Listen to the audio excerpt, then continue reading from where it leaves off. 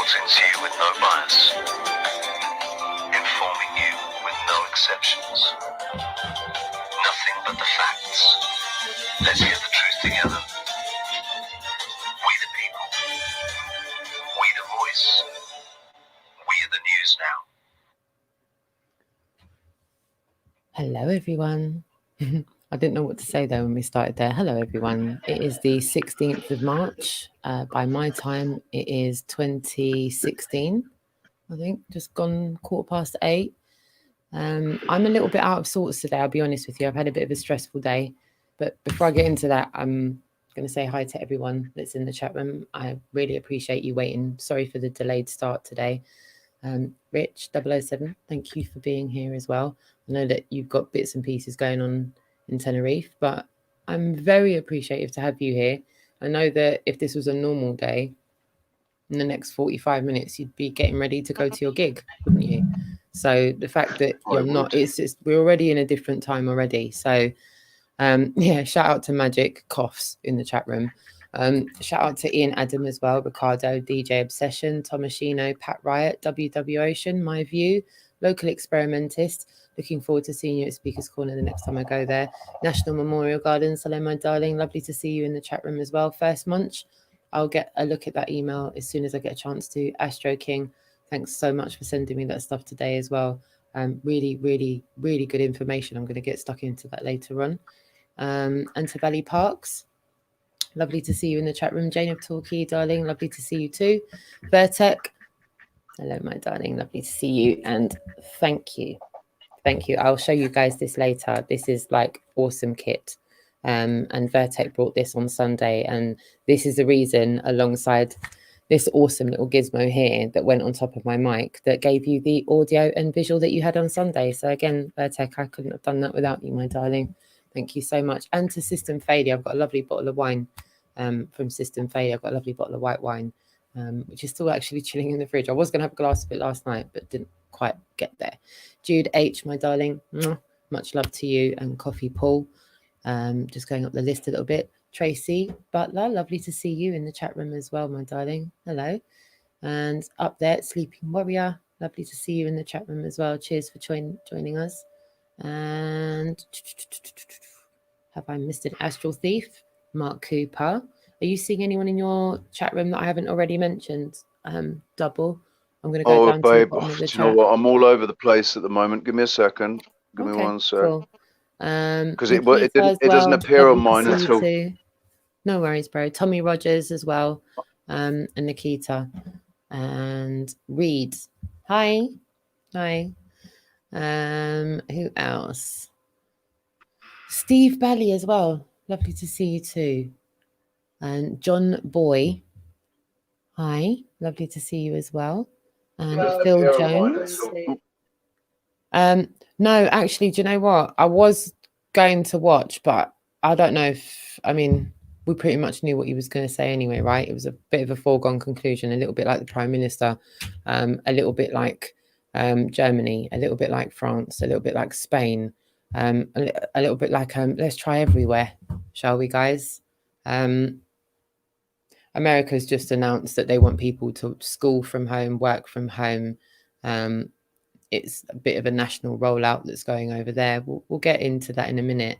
I think all of us in the chat room can relate to the fact that this is just what the current narrative that's going on is just affecting everybody's life, regardless of what kind of walk of life you've got.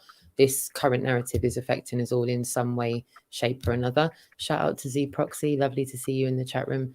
CPT Crunch. Hi, lovely to see you too. 007 is in the chat room as well, but I don't know if that's me being you or you being you. Yeah, that's the thing. Ali Peak as well in the chat room, and Mr. Hold on. Mr. Wild Ticker. Yes, Mr. Wild Ticker. Hello. Z Proxy, Valley Pranks. Truth Beyond Comprehension as well. Lovely to see you in the chat room. We really are going to try and integrate a lot more of your comments in. I've sent a link out to Noel Harry Watson as well. He said he's going to join when he gets an opportunity to as well. behind the scenes, I'm actually currently with Rich, we are going through the process of editing an extremely long piece of content. It's 3 hours, over 3 hours worth. We're going to have to split that and chop it into 3 episodes. It's an excellent interview, which we're going to carry on this Friday with the person and go deeper. So that's something for you to look out for later on this week. Russell Red, thank you so much for tuning in. Jesse, great to see you in the chat room as well. And if there is anyone else I've missed out, I promise I'll get back into the chat room in a short moment. So you wonder, what have we brought you here to watch Really Woke Reports live for? Well, as you can all see, there's a lot going on in the international community. As you saw yesterday, I went out to Speaker's Corner, where the situation was somewhat different than normal. I'll give a disclaimer now. I do not believe I'm on a spinning ball flying through space. I don't believe in the narrative that NASA's given us. I don't believe what we were told about the moon landings. And I'll just reiterate again, I don't think I'm on a spinning ball flying through space. I'm not making a claim that the Earth is anything else. I just don't believe the model that I was taught. Rich, do you want to say anything? I'm sorry if I've just taken over the complete first 5 minutes of this myself, but I yield the floor. I second that motion. Good on you. Good on you. Everyone in the chat room, are you on a spinning ball? Number 1. Are you on a no, let me change that. Do you believe the narrative you were taught? Press 1. If you don't, press 2. That's much more simple. Yeah, that's much better. Yeah. Much easier. Yeah. If you believe the narrative, press 1. If you don't, press 2. So that everyone that's new to this can see where everyone stands on that. Leighton Stones as well. Lovely to see you in the chat room. Dave Paul too, as well in the chat room. Joyce Roberts as well in the chat room. Phil Jones, Truth Seeker in the chat room too. And I'll keep trying to give you all a shout out as and when I see you. Yeah, I see a lot of twos there already. Cold Steel Truth. And can I just say for anyone who's quite observant, yes, I am still wearing the same top as I was wearing in the last stream. I'm so not observant. What can I say? I'm so not observant. I didn't notice if it was the same top or not. Good on you, Rich. I slept in it. I haven't taken it. I'm a slob. But what can I say? I'm on lockdown. I don't care. Good for you. It's just me and my dog. Shout out to that, bro. I you know what? That's what's got me a little bit miffed today, actually. As I said, I put the virus is still in the box. I put it in the box. I'm not like bringing that into the conversation personally. If anyone else wants to talk about the virus, that's up to them. But me, the virus has no bearing on this conversation. So it's inside. In the imaginary virus is in this box. It's actually full up of all the crap about the virus. I can't fit any more crap into there. So the lid's going on and it's going over there. What I am alarmed about is the amount of social distancing implementation that's going on internationally. Is there a way to sum that up? I think you all know what I'm talking about in the chat room. All of the businesses closing, the borders closing, countries closing, flights stopping 90% of their flights, freedom of movement being stopped. I think you're all starting to see the general gist of what's going on internationally. I saw today that the King of Spain, whose wife had just recently tested for this virus or whatever, he just happens to have given all of his fortune back to his father and renounced his place in his monarchy and walked away like Harry. So King of Spain's done that today and no one's really batted an eyelid about that. What a time to do that, you know, in the midst of all of this. There's a lot of bits and pieces going on internationally, Rich. What have you seen since we were live yesterday? What's come up? If you've seen something, will you say something to us, please? Yeah, I mean, the most notable thing that I've seen, to be honest, was Macron's speech. I haven't seen that. What did Trump. Macron? What was all that about then? Because I was out on the road at that point. I actually managed to record it. Oh, you did? So, would you like to hear? Yeah, go for it. What happened was it was Macron addressing the nation in French, right? And there was a sign language person, and there was and then the English was being spoken. You know, it was dubbed over with English. A woman speaking. I got 8 minutes 34 of it. I think it went on longer than that, and I noticed that it's got the phone storage full thing over the whole thing. You'll look here. All right, so Yeah. let me turn it up and you tell me if you can hear it. Hi, Marilyn. Lovely to see you in the chat room as well, darling. When they travel. So from tomorrow, taxis and hotels will be able to be mobilized and used by them. Hang on. Bit closer to your mic as well with that. It's a bit echo. Yeah. It's coming out of the mic over there. Right. You're coming out of the speaker over there. See. So actually, Also, must make sure that they're serene when they can rest and when they travel. So from tomorrow, taxis and hotels will be able to be mobilized and used by them, and the state will pay for that. We are at war. Yes. Sorry. Did you hear what they just said? We are. If you can just play it, that was a bit bitty, if I'm being honest with you. Can you just play it again? The country will, during this period, accompany the regions that have been most affected. Right, Rich. Today, as those that will be affected in the future. Stop. It's going too loud into the mic, and I can't get. I'm not getting any train of what's happening. What is she saying yes to? What is, even though you've explained what's that doesn't make any sense to me what's happening there. So if I'm baffled, I'm gathering everyone in the chat room's baffled as well. Okay.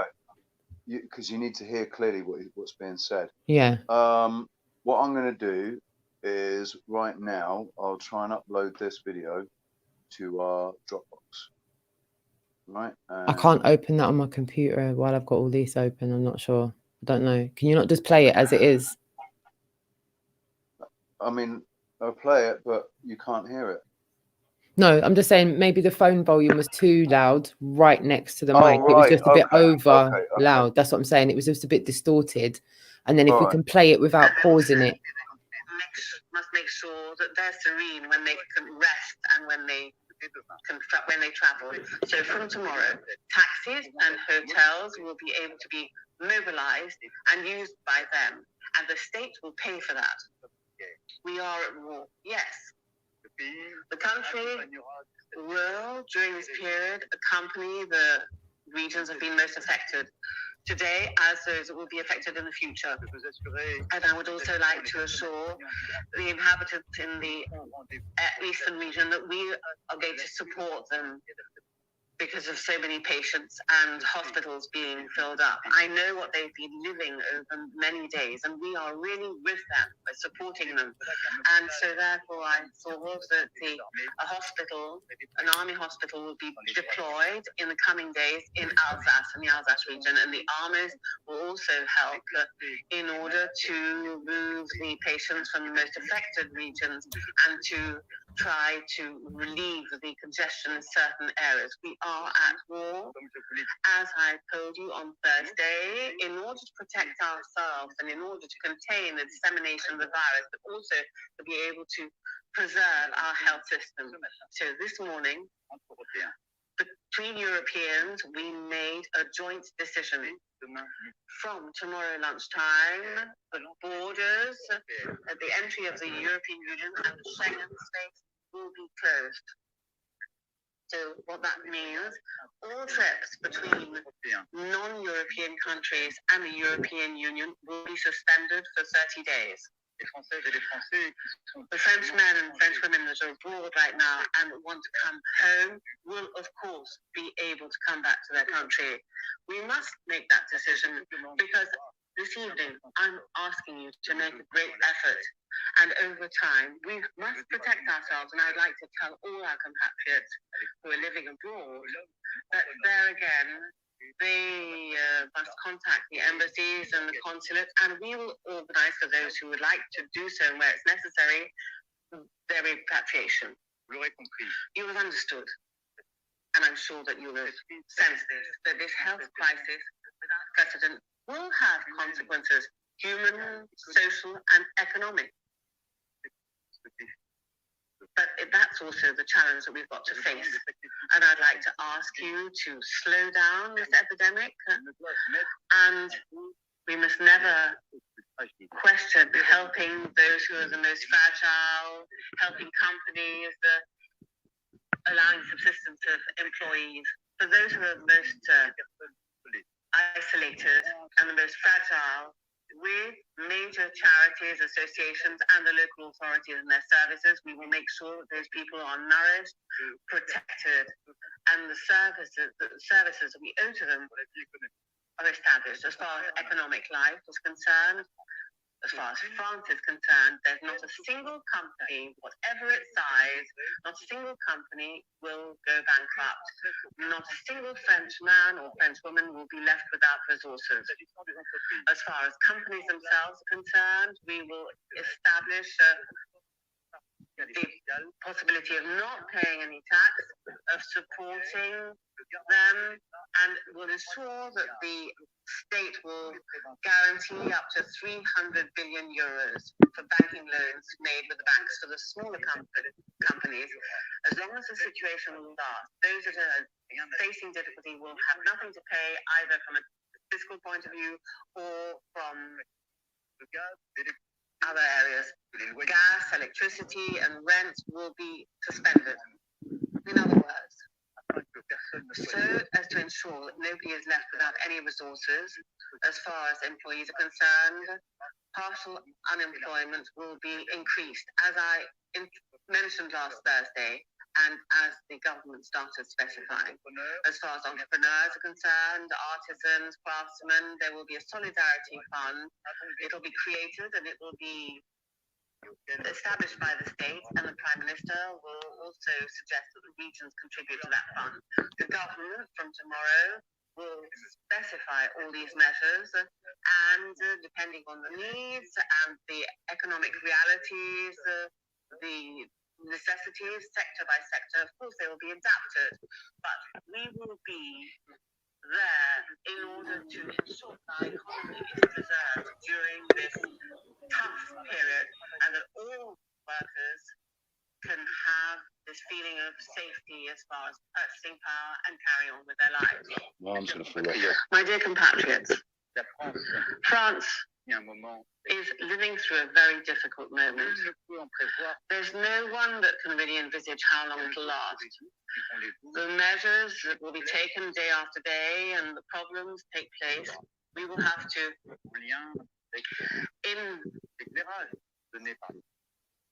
in accordance with what the scientists are advising us and the experiences on the ground, we'll have to adapt. Of course, we're going to carry on during this period. We're going to carry on working. We're going to carry on progressing on the treatments. And I know there are a number of teams who are completely devoted. There's some initial hope that's being born, and we're going to, of course, carry on trying to make progress with regard to the vaccine.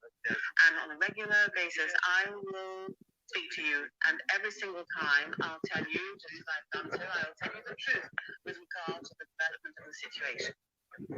But I'm certain that the more that we'll work together and the more quickly we work, the better we'll be able to overcome this trial.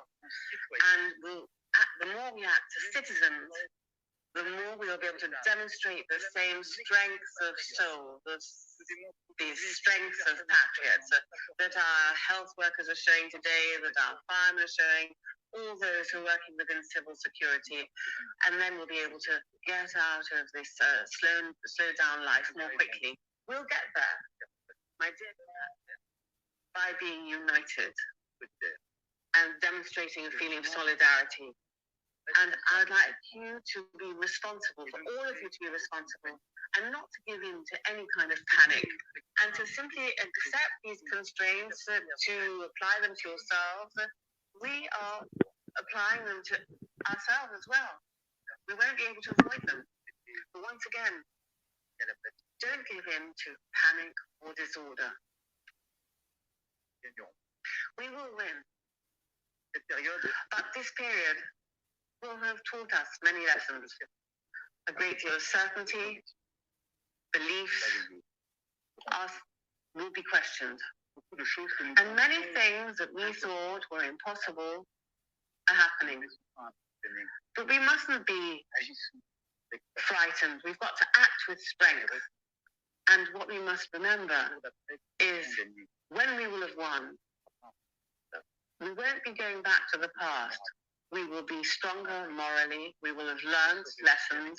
And I'll also, with you, be able to draw all the conclusions. So let us individually and collectively face this moment. I know, dear compatriots, that I can count on you. Long live the Republic. Long live France.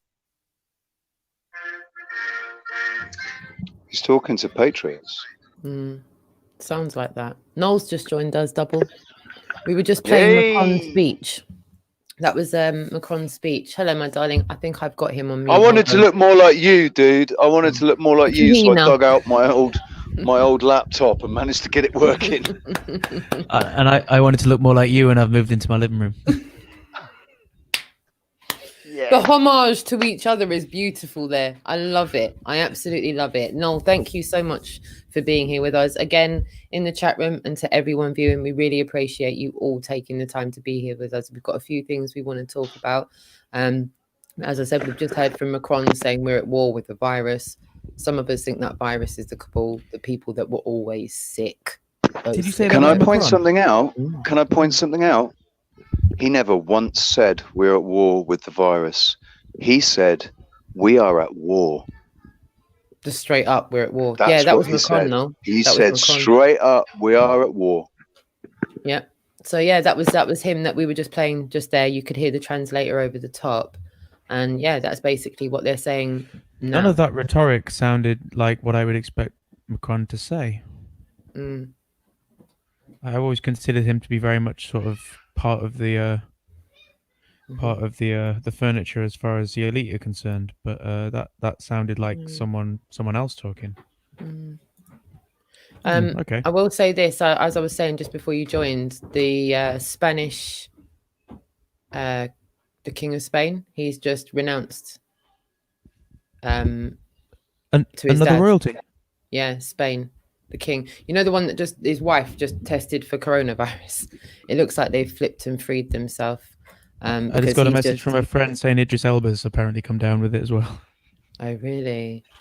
I've also got this as well from the Italian Prime Minister, guys. The Italian Prime Minister today said, or I think it was yesterday, some generations were drafted for war. Your generation is being asked to stay at home. It's an easy sacrifice.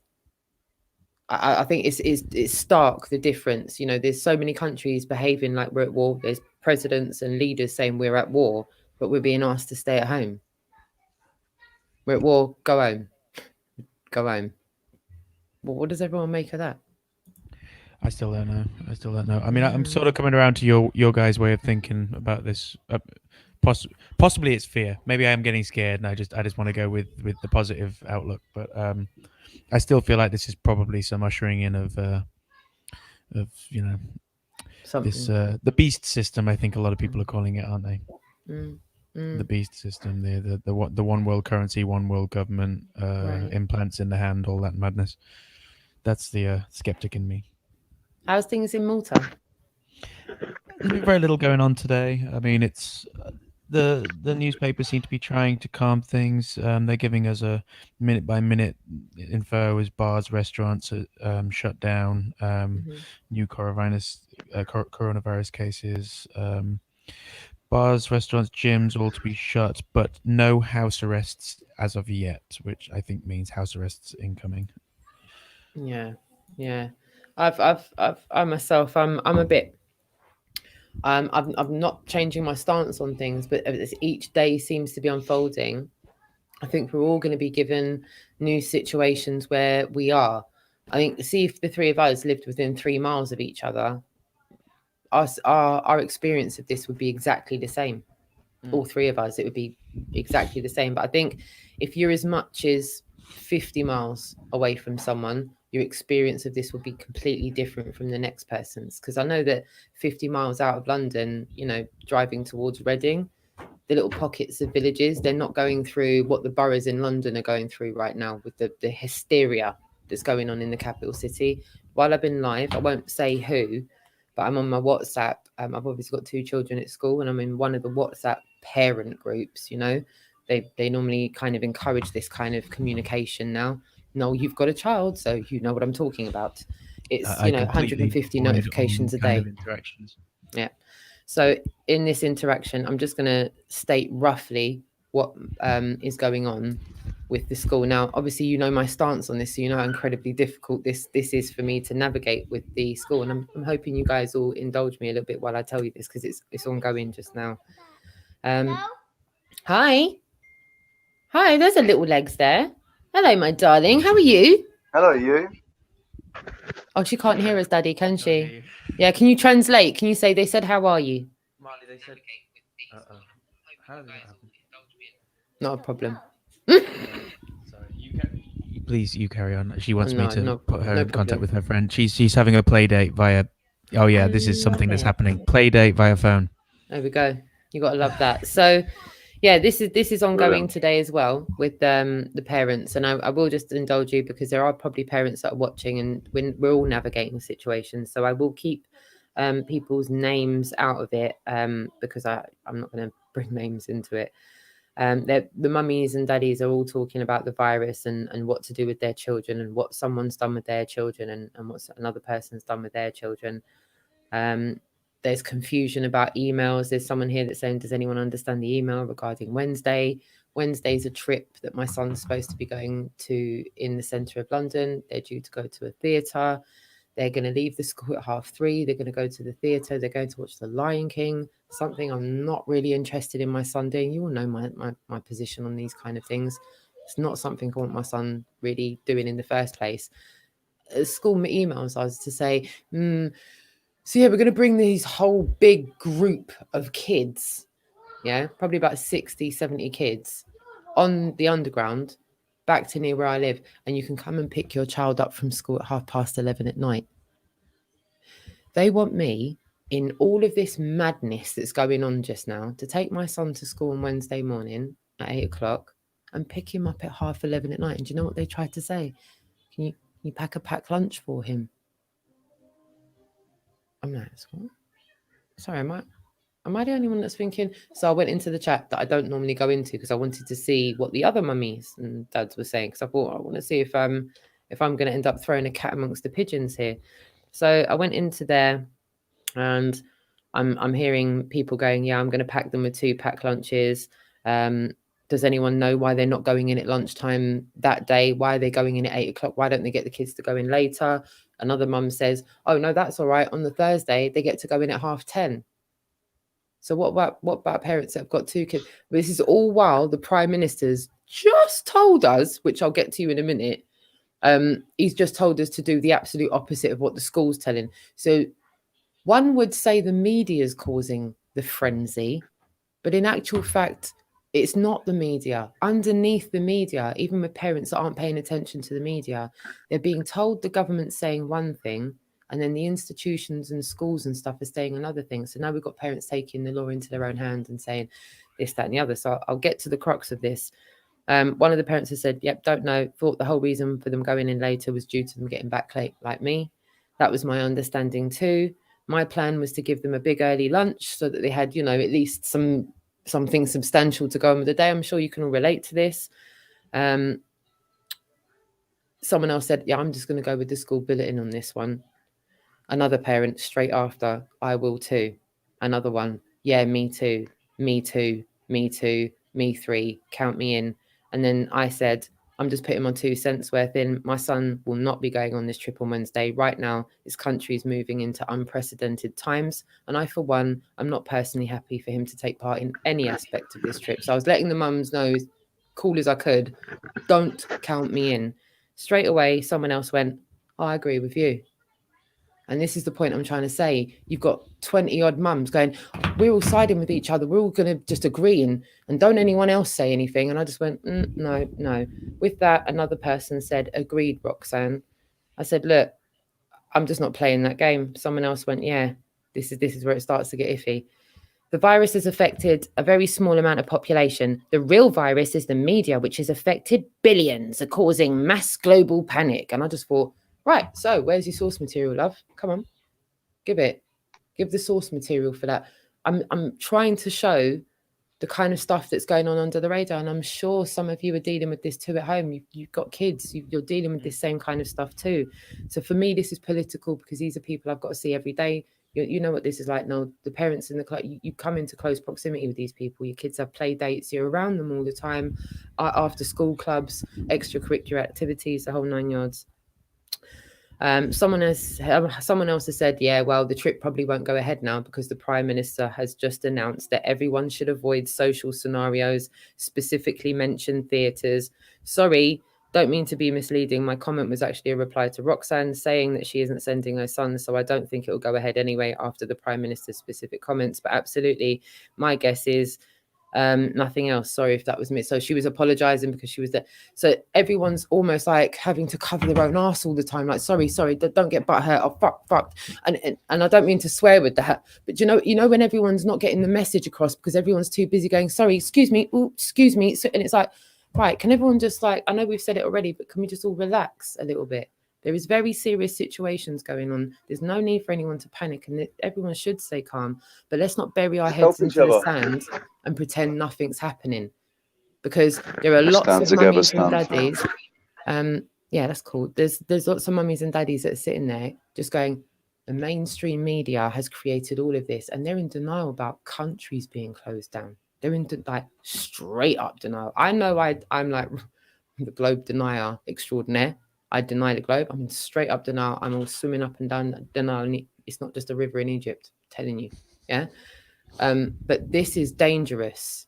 And what I mean by that is like that the shock mentality, when these people can't go to their GPs, when certain infrastructure shuts down, the shock mentality for these people is going to be rife.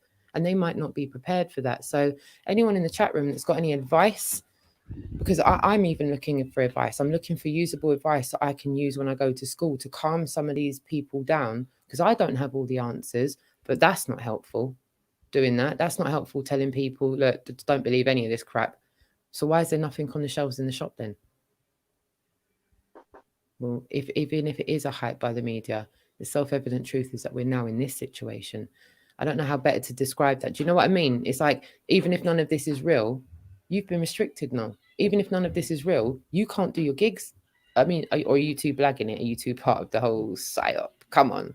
No, just let it out the bag, man. Just say you're paid up in it and you've just been paid to come on here just to make this shit look real.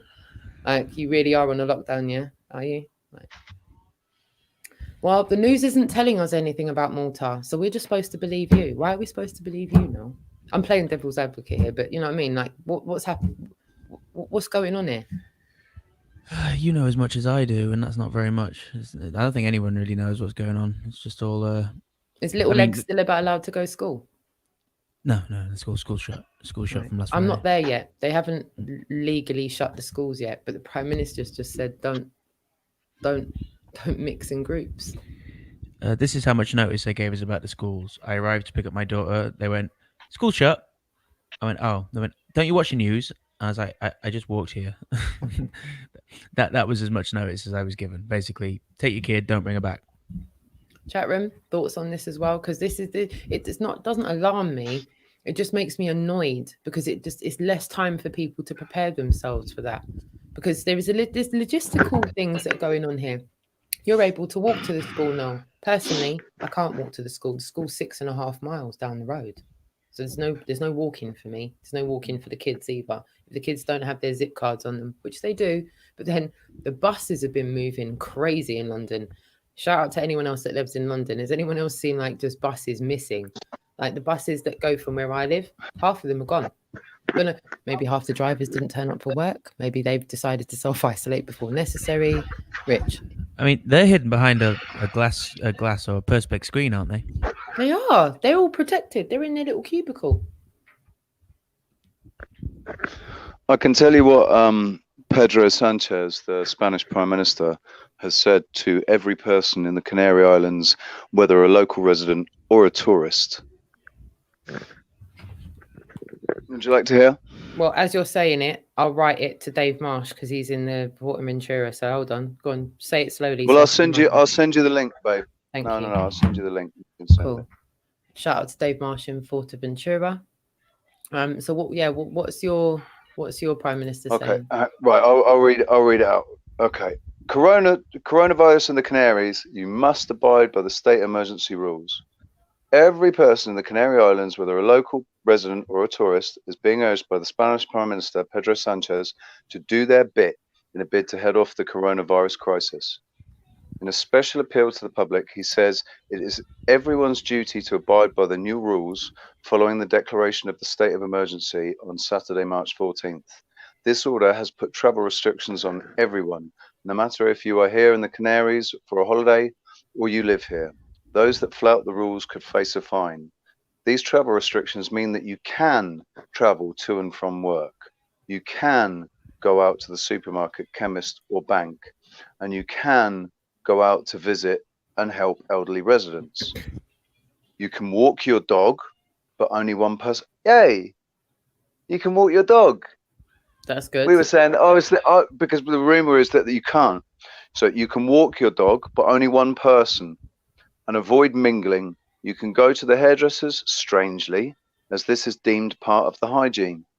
As per the state of emergency decree, however, ordinary shops, tourist attractions, restaurant, bars, theatres, cinemas, schools, playgroups, etc. have been ordered to close for at least 15 days from the day of the ruling, March 14th. After that, the situation will be reviewed. Parks are also closed, and in many of the municipalities, the beaches too. Arona Beach. Arona, which is my Arona is Las Americas and all where I work, and all the beaches are closed. There have been some reports of some pubs and restaurants remaining open with people sitting on the terraces. This is not allowed, and police will be patrolling the areas. The vast majority of businesses are complying and have posted "Sorry, we are closed" messages on their social network sites, together with their understanding of the situation that it is in the best interest of people's health. The aim is to try and stop the spread of the coronavirus, which is sweeping the Canaries as much as Spanish mainland, the Balearics, and the rest of Europe, including the UK. Major airlines are already cancelling flights to Spain, and holidays are being cancelled. At this time, the airports are still open, but there are calls for airspace to be closed. There is still confusion over hotels, whether they should close or not, or take in guests. The spin-off from the coronavirus is changing by the day, and we will keep you updated. As of noon on March 15th, the Ministry of Health reported 101 active cases of coronavirus COVID-19 in the Canaries, to which must be added the 7 all clears and 1 death. The cumulative total of cases at noon on March 15th was 109. By islands, Tenerife has had 75 accumulated cases, 70 active cases, and 5 discharges. In the Gran Canaria, there are 20 cases, 19 active, and 1 death in Gran Canaria. So that's where the death was. Crikey. In Lanzarote, 3 cases. In La Palma, 5 cases. In La Gomera, 3 accumulated cases, 1 active and 2 discharges. And in Fuerteventura, 3 cases. Of these cases, 33 are hospitalized, 9 of them are serious, 8 in Tenerife, 1 in Gran Canaria. 33 and 9. That just, I don't know, maybe because those numbers just sounds mean something to me. It sounds a little bit clumsy. Yeah, it seems to pop up, don't they? They do. There's a little bit more. Hang on.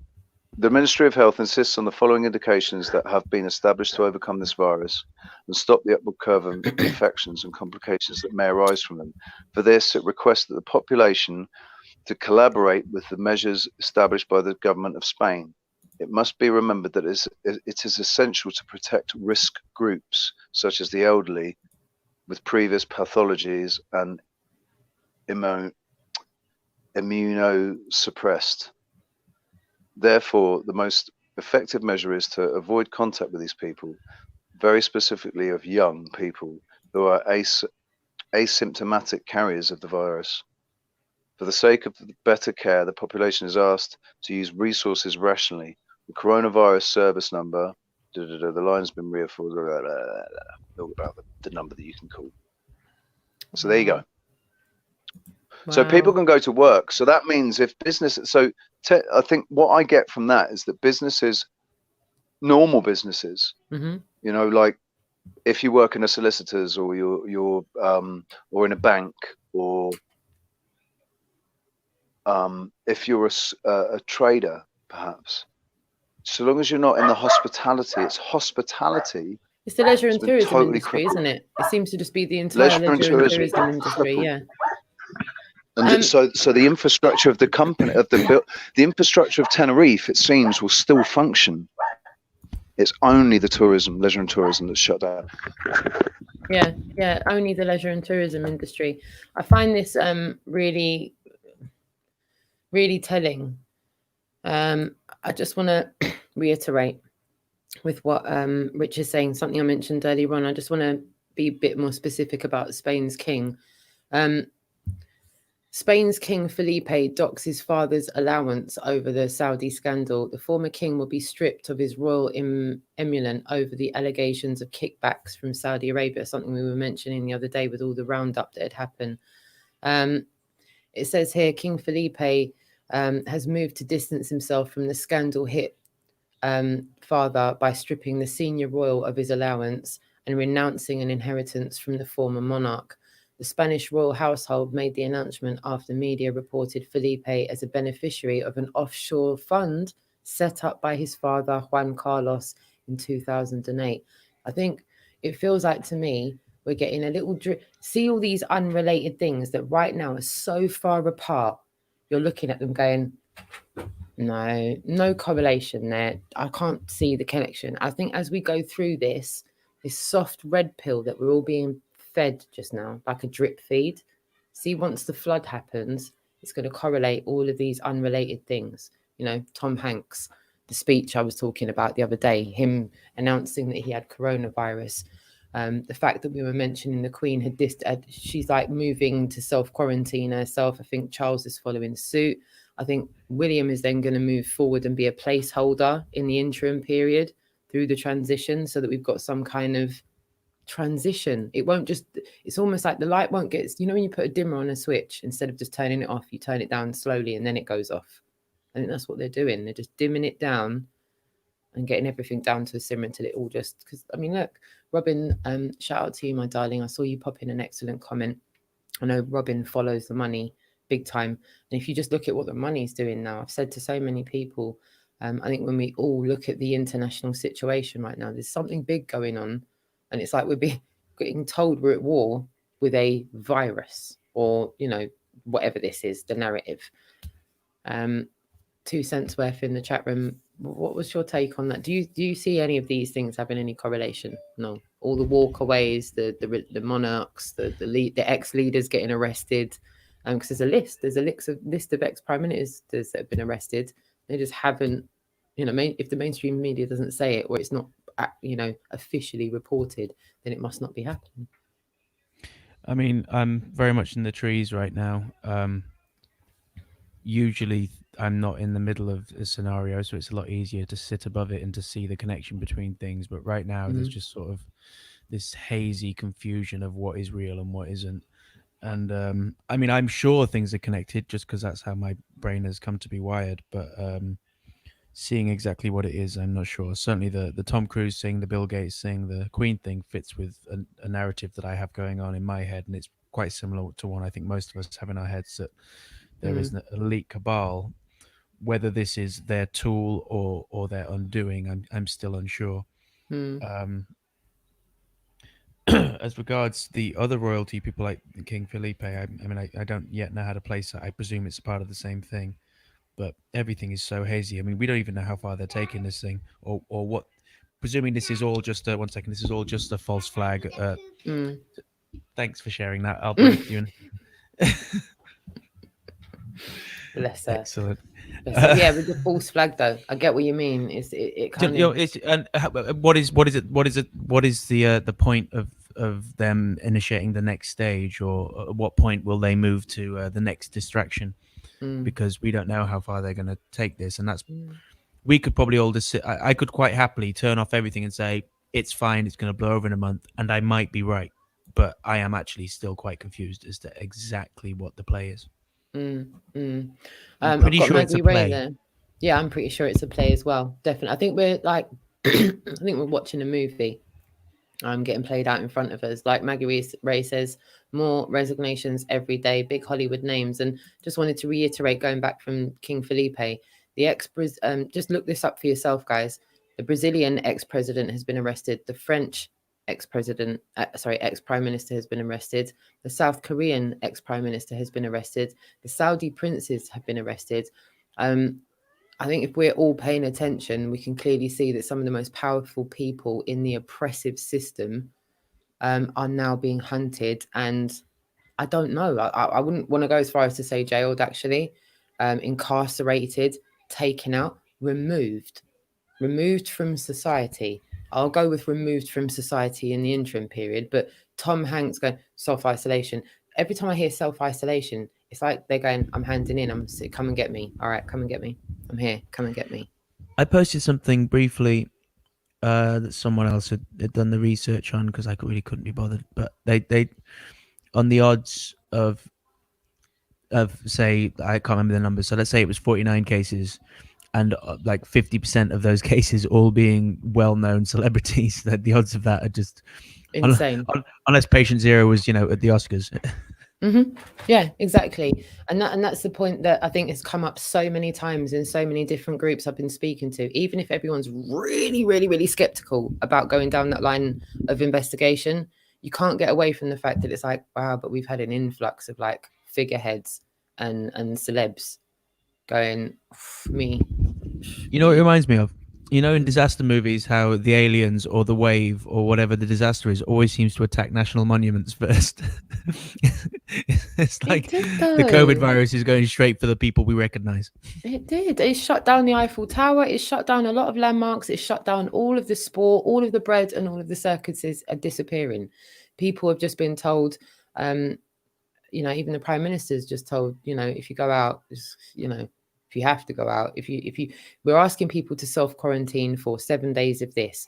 We're asking people to self-quarantine for 14 days of that. And then he moved on to saying, yeah, but there's also things that you can do if you haven't got it. We'd ask you to stop. What I was doing on Sunday when I was still giving people hugs, the Prime Minister's told us from today, this afternoon, don't do that anymore. Just don't hug anymore. We don't really want you touching and hugging and all of that stuff. Shout out to anyone in the chat room if they've heard Boris's announcement today. Again, not really quite sure what to make of it, because I feel like it's a game of two halves, isn't it, really? A game of two halves. I yield the floor. I don't want to take up too much time talking, just me. Rich, do you want to say something?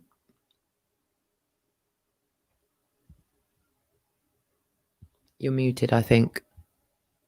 Yeah. Yeah, there was something I wanted to say, and it's gone. Disneyland's been my head shut. into my chat room. Echo. I really do. I do really think it's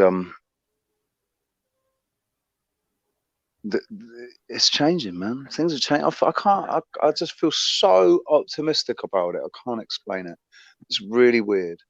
But because I feel like I know a little bit more about, I've been watching what's going on. So when it actually came here, when it was like Saturday night, boom, yeah, whoa, lockdown's here, man. I was like, huh, cool, man. I haven't prepared or anything. I don't care. And then I find out, oh yeah, it's all right. You can still go to the shop and buy your food. Oh, so it doesn't matter that I haven't prepared. Okay. So everything seems to be working out all right so far. Not in any distress yet. Me and Alfie have got some food, and we got some water, and we got some coffee, and You're right. I got some cigarettes, so I'm all right for the moment. I think there might come a time where I might have to consider not smoking anymore because I've run out, and maybe I'm gonna have to ration my food even more. But it's all doable, man. Well, if it's all right with you, I'm going to show everyone something, because I came across it and I was disappointed, to say the least. But they are reporting that the UK supermarkets are going to cut services. I'll repeat that again. UK supermarkets, regardless of the virus or not, the UK supermarkets may cut services to stay open throughout the next few weeks and months. Britain's Corner major shops for life. supermarkets. Yeah, corner shops for life. Shop local. Britain's major supermarkets are working on plans to streamline their operations by cutting counters and other services to enable depleted workforce to maintain basic provisions during this time. Industry sources have told from Tesco, Sainsbury's, Asda and Morrison's, they have struggled for more than a week now to keep the shelves stocked as shoppers continue to panic buy items such as dried pasta, canned food, toilet rolls and hand sanitizer. Shop bosses have said that trading levels have been close to those seen in the pre-Christmas rush, the busiest time of the year. Online grocery operations have also been running at full capacity. Basically, they're going to change how they're doing things so that they can keep these stores running. So I'm not fear-mongering or anything. I was actually going to play like a little 1-minute video, but I looked at the video and nothing new under the sun there, so I won't insult you with that, actually. Those of you that live in the UK, I think you can see the crap that's going around. And instead of showing you someone else's report on something, I'll just show you what I saw, okay? I've had my phone on charge. I also took a few videos on my daughter's phone because, funnily enough, when I was taking these videos, you never guess what happened. My phone spazzed out, refused to turn off, and just told me to PISS off for a while. And I had to put my phone in my pocket. You know when you swipe it and it says, press X to turn it off? Just after it spazzed out and I went, turn off, it went no. And I just went, right then, well, I won't do what I was. And my daughter gave me her phone. She went, carry on, mum. And I went, oh, good girl, good girl. So with that being said, I'm now going to show you what I saw in a few stores today. Let me just get my roving reporter Rox crap on the table. Right. So can I just reiterate to people as well? This is not fear-mongering. No, I'm just this is showing you observations. This is real-life observations, real-time observations. So yeah, this is between Richmond and Feltham. So I'm just going to go through it with you now. So here is where I would be buying. Let me just double check where I was there. Yeah, so here's they're world food bits, but it's where you go to buy the noodles. You'll see a packet of Maggi noodles, and I'm just going to zoom in to show you what you can buy. You can see lots of rose water there. I'm gonna get the zoom. I mean the thingamajig. So you can see the rose water, yeah, and the coconut oil. But where you would buy noodles is gone. Okay. Now, from afar, and this is what I want to say to you. I want to say from afar, there's nothing wrong with this picture. Absolutely nothing wrong with it. Hold on, let me get it in focus for you. Yeah, there's nothing wrong with this picture from afar. You're like, oh, it's all right. The shelves aren't empty. And then you look at these shelves and you go, right, what is it that's actually here? I'm going to hopefully zoom in so you can you see where that says hot snacks? Yeah. So there's only a few, hold on. There's only a few like pastry, noodly things left there, right? And when you zoom out, this is where you would buy all your pho, like your little rice noodle pho things. So all the kind of dried noodles and stuff are all gone. And then right here, there, I don't know if you recognize these packets. The little Maggi packs of seasoning that you have to season meat with and stuff? Not usable, which is what I'm trying to say. All the usable stuff, which would be here, and this would be where you would buy, oh, that's the rice. So see people that don't want to make rice from scratch and they want to microwave it because all the normal rice is gone, all the microwave rice is gone. And the only microwave rice that's left at the top is the one that the sun-dried tomatoes with onions that no one likes, which is that one there. So the next one is a video, which I'll play you. With a bit of luck, she says.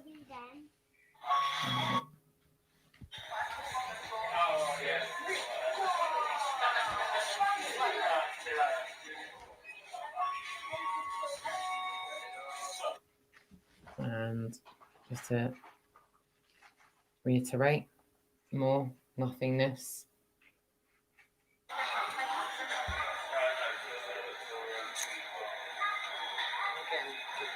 So this is a can of vegetable aisle. A few cans of vegetables left, there's a few cans of soup left. But other than that, as you can see, the shelves are pretty empty. So very disappointing considering this is a capital city of this country.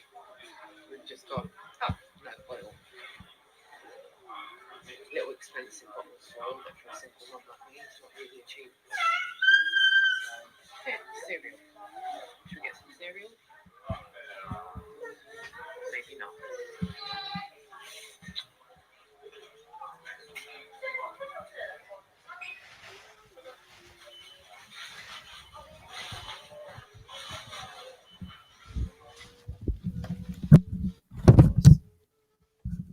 Rox, we've got Steve in the chat room saying they were going nuts in Aldi today.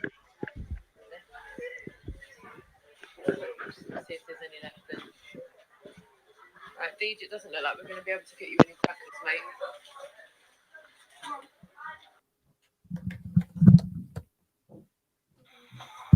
And first munch, not first munch, sorry, red eye, mate. I agree. I think that might be happening.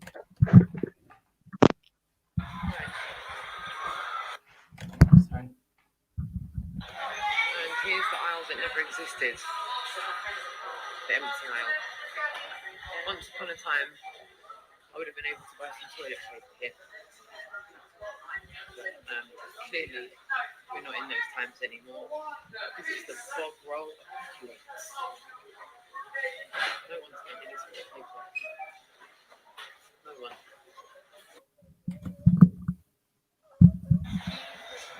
Yeah, nothing in these freezers either.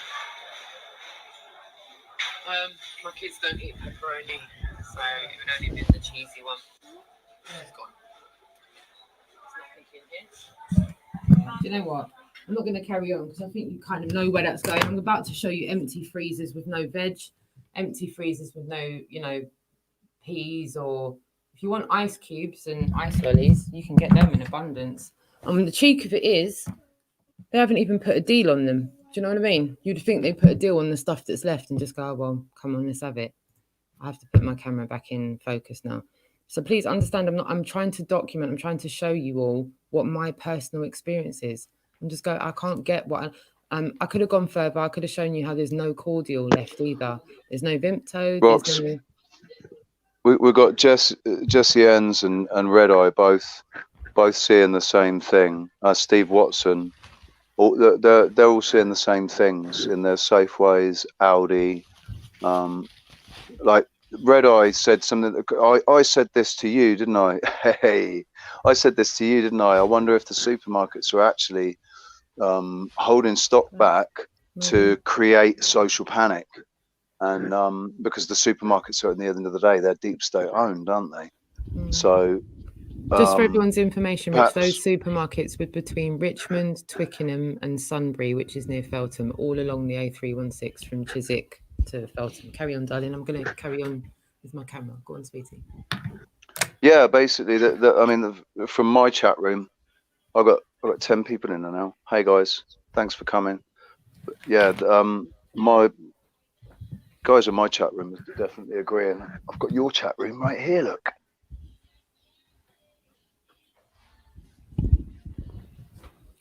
Sorry, darlings, did I miss something? Oh no, he's looking. No, I'm just looking at your chat room.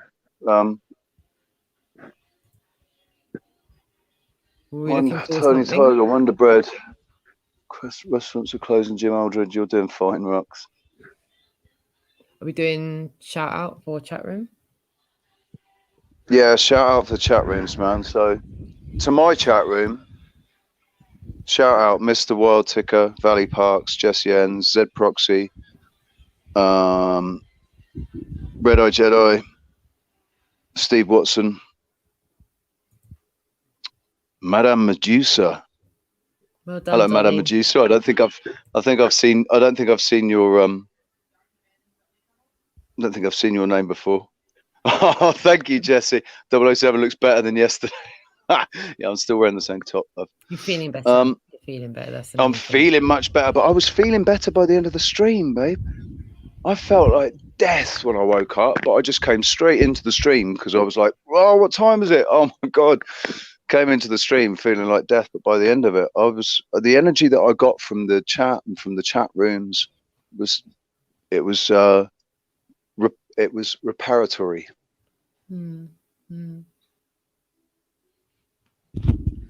Astro King, Ms. Chime, Vertec. Lovely. So yeah, that's my chat room. Cool. No? Do we have Sleeping Warrior and Ranty Flat Earth in last night? Yeah, we did. In the chat room, yes. In the chat room, right. Yeah. And then it was Sleeping Warrior we were talking to, right? That's right. Yeah. I was getting to my zombie stage by the end of that one. All right, and I'll get into my chat room in a second, and I'll give you all a shout out as well. Hold on, what did I miss there? I asked the shelf stacker about how their stocks were, and they were like, "Yeah, it's very low. As fast as they put it out, it's gone." My local shopkeeper, lovely guy, he's Asian guy, and he said, "Look at the cash and carry I go to. Look at this video I took," and I don't really want to repeat what he said because it might not be taken too well, but he kind of gestured to me, and I don't mean it in a bad way. He kind of gestured to me, "Wow, certain people go on like that," and his words, not mine. His words, not mine. My people don't go on like that. And then he's showing me a certain video that he's showing me, and he's proper disgusted. He was like, "These are business owners scrapping over toilet paper to sell in their shops, and then the people are coming into their shops and scrapping over the same toilet paper that the business owners have scrapped over in the do you understand where I'm coming from?" And it's like it's a hot mess. In London, everyone's seeing themselves for their true colours. Like the way certain elderly people are getting disrespected in the shop by younger people, insane. Like I've not seen that kind of behaviour in a long time. Like barging old dears because they need to just get that last thing there before that person. And you know that kind of polite walk that people do where they go, "I'm not charging," but they're just walking slow enough. But I'm not moving either. Do you know what I mean? You know, and they're knocking people. It's like neurotic people with trolleys. They're like, they look calm, but they're not. Am I making sense? It's like everyone's got this calm look about them, but no one's being calm. Like if you get into someone's way in the aisle for too long, they're ready to argue with you straight away. Move instead of "Excuse me, please." None of that. It's just. Is it almost like people are just sort of acting calm but they're basically waiting for the first person to start running, and they're gonna. Yeah, it feels a little bit like that. I've also seen people look at things they weren't previously looking at before because it's gone, and then they're looking at it. So even in that, you know, like the sweetie aisle, see where the rice puddings are, all of that stuff. I saw some woman walking, and then there was another woman bending down to look, and then she was like, "Oh, what should I be looking as well then?" And I just thought, what she found. Yeah, what is she looking for? What's sold out, and should I have it too, kind of thing. I think we could call it Black Thursday. It's not quite Black Friday. Even the eggs, right? I took a shot of the eggs there as well. That's as I said, I could have gone on. I've got about 10 more videos. I can show you the whole egg aisle completely empty. I don't think it's going to make you feel any better me showing you. I'm not asking you to believe my testimony. I'm saying take my word for it. It's first-hand experience. It was so disorientating in the shop. I actually got upset, but not out of fear. It was just overwhelming. Seeing people acting, it felt like a toxic environment, and it was overwhelming. And you look at it like I said, I don't want to bore anyone with it, but it's happening. Whether we like it or not, it's happening. I won't go on because it's too emotional. It's just, yeah, NPCs. Shout out Red Eye Jedi. It's just. Yeah, it's what it is for me is there's you don't have to not be kind. You don't have to not be kind. Like there was like elderly people in Sainsbury's today that were distressed. I've seen it a lot over the last few days. I've seen elderly people get really upset. I've seen them burst into tears. It's got me emotional. I've seen there was a lady mash up her ankle, and I think it was because she got barged by another trolley and she was getting dealt with by people. It was just a bit of a carnage, if you know what I mean. By the time you got to the tills and people started seeing what people are putting out you could see people were getting shirty. Well, what she got 4 packets of it for? I was only able to get 1, kind of thing. And you can tell if someone starts rocking, they're all going. They're all waiting for the first person to throw the first punch, kind of thing, or wait for the first person to get leery. You know, I don't know if I'm wording this right. I'm just trying to document. I don't know for anyone else that's in the capital city. I'd really appreciate you putting your 2 cents worth in the chat room and tell me if this is happening in your local area. I've lived in the area that I'm in London now, in the general vicinity, since 1984. Since my parents moved from Buckinghamshire back to London, we moved from Chichester up to Buckinghamshire and then to London by the time I was 4. And this is where we've lived ever since. If you're someone that went to primary school with me, I'm still within the same 2-mile radius I was when I was 4 years old. So this is something I've never seen ever since I was a little girl. Even after the storm in 87, even after all of the wars, after 9/11, I have not seen this kind of situation in my lifetime. Storm in 87. That was when that Renee guy from LOLO got crushed in a car, right? Yeah. I remember that. I was speaking of yeah. Speaking about that one yesterday. That's what he told me last night. That's what 00 said. He said that guy from LOLO got crushed in a car. And I was like, the whole storm, Rich, and that's what you remember. My guy. That's all I remember about it. I mean, I remember the storm, but I remember specifically that he was the only person I was aware of that got injured. He had a tree fall on his car. And all the filming after that, he had the scar, didn't he, on his head? Correct. So, I just want to pick up on something that Dolly said. In your chat room, she mentioned about how people are waking up and there's messages going across on Messenger. And I just want to bring up my friend Amanda that messaged me last night. And I was telling you, wasn't I? Because Amanda she's the sweetest person in the world, man. She's got the biggest heart. She gives when she doesn't even have anything to give. She gives everything she can to people that she loves.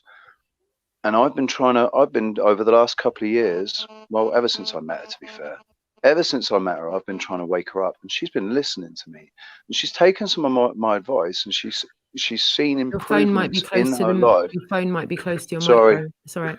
Sorry. She's seen improvements in her life as a result of some of the advice that I've given her. So she's had her ear to the ground, and she's been getting. She said, "What's going across Facebook now and Messenger?" This is coming from somebody who basically was a muggle, completely asleep, and now she's saying,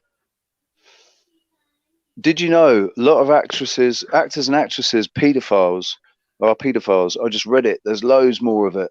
Oh, and there was one on the Canarian Weekly News about an Italian about." The Italians are now in tents and storage rooms being tested. What on earth are they doing there in the first place? They might have power and control to do this, but definitely no fucking brains to work it out properly. And the Prime Minister of Spain, his wife doesn't really have the virus. I'm into it all now. I don't know about 2 months of it now. That's what they're saying. I've been telling all the customers it's not the virus. You know, it's something else. And said, look, you'll probably think I'm mad, but one bloke told me Christmas time, a friend of his told him he was going somewhere in March, but couldn't say what he was doing, and his friend was in special forces. So people are like the most unlikely people are waking up. I mean, I would like to claim a little bit of credit for that because I have been trying to ram it into it for 4 years. Oh, that sounded wrong.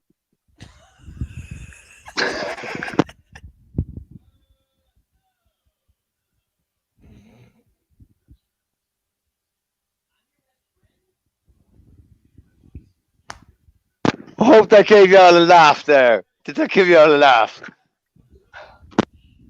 You're muted, babe. Well, on that note, thank goodness. For Amanda's sake, you're going to retract that statement, Sunshine, and you're going to come up with another exchange of words there instead of ramming into I've been her. trying to wake Amanda up for the last 4.5 years. 5 years. No, it just sounds like a sleep rape story. Oh God. Where you said I've been trying to wake her up. It was so it just sounded really wrong, Rich. So you're giving the chat room a brilliant laugh though. Can I just show you all the lols? Let me show you all the lols. Everyone's having a good crack. I want to see the lows. All right, thank you. Have a laugh at my expense. That's all right. I don't mind. You can laugh. I'm glad to have brought that little enlightenment into your life this evening. Well, it's good when a friend turns around. We're not going to keep carrying on this conversation because it's everything that comes out by mouth now. Move it on. Moving along. Yeah, I feel that's a sign of things to come, right? I think people are going to start seeing things and go, right, yeah, no. Oh, crikey. We're going to do that, aren't we? We're going to do this or not. I'm not going to be able to hold it down, Rich. That was a good one. It was. I've still got lulls in the chat room, Rich. There's still people lulling in the chat room. It was a good one. It was. Look, I'm still... Oh, you naughty man, Rich. You naughty man. Robin, persistence. You see, I can't help it because I'm looking at the chat room as well. Sorry. I'm sorry. Oh, no, Adam. Looks like foot and mouth is rampant in Tenerife.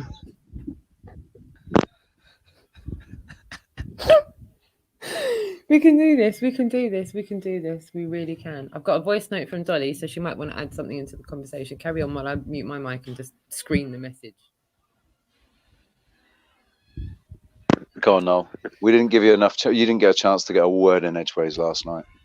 I mean, the truth is, I don't know enough about this topic to feel confident about anything I say. I can only say what I feel, and I've said it several times. Nothing new has come up that's changed my mind. I mean, my eyebrows raise a few times each day, every time an even bigger person steps down from somewhere, or a royal lays down her throne, or his throne, which is all very, very strange, and I'm sure that no one is paying any attention to it because this is so much more scary, right? Rox said something last night about maybe all these things are happening right now because everyone is distracted, and that fits with me. Like, if you're going to do a bunch of stuff that would normally occupy an entire news cycle, why not do it when the news cycle is completely preoccupied with something else? It does start to tally up, doesn't it? There's a few other bits and pieces going on internationally. I think I'll bring you all up to speed with them, just in case any of you aren't aware.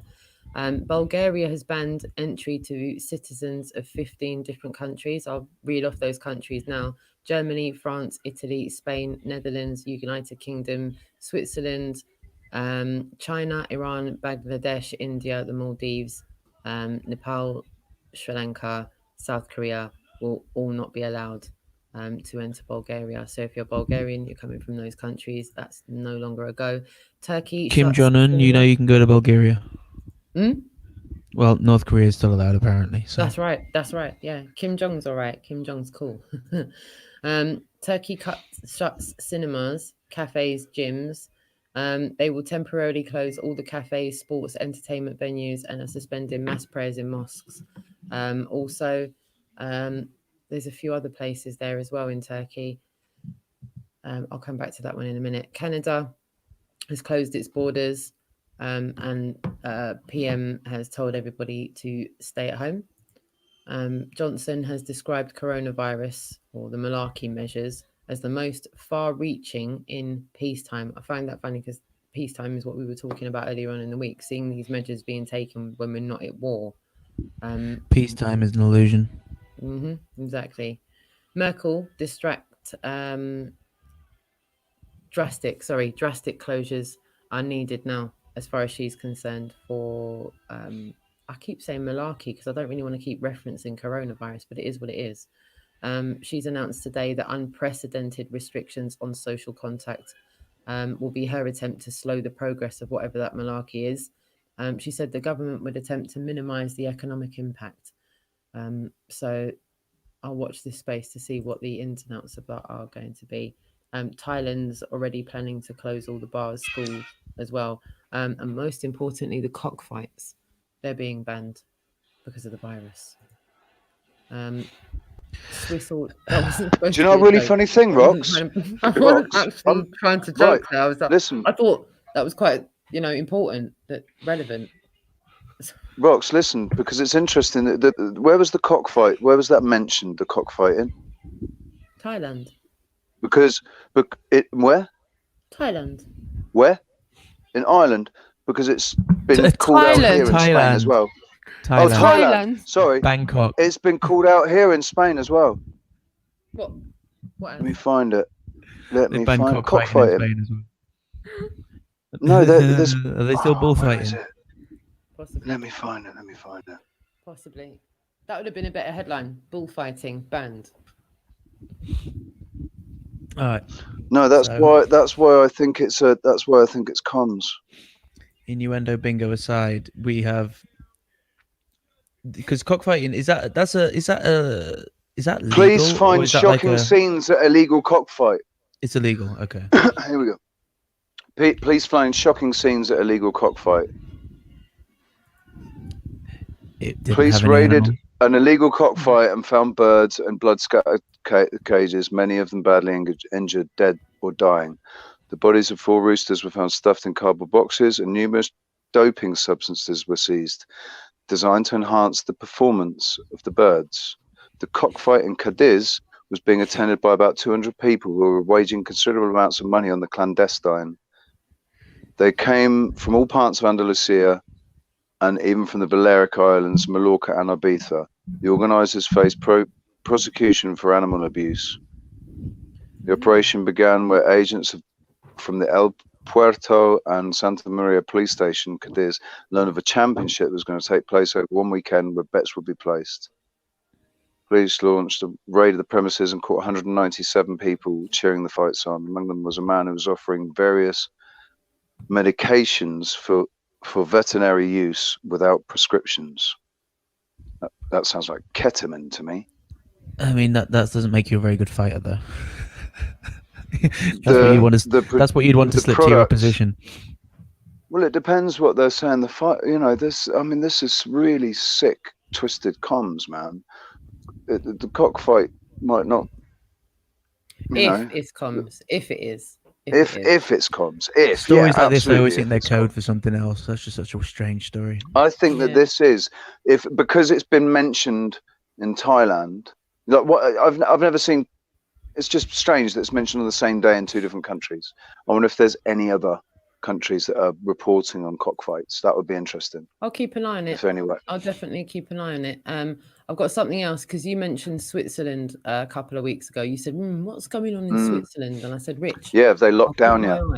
I'll keep my eye. So apparently, go on, darling. Yeah. No, I'd say hang on a minute because I got a friend in Switzerland I was speaking to yesterday. She was updating me. Awesome. So word on the street is that Switzerland have ordered their biggest military mobilization since World War II to fight this virus. Wait, what military does Switzerland have? This is what we're now going to find out. They guard the Pope, dude. They have the gendarme, or apparently this is coming from inside Zurich and Geneva. Switzerland has now mobilized 8,000 members of their military as of today and banned all public and private events from midnight tonight, after declaring that the rapidly spreading virus an exceptional emergency that demanded more radical measures. The military mobilization, Switzerland's largest since World War II, includes a hospital battalion and comes after the government decided that the measures enacted last week were completely insufficient to check the spread of the epidemic. Apparently, more than 2,000 people have tested positive for it, and at least 14 people have passed away. Switzerland is also expanding their border checks with Germany, France, and Austria. Only Swiss citizens and residents and people travelling to Switzerland for business may enter the country. And they also said, the health minister, Alan Berset, said that we know that the situation will get worse before it gets better, but it will get better. Grocery stores, pharmacies, petrol stations, train stations, banks, post offices, public offices, social services, hospitals, clinics, doctors will remain open. Goods and people just transiting can also still enter the country. Swiss travelling abroad are urged to return home now. We will not leave you alone. Swiss president said, we will take care of you. As all of the prime ministers and world leaders seem to be telling their citizens, we're not asking you to fight this war. We're asking you to go home and let us take care of you. I love it. I love it. Little 10 kg workout for baby girl. Love it. Oh, thank you, sweetie.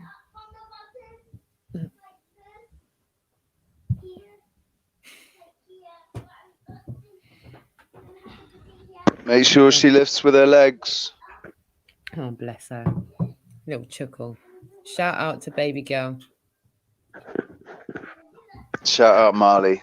Yeah, shout out Marley. Baby girl. We love Marley. Yeah, man. And shout out to all the lovely comments in the chat room as well. We really do appreciate all of you interacting. I'm going to bring you into the chat. Please, right now, Ian. if you want to give us your 2 cents worth, pop it into the chat room now so I can bring it into the chat. If you've got an opinion about what we were just talking about, put it into the chat room. I'll pop it up on the screen. That's 10 kilos she's lifting. If you, I know, man. I know. And she was lifting with her legs as well.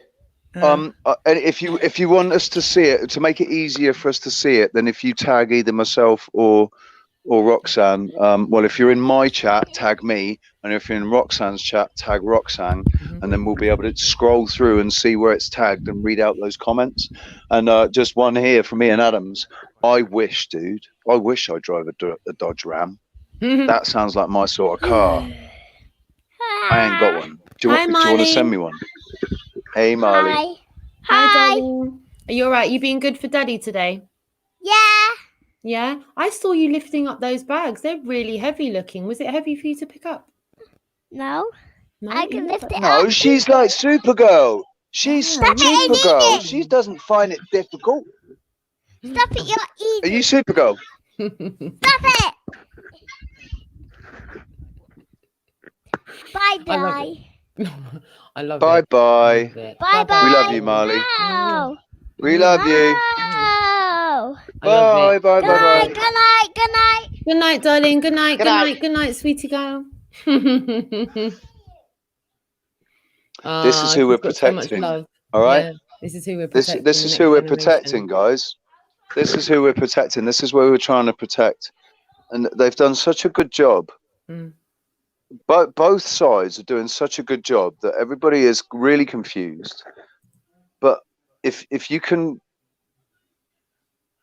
look at everything and read the situation, it all really, the reason that we're saying the things we're saying is because after careful discernment of everything that's going on, this is what we're seeing. It seems to be that what we're saying is happening in some small way, and the whole point of it is to protect the kids.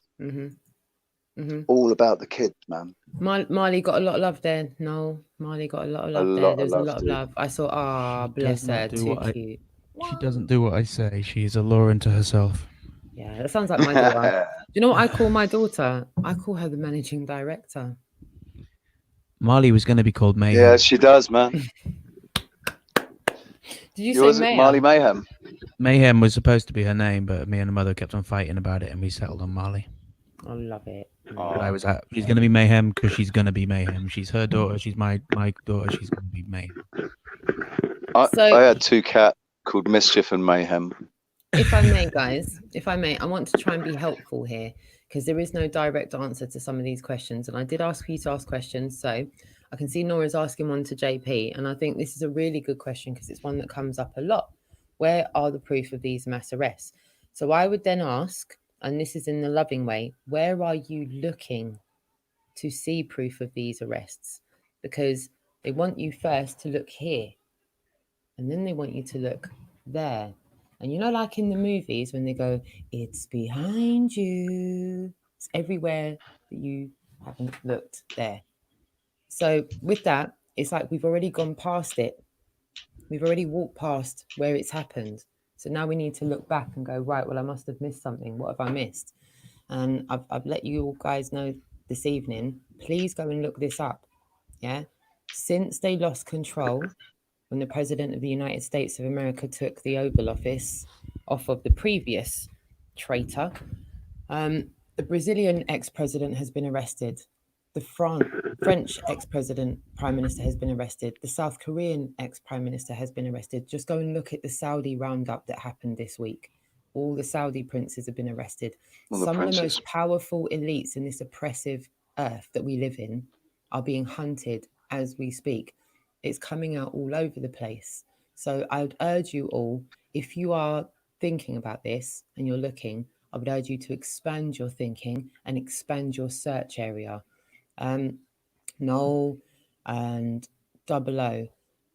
I would say mass arrests, because if we look at the last 12 to 18 months and we look at the amount of arrests that have happened and the amount of people that have been incarcerated, the amount of charges that are undergoing, the amount of sealed indictments that are yet to be unsealed, how would you handle with care and respond to a question like that?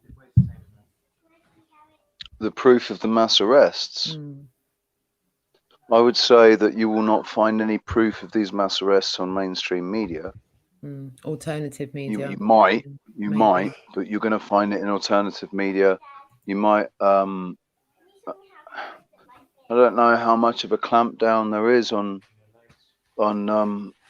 if you're using a VPN and you can pick Nora, the right that's server. exactly Maybe what we're saying, Nora. Nora said, okay, every fucking way. The answer to that question, if they were really arrested, we would no longer be slaves. Nora, babe, look what's going on right now. Look at what's going on, babe. What's going on? This is what's happening. This is exactly what's happening. Look at the exchange rate. Look at all the events, the Formula One, the football, the NBL, the NFL, all the bread and circuses, all their ability did to you hear what enslave us is stopping. These guys aren't working. Why aren't you working? Rich, why aren't you gigging tonight? Because they've stopped all leisure and tourism. For what? All hospitality. For what? Because For we're what in a they stopped it lockdown. for? Why? Because we're in a lockdown. Why? We're encouraged not to. Why? Because of the coronavirus. Where's the evidence of that? Because of the Spanish government. Where's the supporting evidence for the people that are dead from the coronavirus, other than what we're being told by the mainstream media? I'll tell you where. No. Oh, yeah. No. So, yeah, there's no this proof. is what I'm saying. I want everybody to just expand their thinking a little bit more, okay? Because we're going down lines of investigations with this virus that are coming up dead ends, okay? And then you go down line of, if you choose to, if you want to, go down a line of investigation and start looking up these notable arrests, notable deaths, yeah? Looking at the people right now that are being removed. Look at all of the people that are taken. So the Bank of England, does anyone know a new guy went into control of the Bank of England today and made a statement all in the same day? Yeah, people are being removed out of seats all over the place. Just open. And if anybody saw the other day, sorry, I'm interrupting. Sorry, Rox. Sorry, guys, I'm just interrupting quickly because if anybody saw the other day when the U.S. Bank and the Bank of America and the Bank of England stood together shoulder to shoulder, they actually mentioned afterwards that the replacement was there. Like the guy was going to be stepping down and there was a replacement taking his place. And I think it was the replacement that actually gave the speech. And for once, the propaganda is going to save us, not harm us. The propaganda is telling us to go home. Like the Italian Prime Minister said, in the past, we've asked you to come and do this in the past. This time, we're just asking you to go home. Reconcile with that for a second. We're just being asked to go home. We're being asked to go home, to stop being slaves, go home and wait further instruction. That's all we're being told just now. I know what the fear is.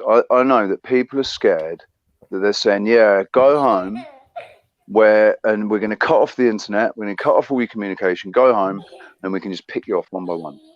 I think that's what they're scared of. They're scared they're going to lose connection with everything and with everybody, and that when they're finally allowed out of their house, they're either going to be escorted to a FEMA camp or the equivalent of, or they're going to come out into when they will have lost all their rights and all their liberties. But if you listen to what's being said, and if you trust that there's always been two sides in this battle, always, ever since the deep state took control, what do you think? That they completely annihilated the other side? Do you think they completely destroyed the other side? What I said yesterday, I think, has I like what I said yesterday, man. I'm sorry, but what's the best way to beat the ultimate bad guy, like the ultimate psychopathic, narcissistic bad guy? What would be the ultimate way to beat him? It would be for him to beat himself, for you to not even have to do very much, for you to just give him the rope, for him to wrap it round his neck, give it to you back, and then say, go on, then pull it. Yeah. Or not, but not even realise that he's saying no. Not even realise, thinking, giving you the rope, thinking, look, you're screwed. I'm gonna hang you now. Not realising that he's actually hung the rope around his own neck. That's the best way to beat somebody like that, and that's I think exactly what they're doing. While we're here, if it's all right with you guys, I want to give a little shout out to the chat room, because I'm seeing loads of comments in the chat room from Miss Chime, Mighty Atom, Shroom Marty, Toytin, Zenith as well. Music Man, lovely to see you all. Also further up, we've got No One's Flower, The Big Picture, Truth. No One's Flower. Lovely to see you. Jim Eldred as well, lovely to see you in the chat room. Christian as well with Can I just give a shout out, please, to the Irish, right? Because I believe that No One's Flower is Irish, and I think Ms. Chime is Irish as well. I think so too, yeah. I might be wrong, but also, who stepped in yesterday? What gallant man came and stood by, shoulder to shoulder with you, and backed you up yesterday? He was an Irish man, I believe. Yes, system failure. And also my friend, who I woke up. But he is exactly like our friend who stood up yesterday. Right? He's exactly the same. He's the sort of man that he's your sword brother. You can trust him. He's there by your side. He defended Dave as well to the max. He absolutely defended Dave to the max. And a big shout out to the Irish, man, because you people are real. You're the salt of the earth, and we love you. Just trying to see something here. Sorry guys, I just wanted to see. I wanted to see if I could say, because system failure, I was just looking to see if I could find the content that we thought was being made, and it has been made, and it was all, I've just seen that in 2 seconds just while you were talking about that. So yeah, Pavlov stepped in, and system failure did a real number in backing it for everybody, and I just want to give you a massive shout out for that, because Pavlov was being bang out of order to Dave Murphy, and yeah, he was out of order, and it was nice that someone stepped in, and massively appreciate that. Big time. And he went and big shout out system failure after. Huh? Big shout out to system failure, man. Yeah, and he spoke to the police officers after, when we told them to bugger off as well. He went and got their numbers and spoke to them and kind of said something to them as well. So you know what, all in all, is it Monday or Tuesday today? It's Monday. Okay, yeah, all in all, yesterday was a bit of a long day. Now looking back at it, it feels like a bit of a blur, because I went live when I got back, then the evening went on, didn't really have much of a chance to debrief from yesterday, and like little bits and pieces of it are coming back. Like, it had a flashback today that I said no to a police officer. I told him no. And shout out to Asita as well. When I look back at the video and I saw how you actually didn't get off your wheel. Effect, Asita didn't even get off your wheel. Man. Seriously, big shout out to you. What did I say to you, Rob? I realised she was standing on the wheel the entire time, holding onto the fence, and I was like, man, big shout out, big respect, because that's my sort of person right there. Yeah, big respect to Asita, big time. Yeah, there was that. There was a lot of things that happened yesterday, actually, to be honest with you. So yeah, I wanted to say again, massive thank you to everyone that came to Speaker's Corner yesterday. I really enjoyed spending time with you all and talking about the things that we spoke about. And even though we didn't do what we normally do there, I still feel like it was a great. I really enjoyed it, Rox. I really enjoyed that stream. In fact, you know what?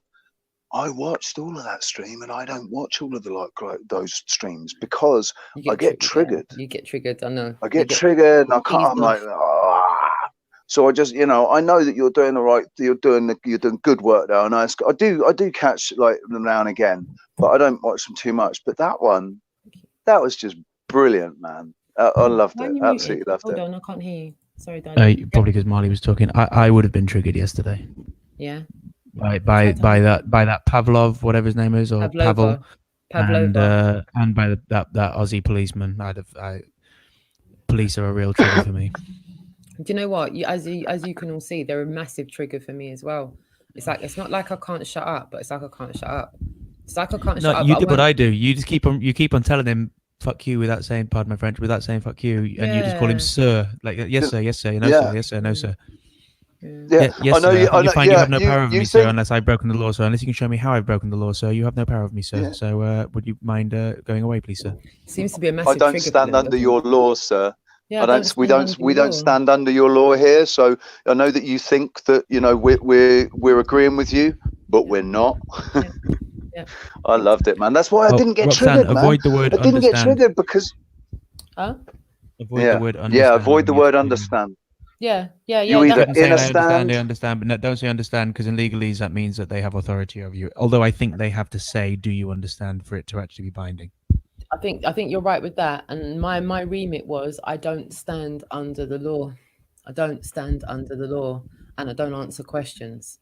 If I do, it's voluntary, and it's on a fact-finding mission. That's why I said to him, I'm indulging you right now just because I want to hear what you're going to say. I know what you're going to say, but I just want to hear what you're going to say. And that's why I said I've got a license. And he went, well, then you'll get then I'll take the fine and go straight to court and have it out with the judge. And after that, we'll move on. And then he didn't like it when he was like, he kind of tried to make out that no one does this. And I was like, no, tens of thousands of people are on them. And as soon as you turn your backs, they're all back on them again. No one's like, it's not whatever you can just see controlled up out of every word that comes out of their mouth. And you're even though you're standing there and say, look, we're two humans here. Stop talking to me like a job's worth. But then imagine this. Imagine if the online trolls that go for, come on, everyone in the chat room, I'm sure even people in the chat room have got trolls. Even non-content makers have got trolls, right? Imagine if those trolls then became police officers. Can you imagine? I think they already did, didn't they? Good. But bullies, bullied, and trolls. Bullies, bullied, yeah. Thoughts in the chat room on that. I feel like we did the best we could, and I thought it was best for me to say afterwards, let's not all tell each other how to deal with the police, because I deal with them one way, you'll deal with them another way. And I didn't mean it in a rude way.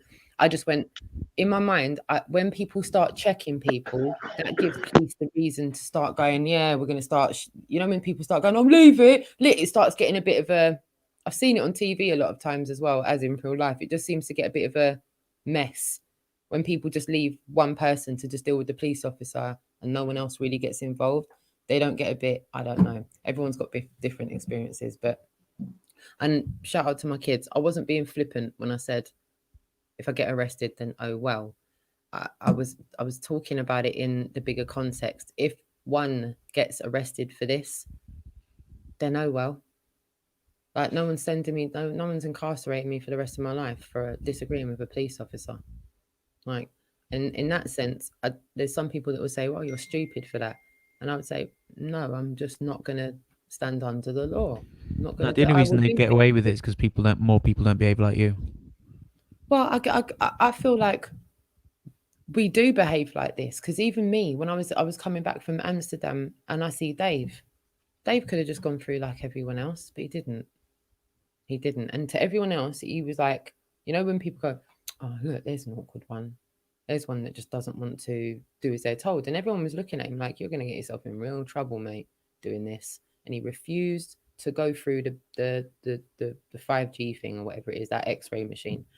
And he went, no, I'm not going through that. And then two officers came, and I'm like standing beside Jason, looking at Gary John going through his one. And like, now there's 4 officers around him, and I'm going, what are they going to do to Dave Murphy? Are they going to, what's going on? I watch, they take him, they tell him to take off his shoes or whatever. And then he goes through without going through the thing. He ended up, Dave Murphy won Amsterdam airport -2. Like, it was like nothing of his was affected. No, he didn't put his stuff through the X-ray. None of his goods went through there.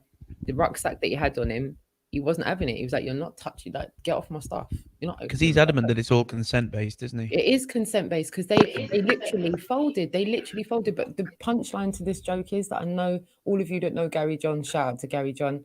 After all of that, Dave's proper adamant about this. He didn't raise his voice, but he's very adamant at the time, and a lot of people were looking. All eyes were on him. Meanwhile, all that was going on. I look back over at Gary John. He's just got his bag through and everything. They've called him over because they think he's dodgy. They've gone, yeah, open up the bags, mate. Dodgy. Get over here. Poor Gary John. So meanwhile, Dave Murphy was making up a whole heap of noise. Poor Gary John was getting his bag pulled apart and everything because they thought, yeah, what are you doing? Dodgy looking guy, man. Me and Jason are just standing there going, yo, got one making a fuss, one getting searched. But I do want to make the point that he was allowed to go through. He went through to where we all were, and he didn't have to go through the same protocol. So my take on that is it is consent based because he wasn't restricted from doing what he needed. It took a bit longer, admittedly. There was a little bit more backing and forth in, but evidently he did not have to go through that machine that he went through. I mean, that's awesome, and I think if there is I think there's a certain amount of profiling that goes on, because whenever I went through, a few years ago, I went through the airport a couple of times, and I had a like a Kafkan type, neck scarf thing on, and every single time I went through with that on, I was pulled to the side, I was swabbed for explosives, and I was swabbed for drugs every time. And I think I think that's brilliant what Dave did. I've got so much respect for you, man, for doing that. And if you say to him, I think I don't know if you did this, but if you say to him, look, you're welcome to search through all my bags. You can take around the back and I'll strip bloody naked for you if you want, but you're not X-raying me and you're not putting me through that machine. Then the only thing that they could suspect you of would be transporting something in your stomach. And if they had a real, I don't know, if they go, if you're not coming from a country where that sort of thing happens. I mean, if you were coming from Morocco, you need a warrant for that level of intrusion, don't you? You'd think so, wouldn't you? Like a cavity search. You'd think so. I think they have different cavity searches. They have. I don't know what the guidelines are on that. You're on mute, babe, if you're talking. Yes, I was on mute. Sorry. Yeah, no, I was. I don't know what I responded to now. What did I say? To what? Oh, crikey! I said something, and you got to love the mute button. I mean, I said something about how I'm always restrained, and I was going to say something about how it's been worse since I've had Marley, in that I'm stopped way more, probably because she doesn't look like my kid. But people are way nicer about it now. Like they used to be really in my face and aggravational. Now they're just really sweet. Like, no, don't worry. We just have to be careful with when strange men are traveling with children. And I obviously have no argument for that. I'm like, well, yeah. I hope so. Yeah. The thing is, I imagine that you're not.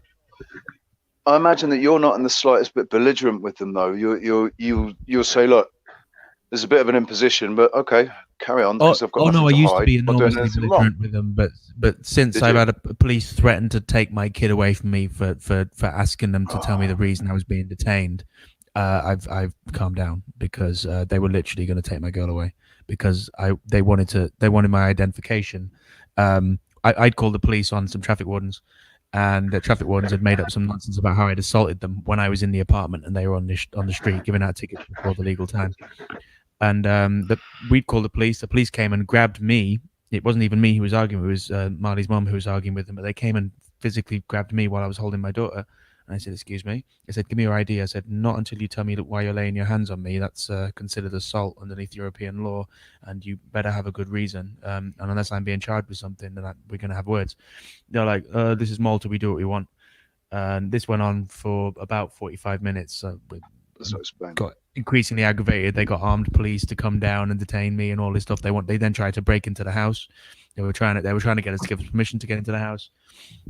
All this stuff. Eventually, Marley's mum gave them my ID. They just gave a big grin, walked off, called me to court, €850 fine for disagreeing with a police officer. Oh my goodness. Right, it sounds like the law in Spain is very much similar to what it's like over here in Tenerife. The Policía Local and the Policía Nacional Malta. They are a law unto themselves.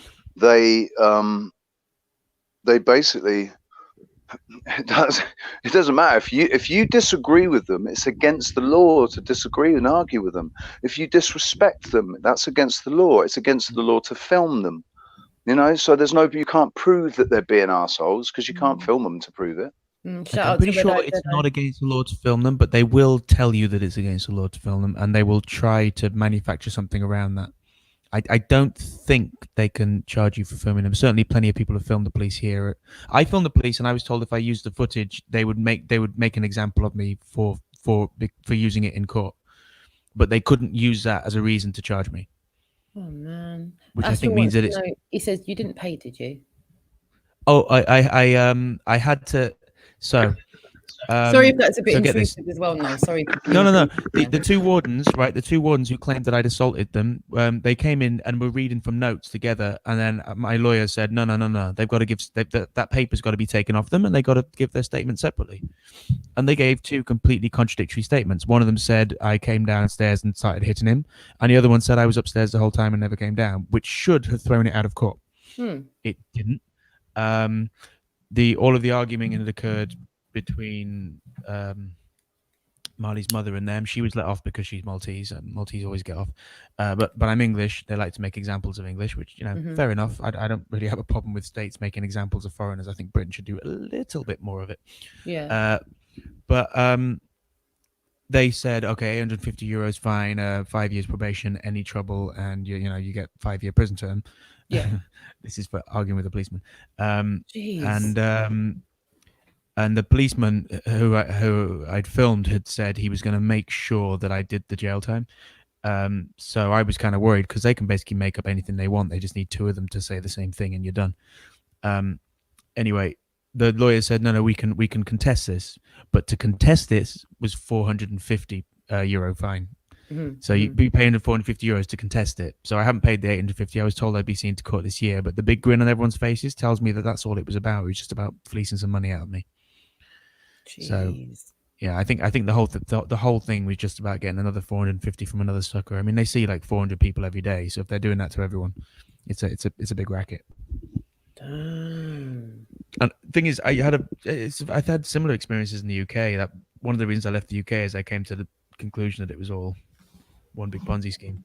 Yeah, I've heard a lot of people saying the same now. There's a lot of talk about Ponzi scheme structures and how have you found, since you've been living away from the UK, how have you found, and actually this is a chance for me to ask the both of you, because you both are from the UK and both of you don't live in the UK. Am I right in saying that both of you are non-PAY, like whatever that is? You're self-employed, put it that way. Self-employed, yeah. I have a VAT number and everything. So how has it been? How long have you not lived in the UK for now, if I may ask? 7 years. This is my 8th year now. Yeah, and how many years for you, Rich? I'm just going to go back and forth like this for a second, if I can. This is my 11th year. Okay, so 7 years and 11 years. Oh, imagine that, 7-11. 7-11. Sorry, you know I was a number. Sorry, what? Anyway, so 7 years now. After 7 years, you've got your beautiful daughter there. You're now facing this situation. How has life been up until this situation's hit? Have you had a better quality of life since leaving the UK? I mean, yes, I was kind of, going through that whole 4 year realizing that a lot of the world is BS burnout that we all go through. So I was doing a large part of that over here. I was ignoring it when I was in the UK. Like, I knew stuff, but I was doing that thing that people do when they're just like blinkering it. And then I started to really come to terms with it while I was here. So I had a few years of burnout, which were memorable, I guess, but not necessarily quality living. And then since Mali, I had to obviously grow the hell up. And that's been, well, it's been weird. I've basically been a single mom. The stereotype of a single mom is what I've been. So you've been a bloody hero, mate. You've been a hero. And how old is Marley? She's 4 in December. Oh, cool. So, because for us and the viewers, we You've kind of done get an a bit amazing of a job. background on Thank you now. You are doing a truly awesome job. How do you navigate being a single parent and freelancing and being self-employed and that? I don't work very often. I mean, last weekend I worked because the job was booked 2 months in advance, and I was able to get someone to take care of Marley. And Marley's grandfather has been off finding me work, doing electronics and building work with him, just in the hours that I'm available in the morning when she's at school, which is between 8:30 and about 12:30. Which is Okay. basically no jobs offer those hours, so this is the reason why that's kind of helped. And Yeah. because I own my apartment, I've been able to live off of that, because Nice. there's no support for fathers here. There's I'm not saying there should be, but your mothers gotta get do it support, yourself. fathers don't. Exactly. Yeah, you've got to do it. The mums get all the support and the dads don't. This is something I do find a lot internationally with friends I've got all over the place, that it seems to be the same everywhere. Well, I just personally want to say, even though in the time I've known you, I've just seen nothing but sheer awesomeness personified from you. So from me to you, buddy, shout out to you. Your daddy cool big time. And I think that was nice for the chat room, for everyone that's watching, because everyone's seen you on here a few times. So just to get you a little bit more of a background on you. My daughter bench pressing rice. Yeah, man. Yeah, you see, you know what? I used to say to I used to like picking up big rocks and showing my dad, like, I can pick up big boulders, random. Like, go down to the bit. I used to go to Bude a lot as a kid, and all along the coast there. And if I found a boulder that was like bigger than me, I'd be like, "Look, Dad, look, I can pick it up, random." Why am I telling my dad I can pick up a big rock for? But that's what I just loved there. I saw that and I was just like, yeah, that's so me.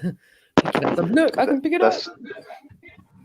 I think that's something that we all do, don't we, at some stage? Your kids must have done it as well, haven't they? Yeah, big time. I'm seeing bits and pieces in the chat room as well. National Memorial Gardens just wanted to say, big respect, dude.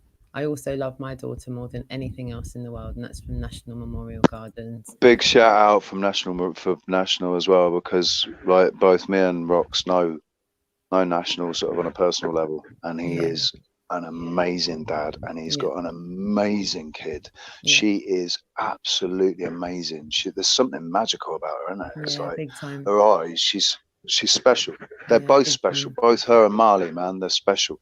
Big time. And to Jessie Enns as well, thank you so much for that lovely comment. She says, yes, well done, Noel. Lovely. Also, do you know what? I can't take this, the way it keeps scrolling down. I keep losing the chat. I'm so sorry. Someone else said, I'd love to move abroad, but health problems are stopping me. Sorry, guys, I've lost it again. You got to love live health TV. problems, I suppose. Yeah, I was going to say it depends on the health problems. Maybe it could be helpful to move to a better climate.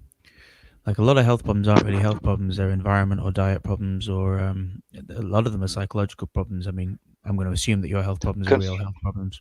But can I? Right, my testimony is regarding health problems, really, for moving abroad. It's one of the reasons why I moved abroad, was because of the problems that I was facing in England after my car accident and all of the physical trauma that I've been through. The temperature and the humidity and the climate in England was crippling me. I was like a 70-year-old man. My hips were stiff and clicking. My knees hurt. My feet hurt. My head hurt. My neck hurt. My hands hurt. Everything hurt all the time. So I was on dihydrocodeine. I was smoking weed to try and stop it, and I knew that if I would move to a warmer climate, because I knew when it was warm in England, I was okay. So I was like, I've got to go somewhere warm. So we moved to Portugal. Me and my girlfriend at the time, we moved to Portugal, and that, although it actually got colder, we arrived there and it seemed to just get colder and colder every year. And ended up, I was like, oh God, I've got to leave here as well, because it's just like bloody England. It's just raining all the time and there's no carpets. So when it's cold, it's really cold, and all the damp is all on the walls, on the floors and everywhere. And that's the killer, is the damp like that getting here in. as well. So I don't know what your health problems are, but I know that living in a warmer climate for me has made me it made me young again, man. Because I'm not that old, man. But for a long time after my car accident, I felt like I was 70 or 80 years old. So moving to a warmer climate has done me the world of good. So all in all, you're both kind of better off for not living in the UK anymore. Might not be like millionaires yet, but you know, I don't think it's about money anymore. To be honest, I never wanted to be definitely not about money. Exactly. I never wanted to be a millionaire. I just wanted to have time to do what I enjoy doing, which is playing music, singing to people, and to live in a nice place with beautiful scenery and nice hot weather, and beaches and swimming pools and things to do, you know, surfing and rock climbing and, you know, all the things that you can do here in Tenerife. That's all I ever wanted.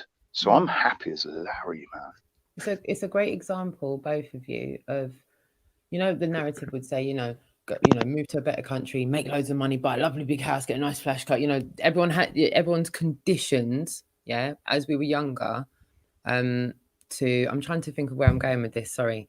So when you're younger, you go to primary school, you're socially conditioned to want to consume all these things. You're conditioned as a child to earn lots of money so you can buy lots of things, have a big house, lots of cars, lots of holidays. That's where the keeping up with the Jones thing came from. But I think what's beautiful about this is, as we've gone through this, we're looking at lots of individuals that have gone, you know, to a host of different countries and found a better life by living a more less tainted life. Maybe that's a better way of putting it. Because the true happiness doesn't lie with materialistic things, does it? Yeah. You know? Yeah, absolutely. It's a less programmed. Sorry. So I was just saying, for me, it was less programmed. Sorry, no, go on, speak. I'm muted. I was going to say, you have to try to find a way to regulate those desires that have been sort of programmed into you, because you're going to want stuff like that. There is an element of humanity in that feeling. Like, we will compete with our peers, but when everyone around you is flashing around stuff, which ultimately some of your friendship group will, some of them will be flashy and they'll have things and they'll rub it in your face. You have to find a way to deal with that and not let it eat you up, because it will eat you up, not for any good reason, just because you've been conditioned to think that you should be competing in this way. And there are way more valuable ways to compete, some which I'm definitely not even capable of yet, but I'd like to be within years. You know, there are plenty of moralistic ways to and I don't mean smug. I don't mean be smug or you know, to put yourself on the cross and to be one of these people who everyone just hates because you're always judging everyone. I just mean to be a role model almost to yourself or to your child or to those around you.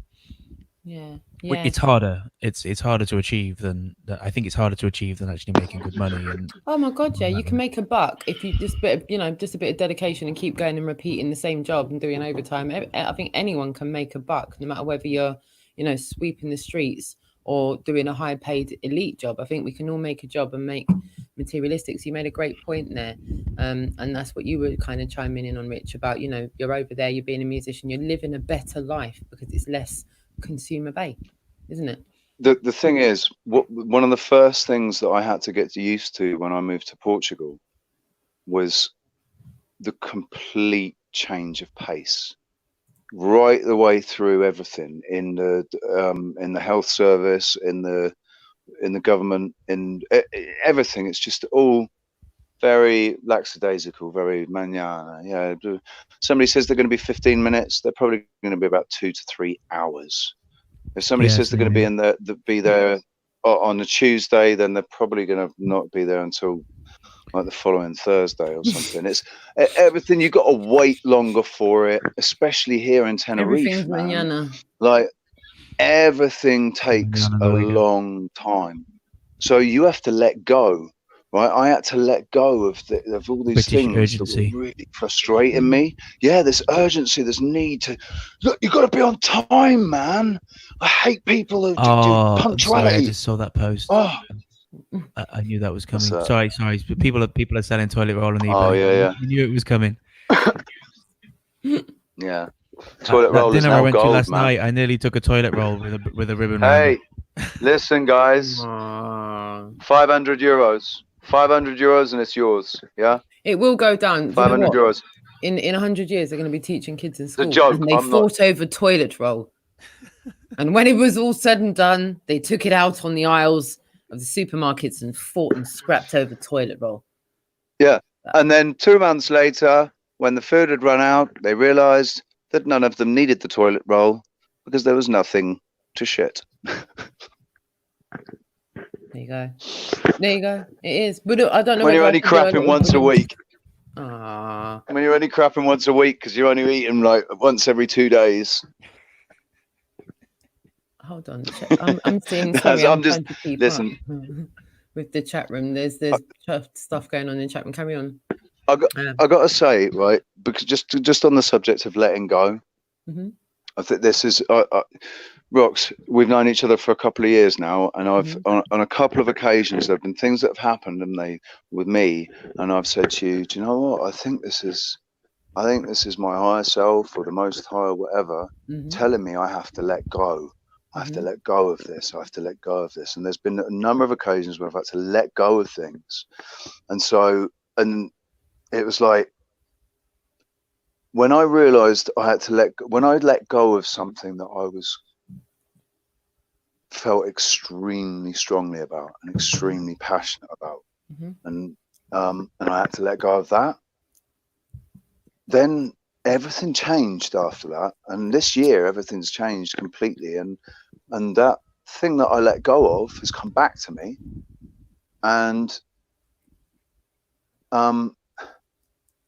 it just taught me that if you let go, and especially it's always taught to us, let go of the things you love. Let go of the things you love, and they will come back to you if they're real.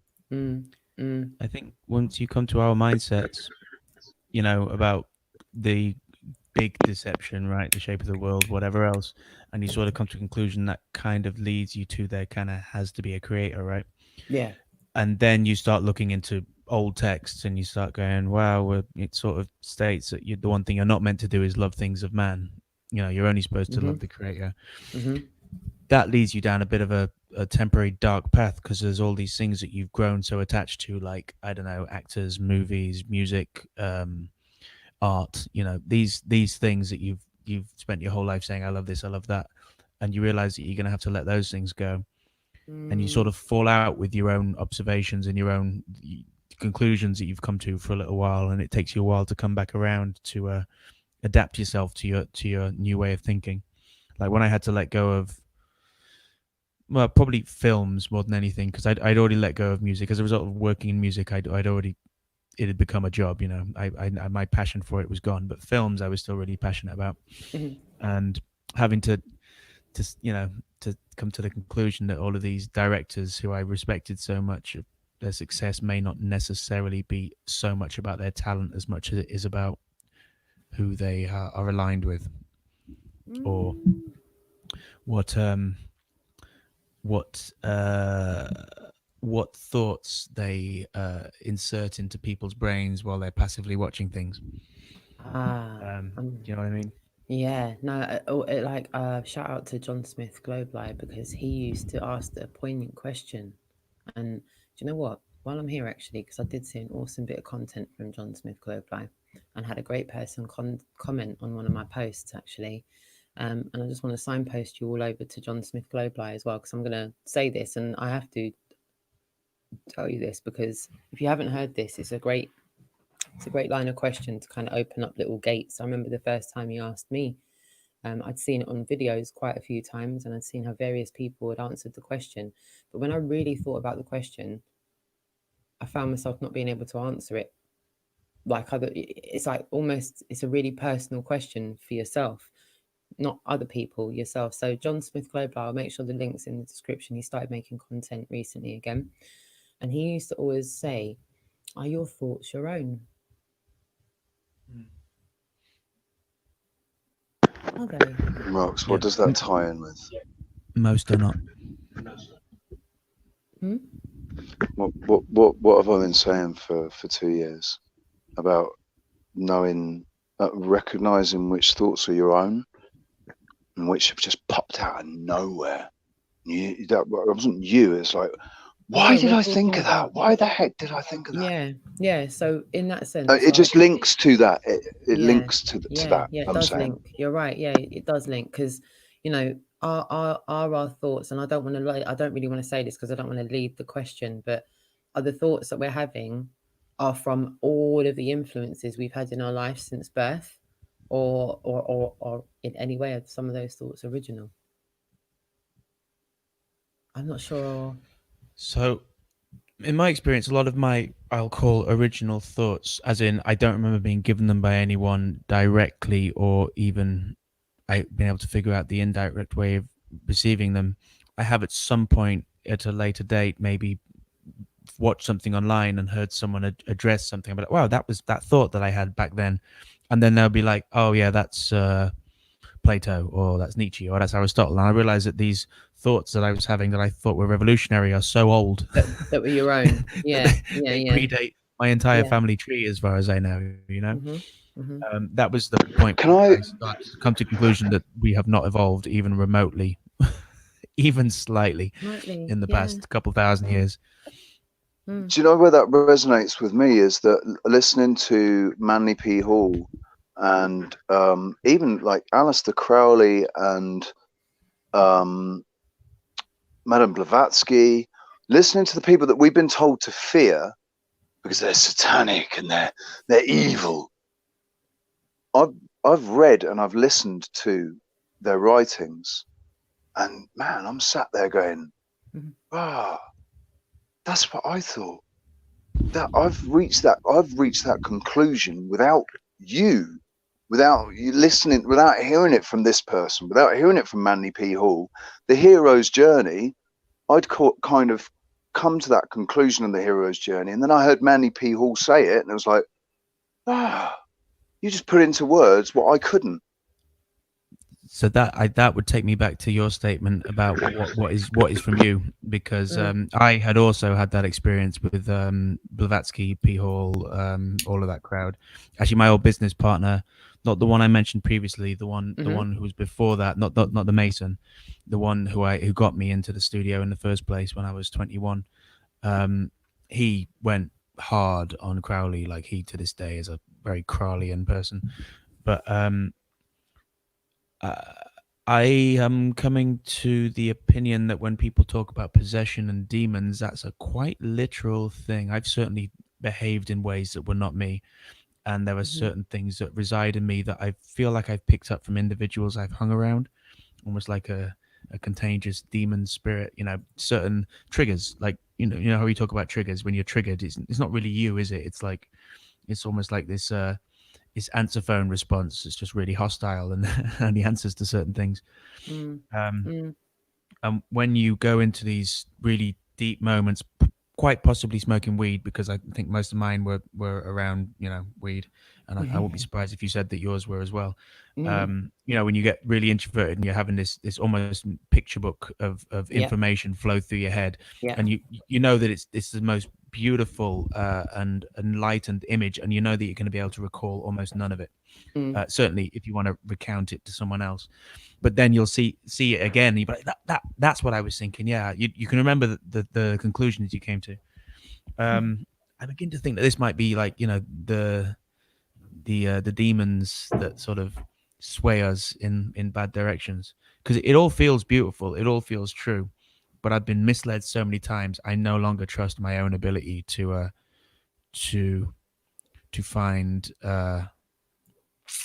my own moral truth. I have resorted to going old school, as I think many people are doing, because it's like, okay, you eventually come full circle. You're like, oh, it turns out this has all been written before. I guess it's just easier to follow the book.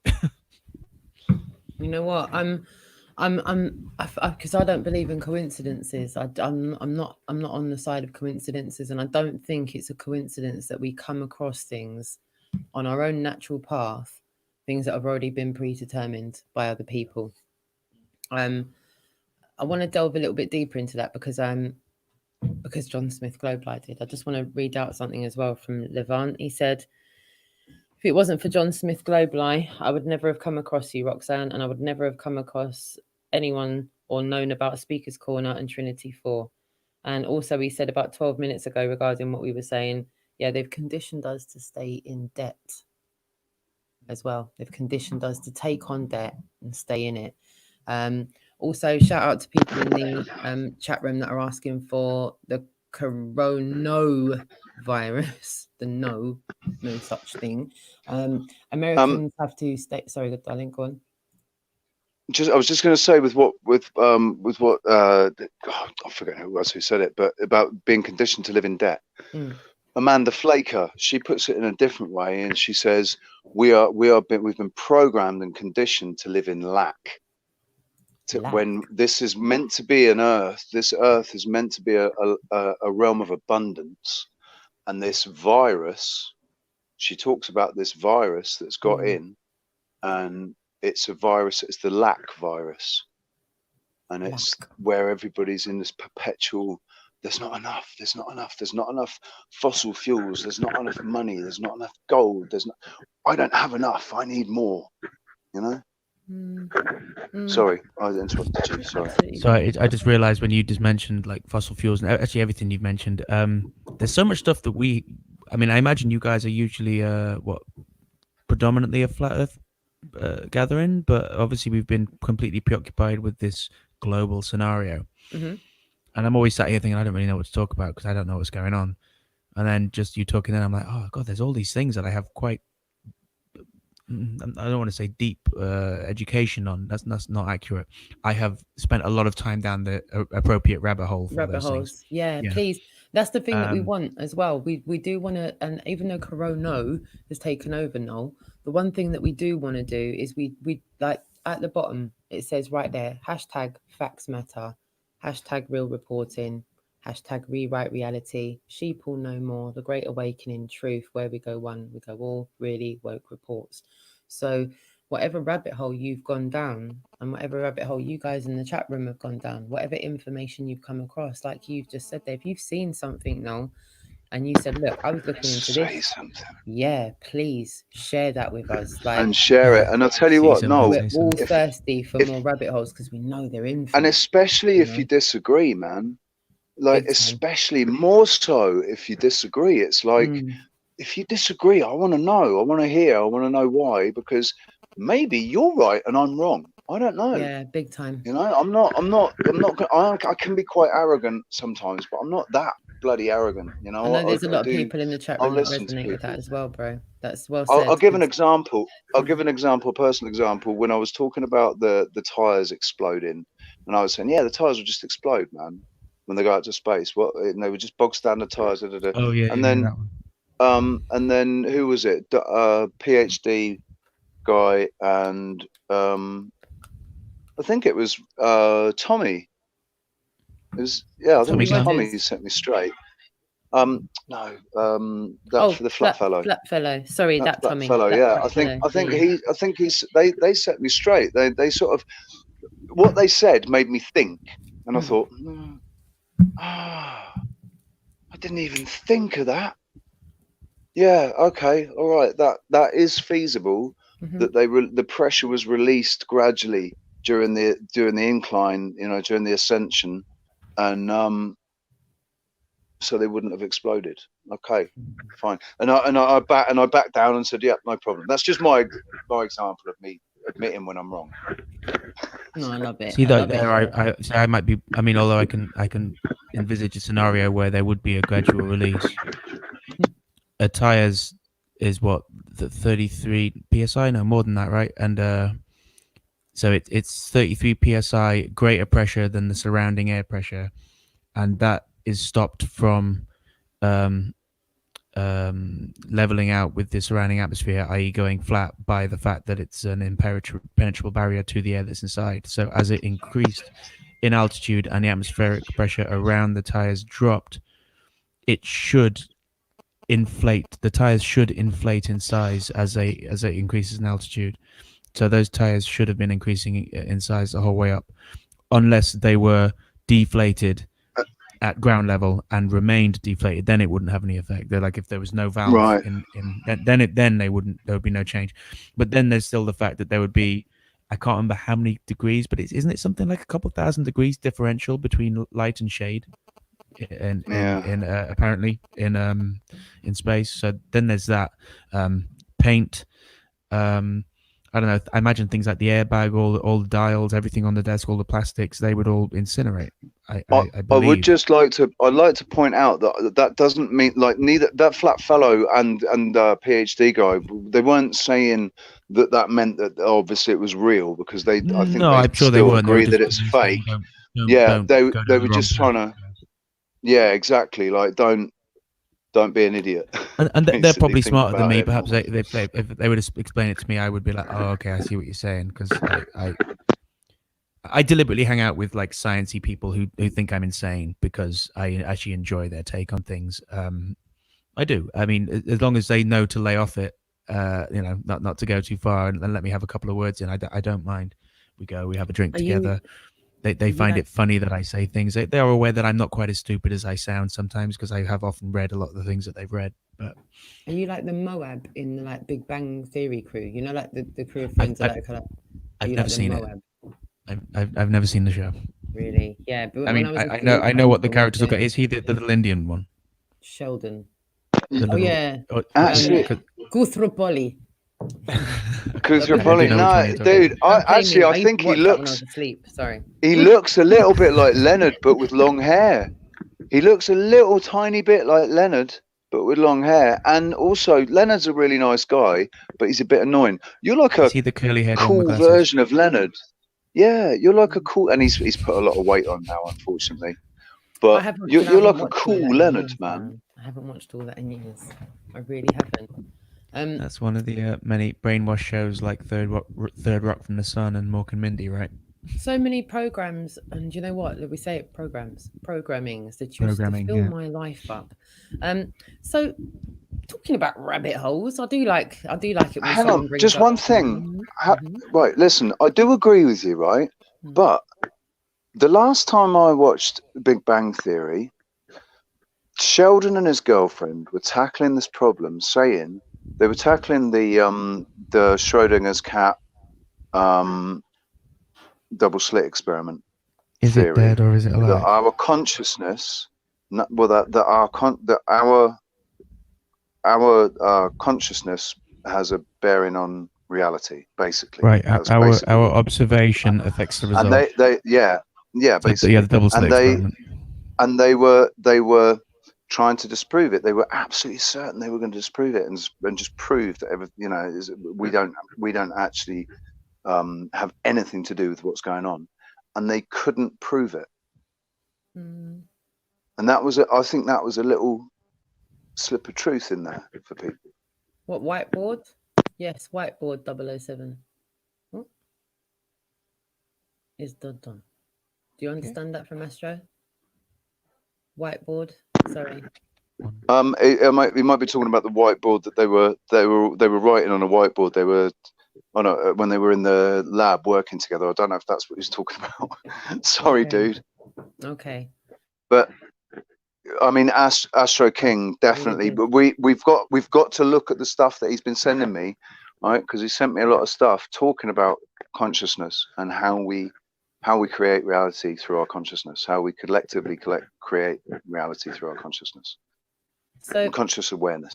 In talking about rabbit holes, Noel just slightly touched on the fact that he does this whole research and go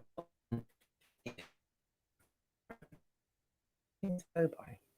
Some of the posts that Noel puts on his story.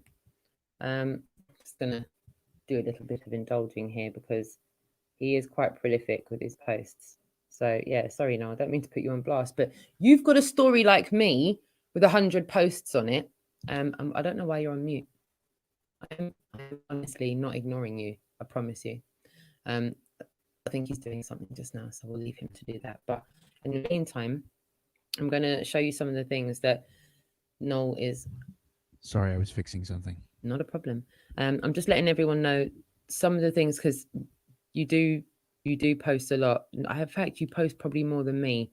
But I do borrow more than a couple from you as well because I haven't. Hey, we will be borrowing. I haven't been as prolific as I was some months ago. I took some heat from Marley's mom about it, that I wasn't endangering Marley with my exposures. So I've sort of lost a little interest. Don't worry, no. Listen, it'll come back on around. Shout out to the two mummies at DJ's school, Roxanne the Globalist and Lyle. You smashed it. See, the day that I got a notification to say these two girls followed me, that's when I knew the game was up for me and it was out the bag at school about what I do. Because I've got my personal profile, right, on Instagram, just regular Roxanne, not the content maker. And then there's the Roxanne, the content maker profile, because it was getting a bit complicated for me. And so I said to everyone, look, if you want to follow me on Instagram, just do it on that page, because it's a bit of a hot mess on that one, because I post pictures of my kids and it's just all a bit personal. So I'd be on my Instagram. I did something. I don't know what I did, but I must have not toggled something. And then all of a sudden, I became a suggestion for all my friends on my normal page. So all of a sudden, all my normie friends were always, hey, would you like to follow Roxanne the Globalist Alone? A couple of my friends were like, oh, really? Who the heck does she think she is? And oop, and oop, there we go. And I got a follow. Yeah. And then shout out to my most recent contract contract that I've got a contract for. Just as the contract was coming to an end, and I'm doing some holiday cover for them at the moment. Shout out to them, they're lovely people. Couldn't have asked for a better set of people to work with. Towards the end, the company actually followed me on Instagram. Oh, My Roxanne the Globalist and I won on my life. They followed me. So that's and they're why still mine following is now me private. to this day. That's why mine is now private. I had to, because I was applying for jobs, and I was like, particularly with film and media-based jobs, I have a lot of strong opinions about musicians and actors and directors. And considering those are industries that I still look for work in, I pretty much had to reduce my visibility. Yeah, I had to. That's why I've done what I've done. I relate. Yeah, I think a lot of us can relate to that now, because I initially started my YouTube page just with my government name. I won't hide it. It's Roxanne Glenn. Everyone knows my name. I did like a good year of content under that name, and I tried to backtrack. I honestly tried to backtrack, but just humour me for a minute, chat room. If you just want to, me and Rich did this the other day. It was quite funny. Rich was like, yeah, go on, Google my name, Rox. And I was like, hey, Richard Avery. Yeah. Richard doesn't hide his name as well. Everyone knows he's Richard Avery. So I was like, Richard Avery. And it was a nothing burger, innit, Rich? It was a load of nothing burger. And then we Googled Roxanne Glenn. And then Rich was like, Rox, I don't want to be the one to have to break this to your life, but I think I know why you're not getting callbacks for them interviews, babe. Welcome to the layer cake, girl. No, I'm only joking. You didn't really say that, but you did say the first bit. You didn't say the layer cake bit, but you did say. I wish I had said that, Rox. I wish. Why did you have to say that? That sounded really cool, man. I did say that, really. I did say it, really. Don't listen to her. You did do that voice. I'm that cool. You're not going to get a call back, Rox, mate. It's not going to happen. You'll get the interview, no worries. But then once the interview goes really well, they're going to go, well, let's just see if Roxanne goes out and gets legless. Because that's what they're really looking for. Me in Kingston with rubber gloves on my feet or something on one. And they Google search me or, Facebook or whatever, Instagram. Right, well, next. Put the next one in, please. That's what seems to be happening. So shout out to the people that have given me work.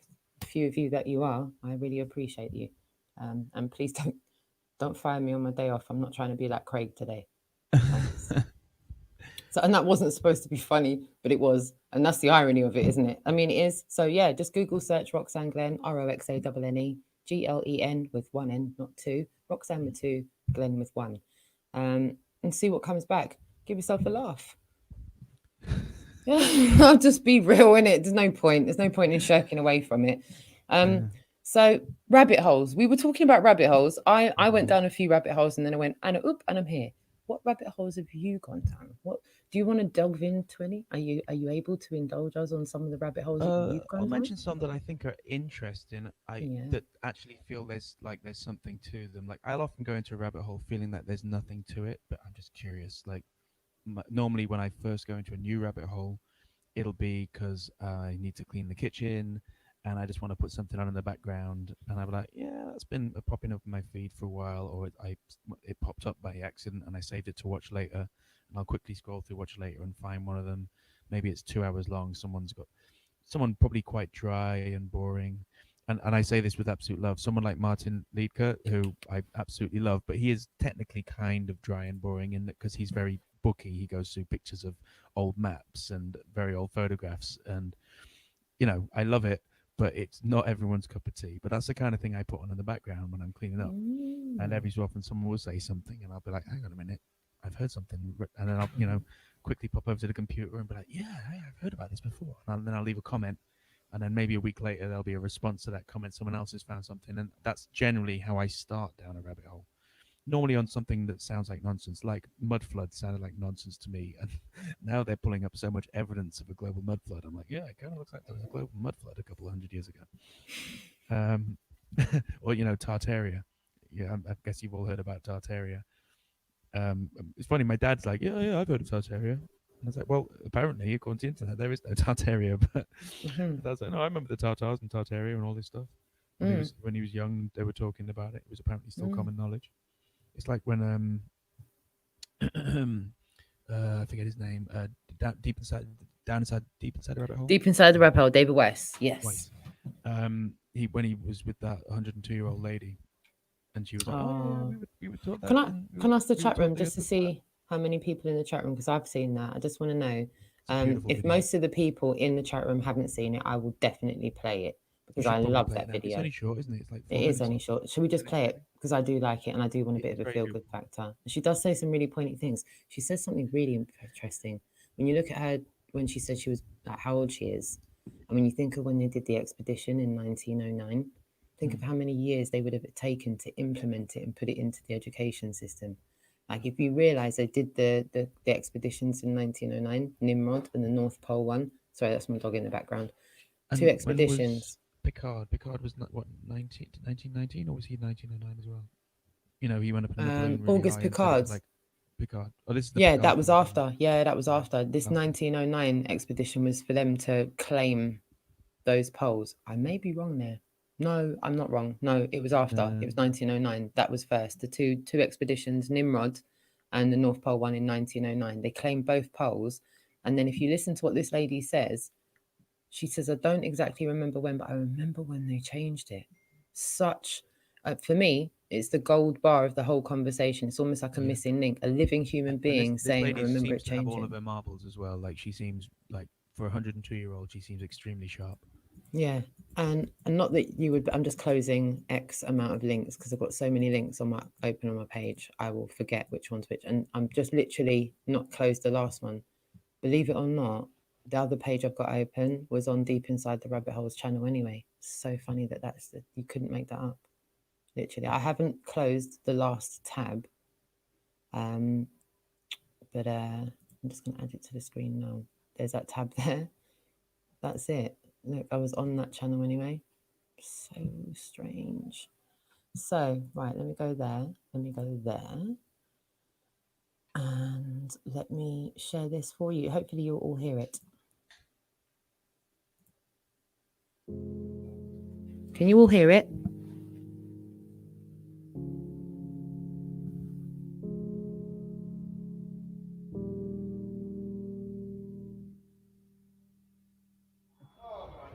Okay.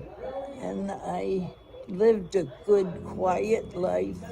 I was a shy girl, timid, shy. I was used to my animals were my friends. I love animals. I had a pet pig. Most kids have pet dogs or cats. I had a pet pig. What was his name? Pinky. Did he come when you called him? Oh, he was by my side all the time. Wow. And all of a sudden, Pinky grew up. Got too big. And I come home from walking home from school. And I heard my father say, here comes Ruthie. Get her out of here.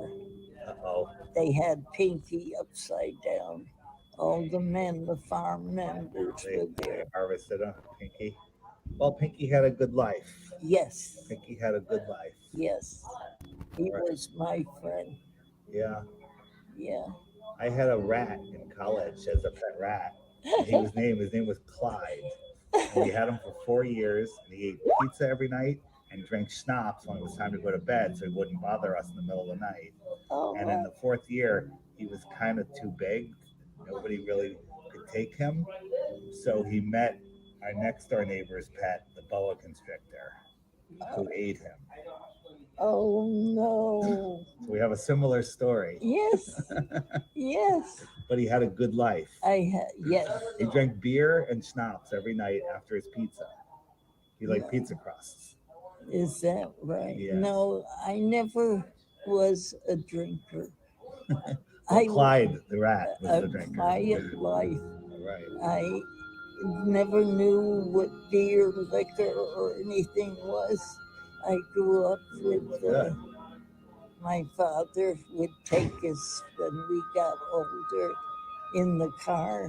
I have another question for you. In school, in elementary, in grade school, Yes. in science or whatever, Yes. what did they teach you about the Earth? Did they teach you that it was flat? Or Yes. They taught you that the Earth was flat. The Earth was flat. And stationary and does Yes. not move. Yes. And then later in your life, they said it's a spinning globe. To this day, it's hard for me to believe it's round. It's not. It's flat. It is? It's flat and doesn't move. And they're hiding that information from us because they're hiding God. They don't want you to know that we lived in an intelligently designed, created flat Earth. Isn't that amazing? Amazing. Yeah. I'll show you when I'm done talking how it works. But if you look at water, the ocean sea level. Level means flat. Right. And if there was a curve, things would go behind the curve, but they don't. Like when you see a boat disappear behind the curve, that's just because of our eyes can't see it anymore. You get a zoom camera, zoom in, there's the boat again. Oh no. Yeah.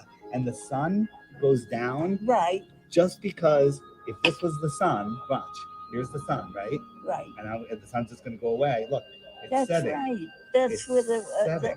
that's one thing that amazed me. It's flat, and you were right to question it. So I'm a researcher, and I research lots of things. And someone told me about flat Earth, and I told them they were crazy, right? Because I grew up. I grew up. Well, you grow up knowing it was flat. That's right. But in kindergarten, they told me it was a globe, so I believed that my whole life. And then finally, I tried to disprove flat Earth and prove the globe. There's no proof of the globe. Oh no. There's none. It's flat, which is good. It's a good thing. Because you know what that means? The globe, for the globe to be real, that means the Big Bang Theory. You know about the Big Bang Theory? Right. It means nothing exploded and created everything. We are random specks in the middle of a giant universe, and there's no God. But a flat Earth, intelligent design, means that we are the center of creation. Right. We are important. Right. I'm a church lover. The Bible is a flat Earth book. There's a book. That's right. There's. That's right. I had a big Bible, and my husband was a very religious man. So you know many verses of the Bible? Yes, I do. The entire Bible is a flat Earth book. There's over 200 proofs of the flat Earth. That's right. Isn't that amazing? Yes, it is. Yes, it is. Would you be willing to do a quick video with a friend of mine who's a flat Earth researcher? I am, but he knows all about the Bible, and we could ask you a few questions.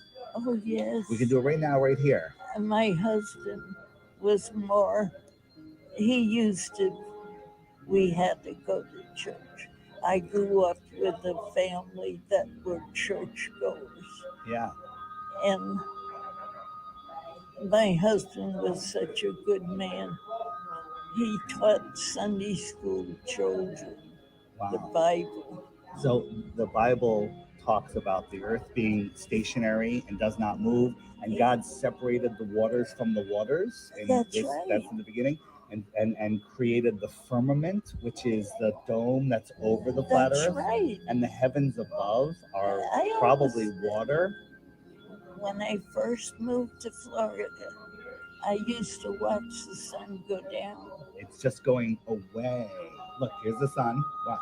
This is the sun. Watch my hand. And as it goes away, it looks like it's setting. Yes. It's exactly what it is. It's all perspective, and that's why it goes away. Oh my. And then when you tell somebody this today that's been brainwashed their whole life, Yes, the sun was. they say, what about boats over the horizon? Well, we've debunked that by super zoom cameras. And the sun setting, we've explained that, That's right. how magnification, atmospheric magnification makes it look like it's going down. Right. I say there's three baskets when you have something. It only works on a flat earth, only works on a ball earth, or could work on both. Yes. Right? Nothing goes into the only works on a ball earth. Nothing. There's zero things that go into the only work on a ball earth basket. We were taught that it was flat. Amazing. Amazing. Yes. I'm going to call my friend Nathan right now, and we're just going to do a quick video. Is that okay? Because I want to document this because there's not many people left that remember this. Yes. Let's do it. Let's go over here where there's a little more light, okay?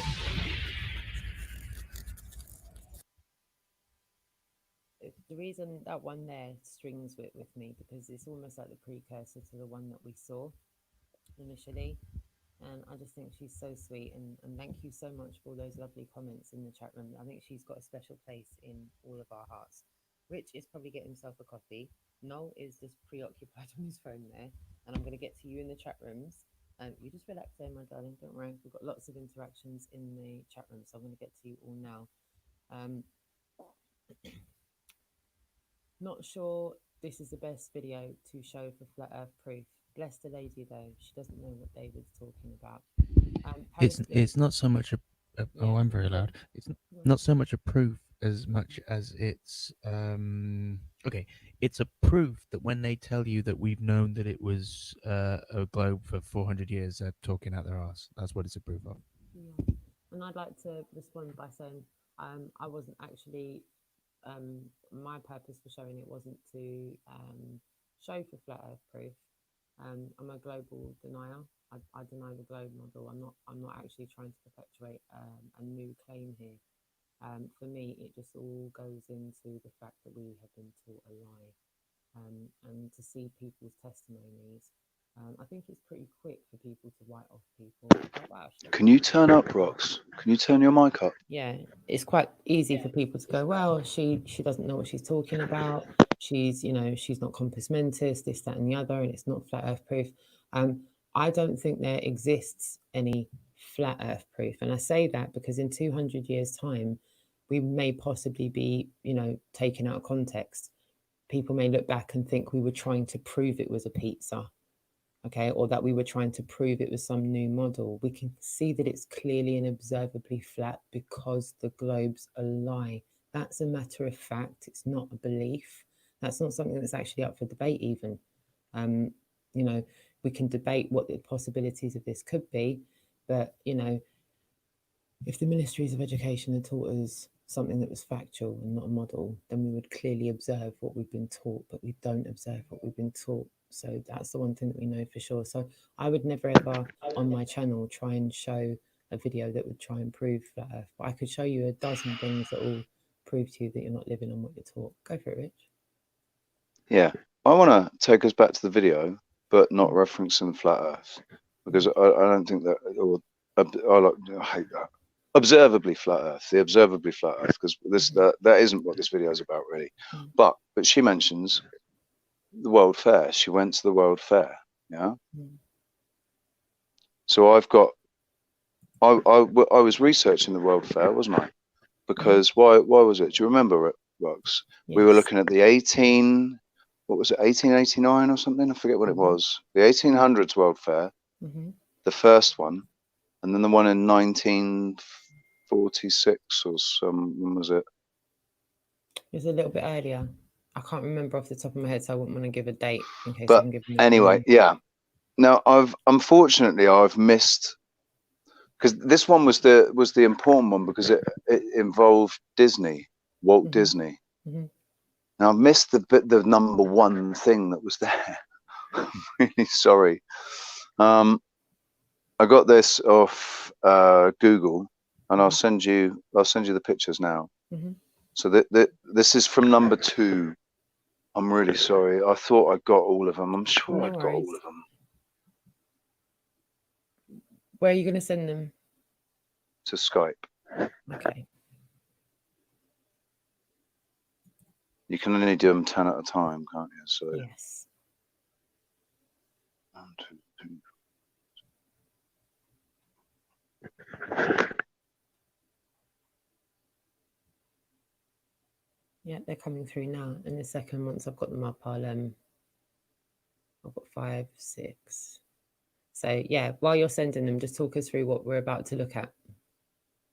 So this is the I think it's, I forget how many, but the top attractions at the World Fair, and they were pushing the. Oh, I think that was the first one. I just remembered. Okay. All right, I'm going to share the screen interesting. Now so you can talk us through interesting that it's not. Interesting that it's the one that's missing, because I'm absolutely certain that I screenshotted it. I think the first thing was It's a Small World. So that's not it. It's all the way at the other side. The Disney. So no. This is number 2. So number 1, I think, was It's a Small World. Where's that? Disney. It's not. That's what I'm saying. I didn't get the. I'm certain I took the screenshot of it. Just start us from here. So hang on. Let me just send you the last couple. Hang on. 2, 3, 4, 5, all right, just hang tight, chat room. We're just 12, getting 14, this 15, information up now for you. Oh no, you've got them all. Have I got them all? Yeah, I might have sent you too many actually. The last couple might not be. Can you give us an SP of what we're looking at here? All right. Yes. Hang on. Okay. So the Unisphere. Many of the structures erected for the fair were torn down once it closed in October 1965. But this enormous steel sculpture, which has been featured in Men in Black, Flight of the Conchords, and more, still stands. Fun fact: the globe's 3 rings are meant to evoke the first NASA satellites to orbit the Earth. So that's the first.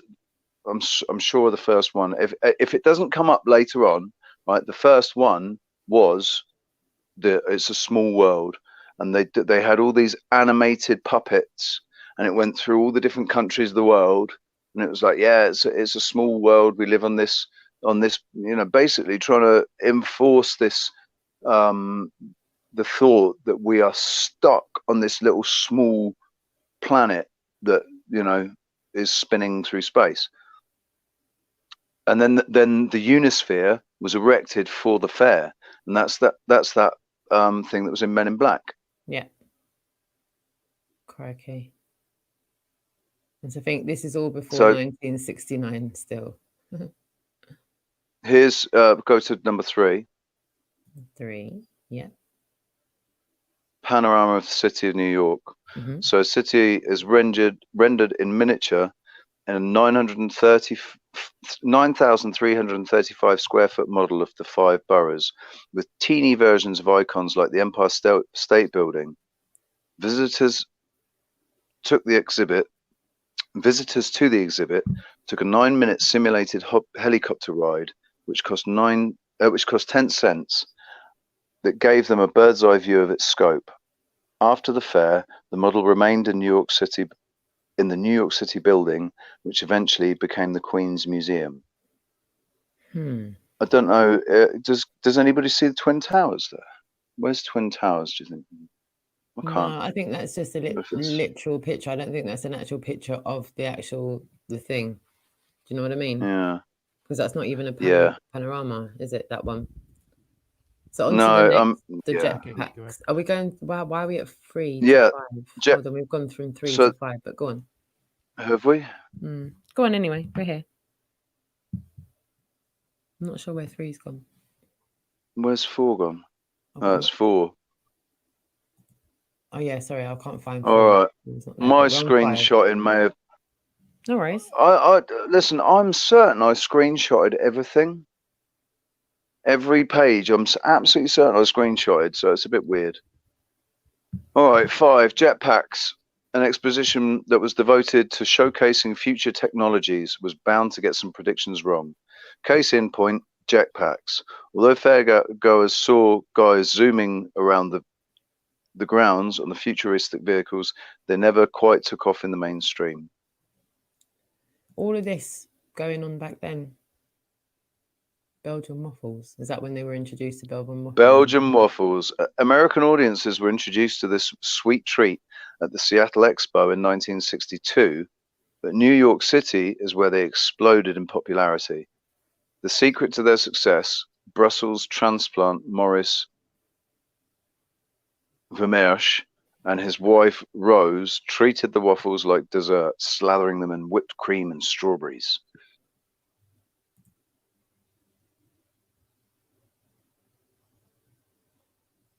Have you missed one? No, I just went to the next one. Oh, hold on. Yeah, sorry, darling. Number 7. Yeah. Right. Michelangelo's Pieta. The Vatican lent Michelangelo's original 15th century sculpture so that it could be displayed at the fair, but it came with a barrage of security measures. The piece was surrounded by guards and bulletproof glass, and visitors could only see it by standing on a moving walkway that traveled about 2 miles per hour. And all of this back then.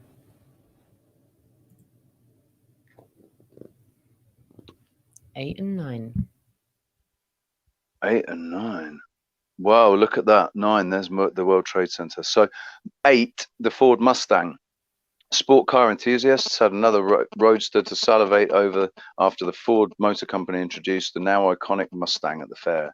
Thanks to the model's novelty and its affordable base price, around $2,300, the Mustang went gangbusters with more than 400,000 sold in its first year. So 400,000 times 2,300 back in those days. If you skip to the next one, yeah, we've got the World Trade Center.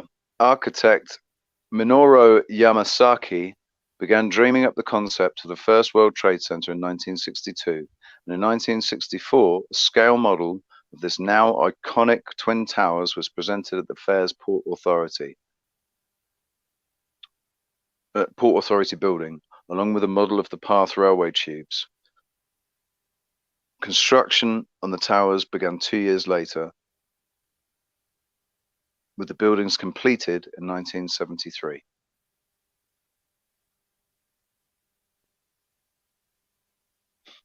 During the 1939 World Fair, RCA brought TV technology to a mass audience. For the 1964 Expo, they topped that experience by debuting color television in an interactive studio. Instead of seeing familiar program, fairgoers who visited the RCA pavilion actually saw themselves in living color on TV screens. I just felt that had to be done more like a presenter.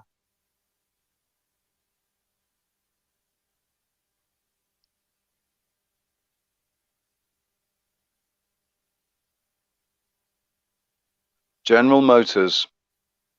This is Futurama 2. General Motors debuted this attraction at the 1939 Expo, but presented an updated ride for the 64-65 fair. This version of a future reality predicted that there would be colonies on the moon and commuter spacecraft, underwater hotels, and moving walkways in the not too distant future. At least they were optimistic.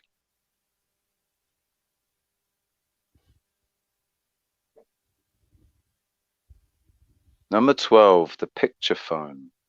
We take Skype and FaceTime for granted now, But in 1964, the technology that allowed people to see their person on the other end of a phone call was brand new. Bell Laboratories debuted its first picture phone at the fair, and visitors could test the device at calling stations that were connected to similar devices at Disneyland in California.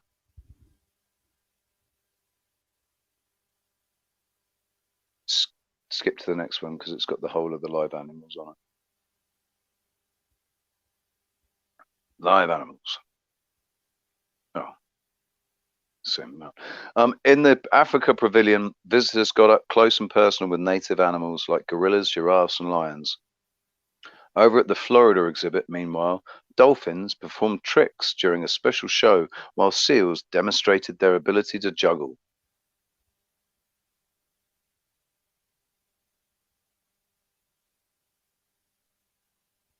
Sinclair Dinoland. The Sinclair Oil Corporation sponsored this pavilion, which featured life-size replicas of 9 different dinosaurs. Some of them had moving parts. The 20-foot-high Tyrannosaurus Rex model, for instance, opened and closed its fearsome jaws. Visitors could take home a miniature plastic model of a Brontosaurus, which also doubled as Sinclair's logo, for 50 cents.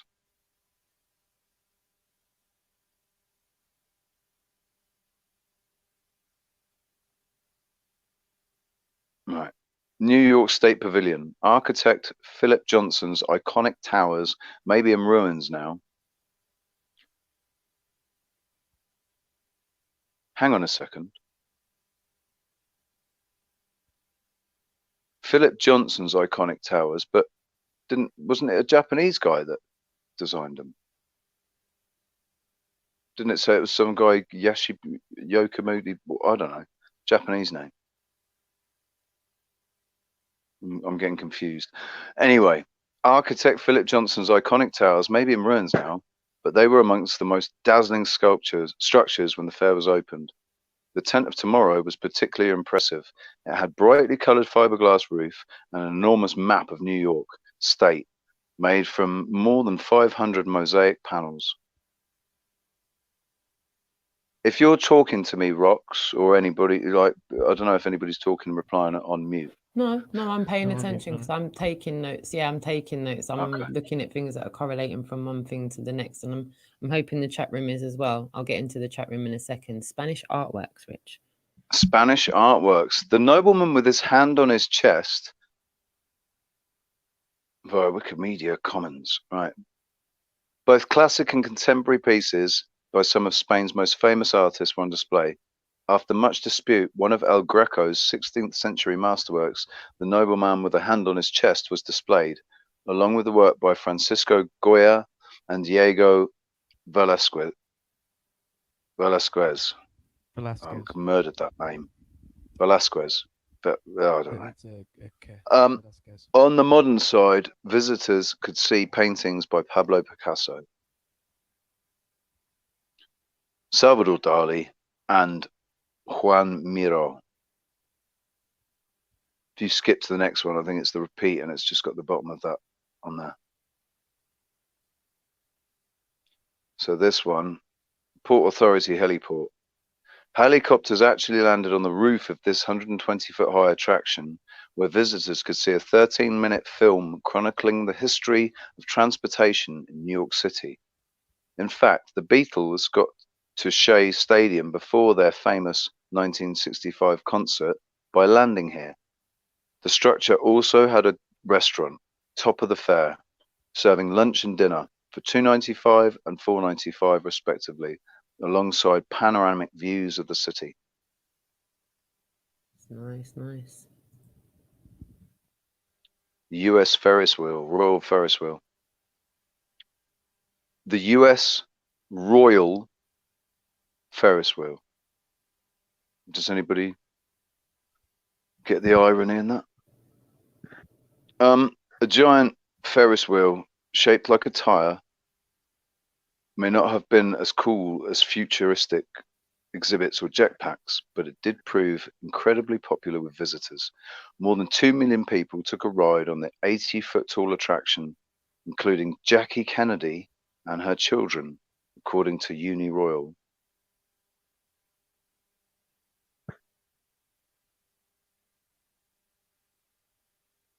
And Shea Stadium? As well. Sorry, yeah, I forgot I was on mute. Go on. Were you going to say something? Go on. Nope, I literally said, and I'm just going to go and switch it over to the next one, and then no one heard No. me. So I was like, Right. Shea Stadium. Technically, the New York Mets' brand new stadium wasn't part of the expo, but visitors could check out the 55,000-seat venue as they took the 7 train to the fairgrounds. The Amazins played the Pittsburgh Pirates during the inaugural game on April 17th. Pause. 1964. But ended up losing by one run. Sorry, I was a bit quick there. And then to IBM. IBM Pavilion. I think this is the last thing. So the IBM Pavilion itself, a marvel designed by Charles Eames for Eero Saarinen's firm, featured several exhibits showcasing state-of-the-art functionality, including a proto-Google that, when given a particular date, could pull up an event that happened on that day. Another installation, the People Wall, used hydraulic lifts to create an immersive theatre experience for an audience of 500. So that was the 1964-65 World Fair. I think that's what that one's talking about. It's either 62 or 64-65. I got a bit confused. But that means that, yes, it was the number 1 attraction was Disney's Small World ride. Because it wasn't anywhere else in the thing. So it was number 1. It was either number 1 or number 4. Because number 4 was missing as well, wasn't it? I think, I was just wondering if number 4 had something to do with Disney as well, because I'm pretty sure I remember. Do you know the thing to do? Do you know the thing to do, Double? Why don't you go back to where you found all that information, Double? Go and pull it up again. Get it. So apparently the Queen is unavailable for comment on what's going on with her because she's been escorted from the palace. Surprise. Yeah, she's been escorted from the palace. You miss Scylla, don't you? She's been escorted from the palace? You miss Scylla. Yeah. Wait, Bits sorry, and pieces leaking out. Been escorted from the palace? Apparently so. Yeah, I'm reading it as I'm reading. You're really quiet, dude. You're really quiet, yeah, you're Noel, really for quiet, me. super quiet. Sorry, did you say she's been escorted from the palace? Yeah. The Queen. Yeah. Escorted by who? In the same breath. Who escorts the Queen? I'm literally just in the process of trying. The Queen's Guard escort the Queen. The Queen's Guard escort the Queen, don't they? I'm literally trying to find that but out. If she turns around, they follow her. They don't keep her going in that direction. Well, this is the thing. It's ambiguous, isn't it? It's ambiguous. The Queen was escorted. That doesn't mean that she was arrested or asked to leave and taken out. That could mean either thing. It could mean that she was removed and taken out and escorted off the premises. Definitely intended to suggest to us yes, that she was escorted, right? Yes, it is. Yeah. So, yes, absolutely, man. Alternative media is starting to report from a Buckingham Palace source that Buckingham Palace friend, known Buckingham Palace friend, this is how they're writing it, yeah? Actor Idris Elba, as we all know, claims that he has the coronavirus, right? Know of or no? No, know him. He's living around the corner from me. It's a small place, isn't it? It's a small place, this realm. Apparently he has contracted the virus, and where alternative media, because the palace has been so open about him being a friend of the palace, the alternative media are trying to press Buckingham Palace for a comment, and they've been told that she's been escorted from the palace to go into self-quarantine. So, isn't she quarantined in the palace? Well, that's what another person said. Another person said, but wait, couldn't she just remove everyone from the palace and self-quarantine? Why would she need to be removed from the palace? One of the, I'm presuming, 100 rooms and just lock the door. Right. So if anyone can corroborate this, if anyone else has seen any chatter about this or get any sources, and that's why I'm not telling you it as fact. I'm just saying this is what's starting to leak. And I will try and get you as much source material as I can. I'm not sure what's going on there. Tell you what, really I've just been disarrayed, mate. Hold on. Yeah, no, you're still really quiet as well. Really? Yeah. Disarrayed, dude. We're all kings, man. We're all kings and queens of our own reality. You're king of your world. That's perfect. No, go for it. Okay. Sorry. Someone was asking me about references for, the patent for this COVID-19 and all this other stuff, and I swear it was available to me last week with a simple search, but it has gone now. And there are a few hundred of these, these fact-checking sites.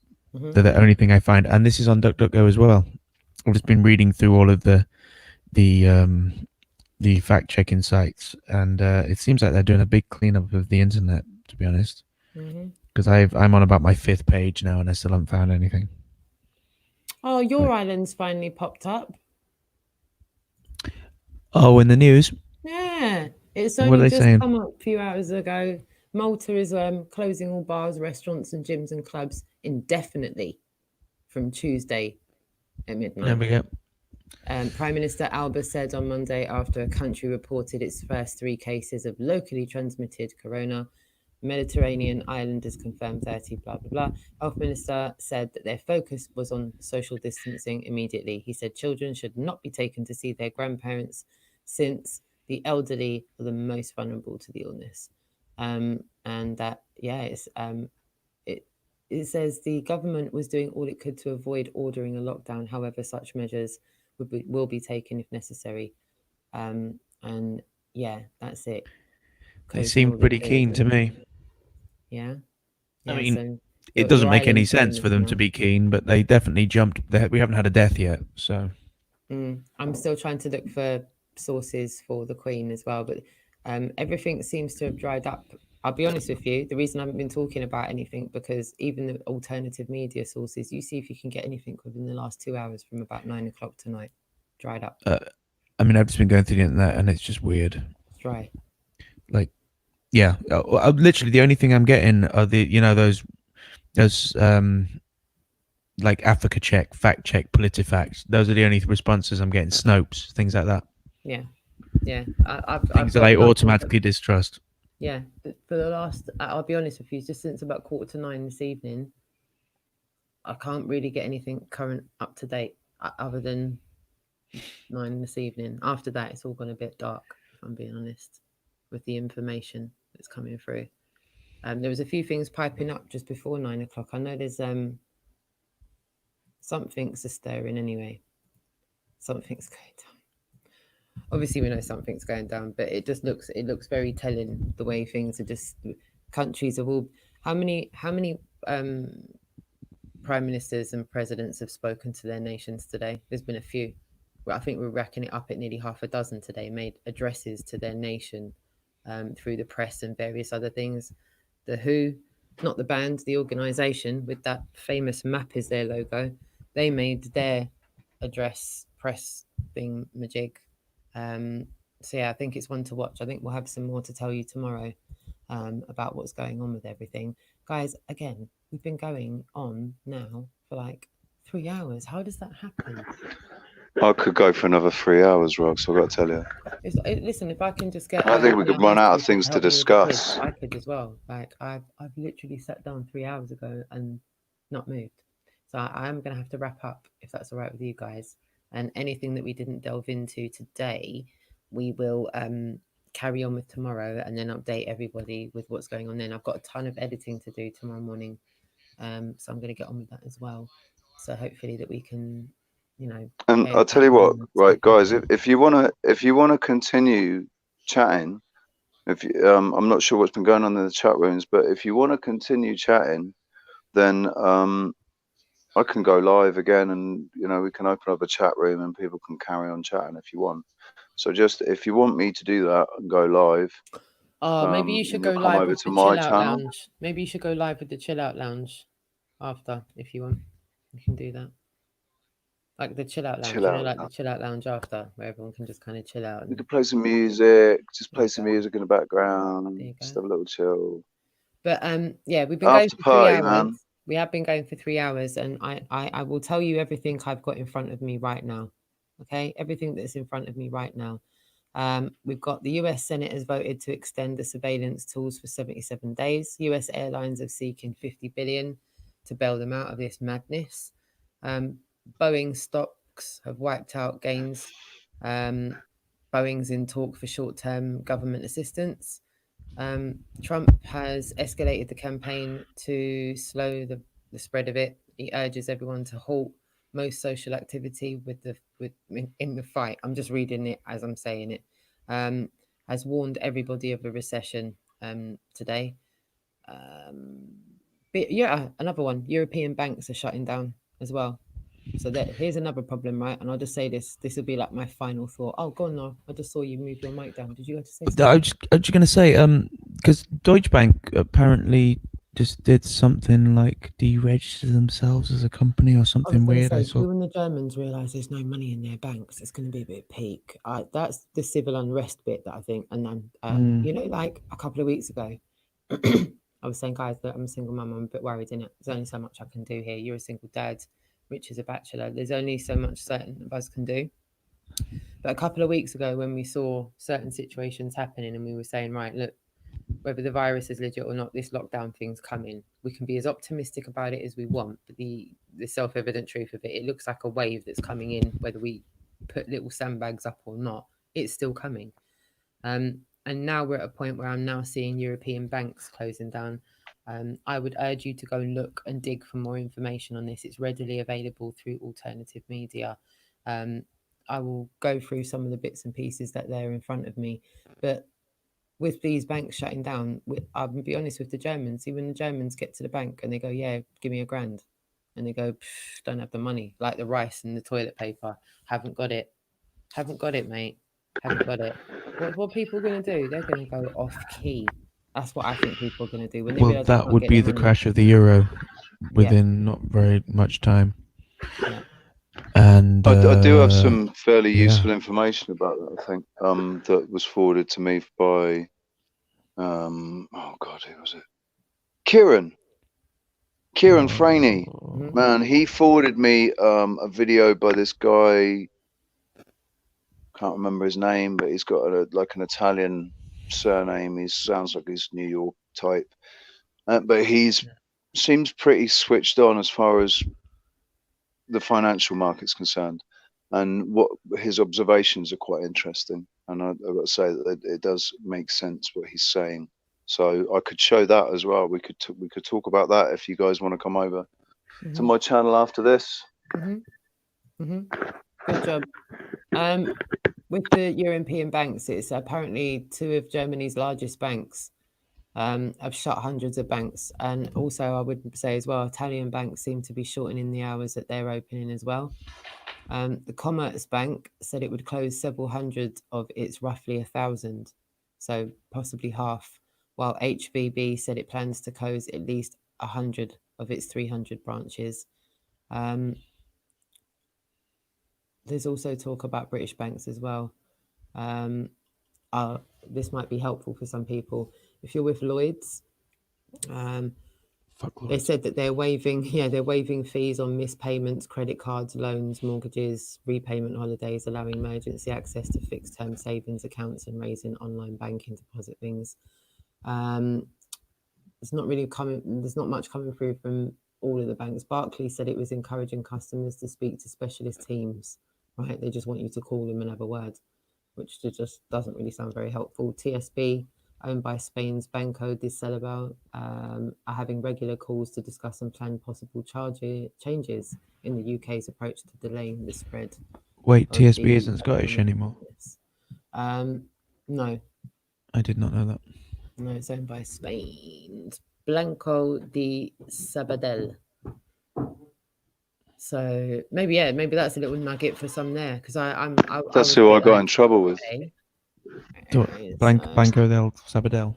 Banco del Sabadell, yeah. They I had an account with them that I was meant to not. It was meant to be impossible for me to go overdrawn with it, and they went and made me. They paid a couple of direct debits instead of returning them, and I got in, like, I ran out of work and I ran out of money, and I couldn't pay it back, and they just kept whacking on all these charges, and it was getting more and more, and I was like, do you know what?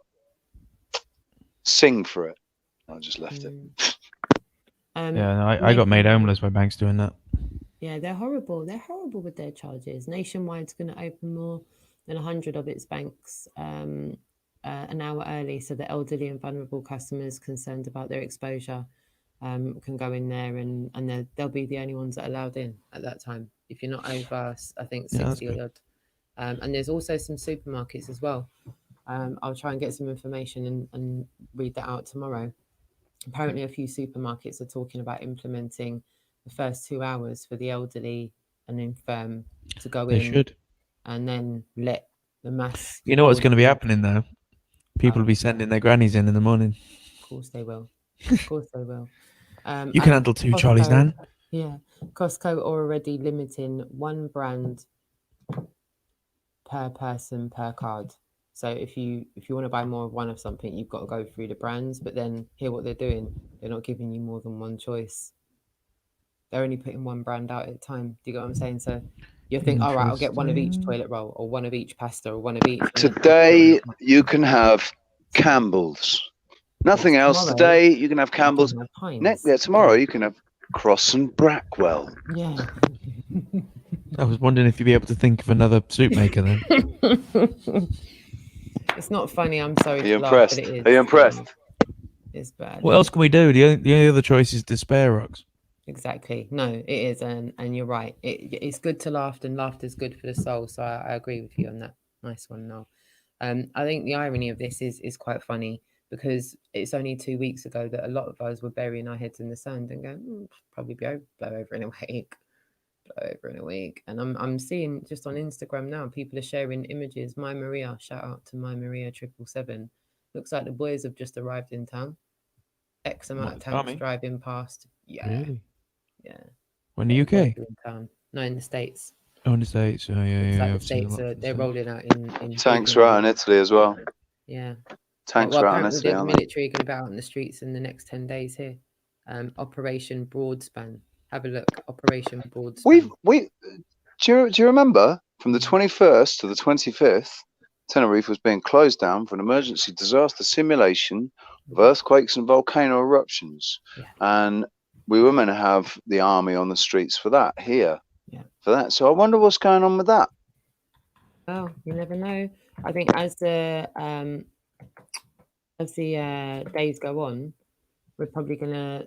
I think every day this is just going to keep unfolding to the point where, within a week we're going to be exposed to a lot more visually than we are now. A lot of us are going to be a lot more restricted and locked down than we are now. Should we hedge our bets? Let's have a friendly bet. All right, because like you said, it's better to laugh than cry. My friendly bet is, by this time next week, here's my friendly bet. By Sunday, I'm not going to be allowed to go Speaker's Corner. I want to go Speaker's Corner this Sunday. I've told you I want to go. Yeah. I've made arrangements. I'm surprised you're allowed to go this Sunday. Do you reckon I'm all going to be? Do you all think? Press 1 if you think I'm going to be able to go to Speaker's Corner, or press 2 if you think I'm not going to get there because I'm going to be stopped. I will leave my house if I'm allowed. I'll leave my. I'll go. Do you know what I mean? I'll go until I'm told I can't go. But what's the odds on being able to go and walk in there, la-di-da, and do my thing this Sunday? 1 for yes, 2 for no. I think they're just going to make you give up the la-di-da. Yeah. Can't hear you, Rich. Sorry, can't hear you. It's what you got to do if you lose your bet. So if you go to Speaker's Corner on Sunday, it's a friendly bet, Rich. It's a friendly. Yeah, but it's friendly. It's friendly to say if I go to Speaker's, if I do manage to go to Speaker's Corner, then I will wear my jacket inside out, or I will Go find Officer Fanny Flaps do and ride his something. motorcycle again in front of him. Yeah, or I will sing at the top of my voice some song, you know, walking through just something that you is like, not, it's not humiliating, but it's I'll think of it's just something. It sounds fun. like a locker room, dear. Yeah. Locker room bets. Yeah, Levant said it makes no difference because no one was actually there on Sunday. And Levant, you're kind of right. It doesn't really make any difference. Well, is it the trolls? The trolls Yeah, are the out. trolls were The other there. content creator haters. Yeah, but even still, there wasn't like any footfall. There was it just was. Honestly, if it's worse next Oh, I week, beg your pardon. I'm sorry. I do beg to differ.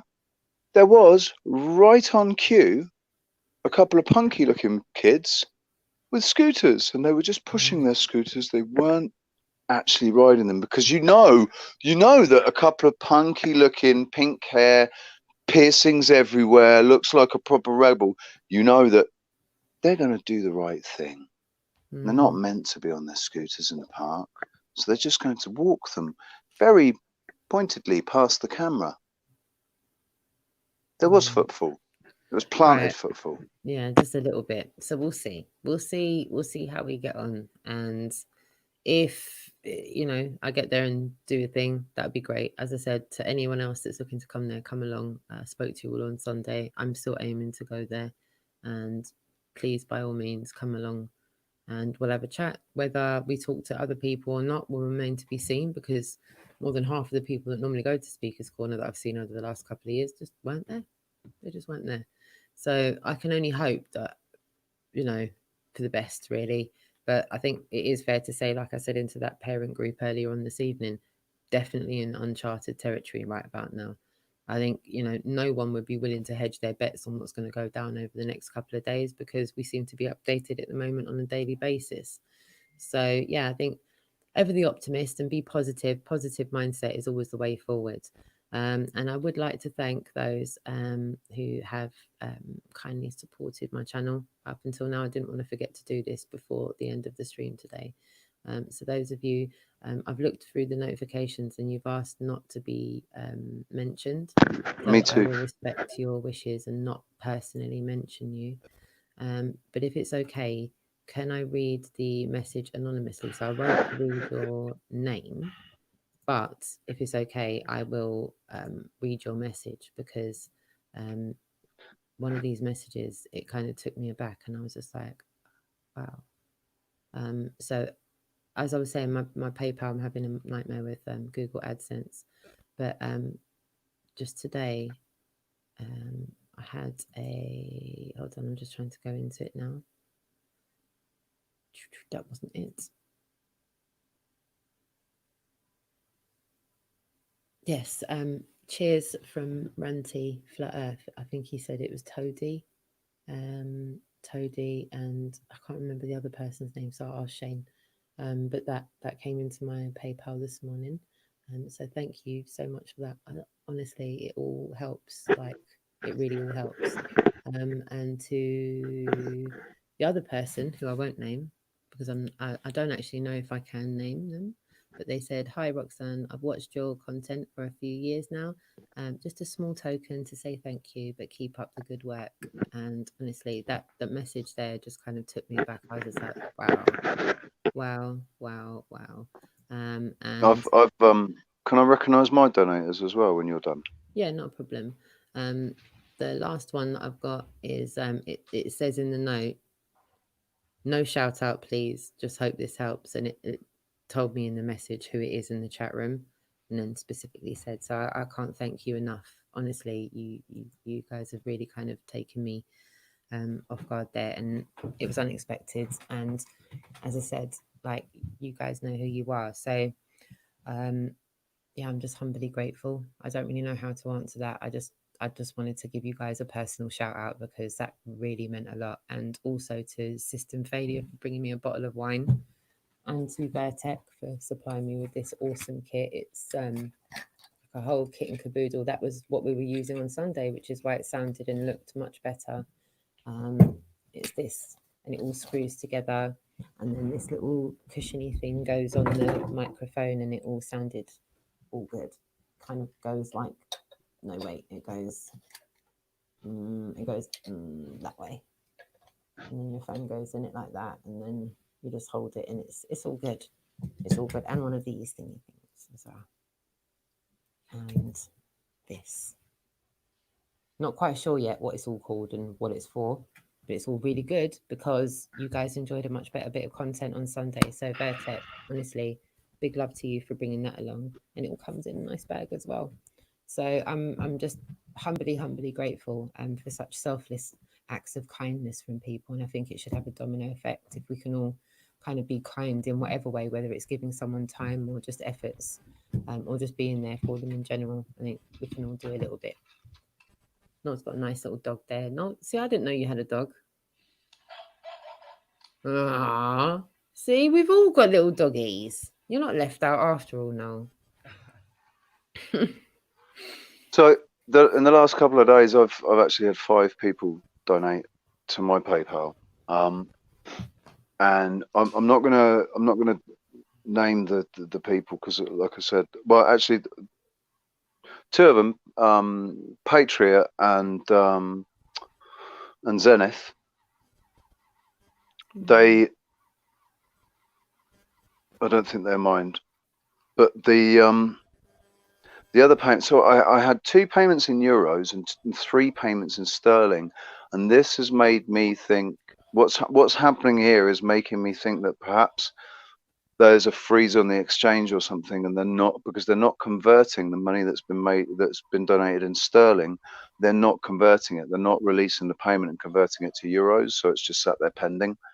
So I think there might be some sort of thing going on with the exchange rates or something.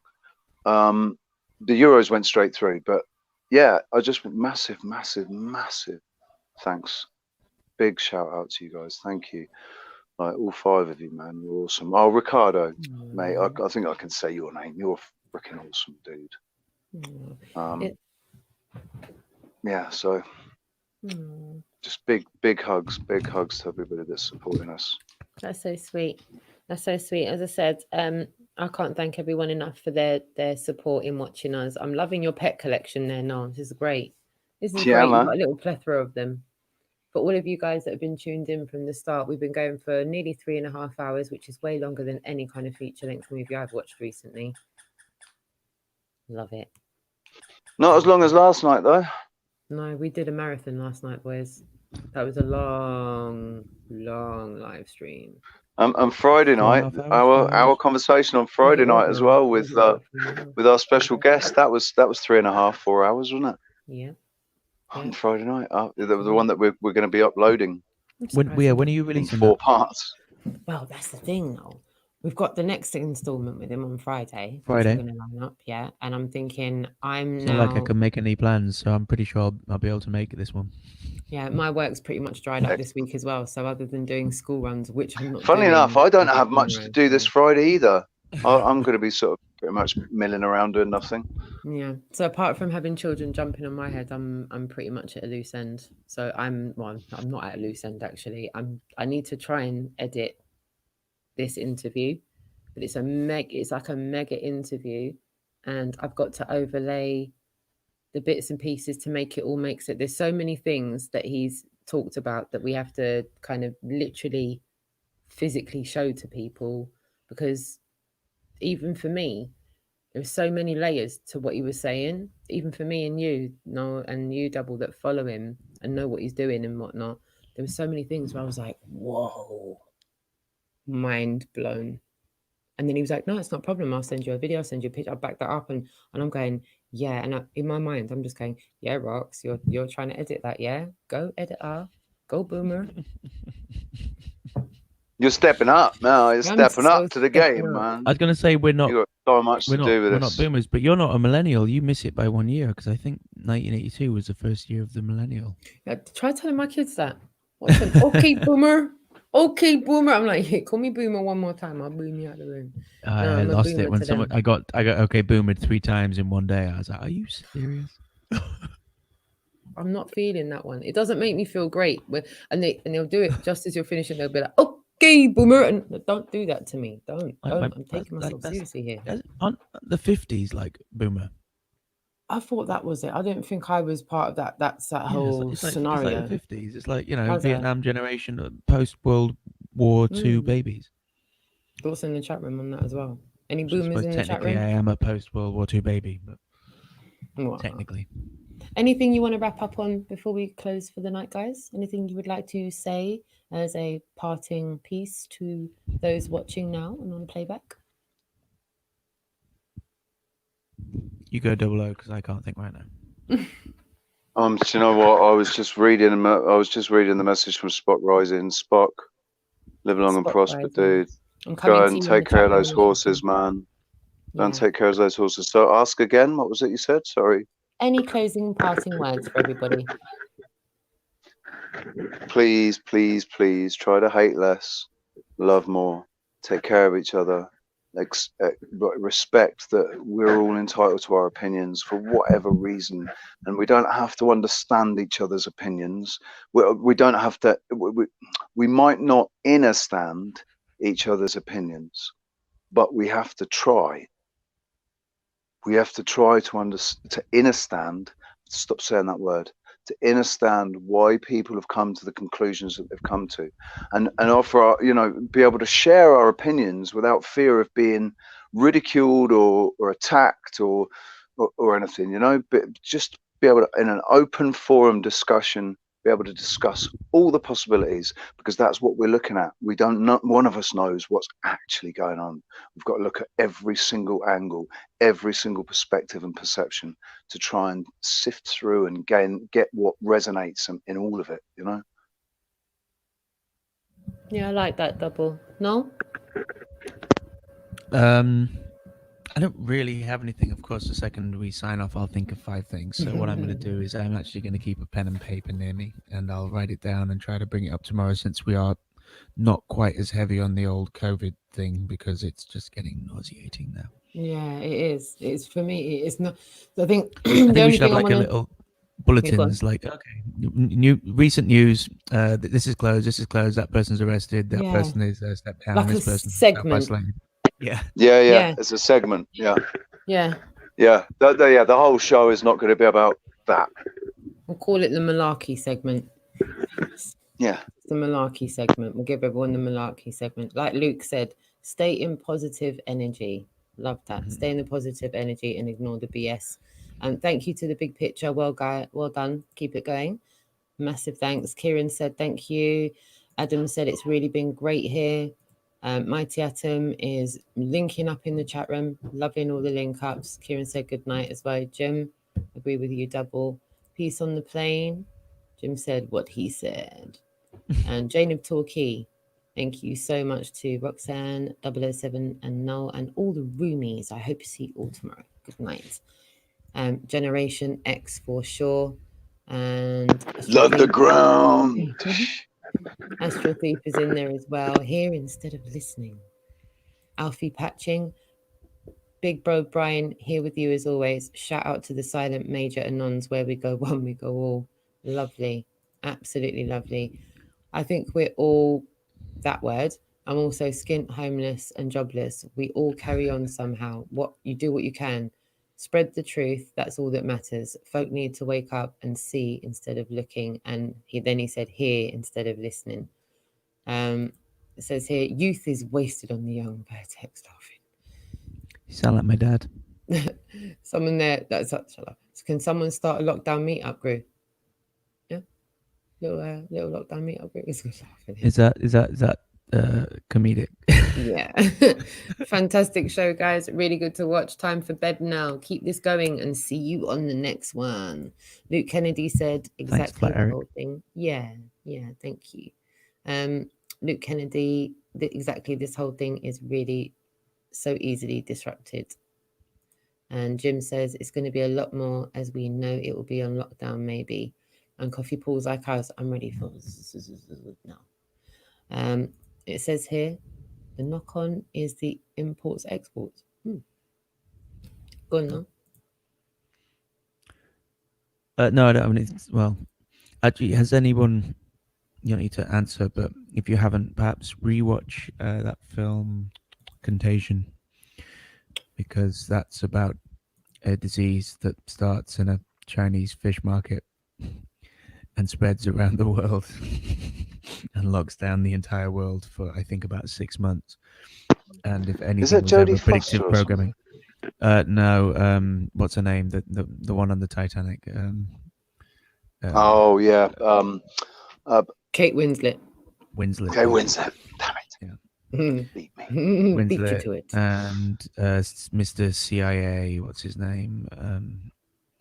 Bourne. Oh man, my brain does not. Jason Bourne. Yeah, Jason. Oh, Matt Damon. Matt Damon as well. Aww. No, shout out to you, my darling. I think we've done awesome tonight. We will be back tomorrow and we'll give you a malarkey segment. We'll bring you up to date with everything that's going on internationally. And then we'll talk about some more light and more proactive, positive things. Because I think we all need a bit of a breath of fresh air. And we do have a lot to say. You're looking into a lot. I'm looking into a lot. No, you're looking into a lot as well. And I think we should less than I ever have, because I'm just like, do you know what? I'm looking at less now. There's so much misinformation that I just like. I it's almost like all the water's poison, and I'm getting someone else to drink it for me, and drinking what they expel. I'm letting them do half the filtering because it's. I know that I become non-functional. You know, there's only so much brain power I have. You may have noticed my daughter is extremely hyperactive, so that uses most of it. Yeah, man. Well, you're doing a great job. I've got loads of bits and pieces I want to go through over the next few days. So if you guys would indulge me, I would be most grateful. As to get everyone's feedback on it would be awesome. And to everyone else in the chat room as well. Massive love to you all. Can I just say as well, Roxanne has been receiving quite a lot of, let's say, disparaging messages and stuff, and I feel bad because we're doing this together. Me and Roxanne are doing this together, and she's bearing the brunt of people that aren't agreeing with what we're saying or whatever. I am here to talk to. My email address is available. You can find me on Skype, and I'll be quite happy to discuss absolutely anything with anybody. So don't put it all on Roxanne. I know that her inbox has filled up. She's got thousands of emails to the Operation Realness, which is difficult for her to respond to. So if you want to start sending some of those emails my way, they might get, because Roxanne's got a lot more on her hands than I have. So I've got more time to respond to people. Nice one for that, Rich. Cheers, buddy. I appreciate that, man. Taking some of the load. I love you, man. I love you. Bro, man. Love you guys, man. I love you guys. Gonna make me cry, man. You feel the love in the room, everyone. Wow. Everyone in the chat room, Alfie, Mighty Atom, Coffee Paul, Stephen Watson. I can see you all there putting awesome comments in. Underground, Kieran Franey. I was made to love also in the chat room. And who else did I miss there? Tony Tiger as well in the chat room. Vertex still in the chat room. True Seeker, Ian Adams, Pat Riot, Colin Turner, Karen Tucci, Coffee Paul, Colin Turner. Oh, did you miss a notification? Gutted. That's been happening to me a lot as well. Oh, Joe Mama. No. Hey, someone sent you. Okay, you've just seen it. I can tell by your reaction. How do I make everyone know? Okay, Joe Mama, that's so lovely. Joe Mama said, "Love you, Rox." Scrolly thing. Yeah, I need to put it in the bar of the scrolly thing. I'm out here fighting for the good fight with you in the US. Let's keep moving on. Joe Mama, I hate to be the bearer of bad news. Joe Mama, you're awesome, man. I'm at loggerheads with Google and Google AdSense at the moment. I really need to put it in the ticker banner at the bottom. I did mention at the start. Please, everyone, stay well away from putting stuff into my PayPal just until I iron it out. I will inform everyone when to do that, but don't put anything in the super chat. Only via PayPal, which is in the description or the about. Dude, you do use PayPal. It's the other one. It's the YouTube one, doesn't Did work. I say it super the chat. wrong way around? Sorry. Yeah. Sorry. Yeah. Thank you. See, I'm even tired now. So let me just clarify that again. Thank you so much, darling. I use PayPal, Google AdSense, and that whole super chat thing has become a nightmare for me since I moved. I moved a couple of times through the GLOBALIST tour, and ever since then I've had to start to do sorts of madness with verifying my address and all sorts. And where I didn't change my bank address, it's just caused havoc. So you may ask why I didn't change my bank address. I do try. Honestly, I tried to do everything. There was insurance, car, doctors, you name it. I was on it, but obviously not on it quick enough because I changed one thing before another thing. And then, cut a long story short, I will let you all know as soon as I'm back up and running on the whole Google AdSense. And until then, can my mods just, until I sort out the graphics, if my mods can just periodically repeat to everyone in the chat room to not use the super chat, because I cannot turn it off. There's no option for me to turn it off. So if we could just have a perpetual disclaimer for everyone in the chat room to not use my super chat, because my hands are tied. I can't touch it. I can't get to it. I can't get it. I can't. You've got like a year's worth of money in there. It's not that much either. It's not that much, but you've got they haven't released the money for in there, and I can't get it. It's excruciating. There's still leftover money from the tour in there. There's recent super chats for me in there. It's like it's making me sick in my tummy as well. So maybe I should try and maybe I might make the watermark instead of the Really Woke Reports Live. Just no super chats. Super chats void, or put it at the bottom along there with everything. Put it in the bottom of the ticker tape, babe. Put the ticker tape. Change the hashtags. Put the hashtags in the description and put it in the ticker tape.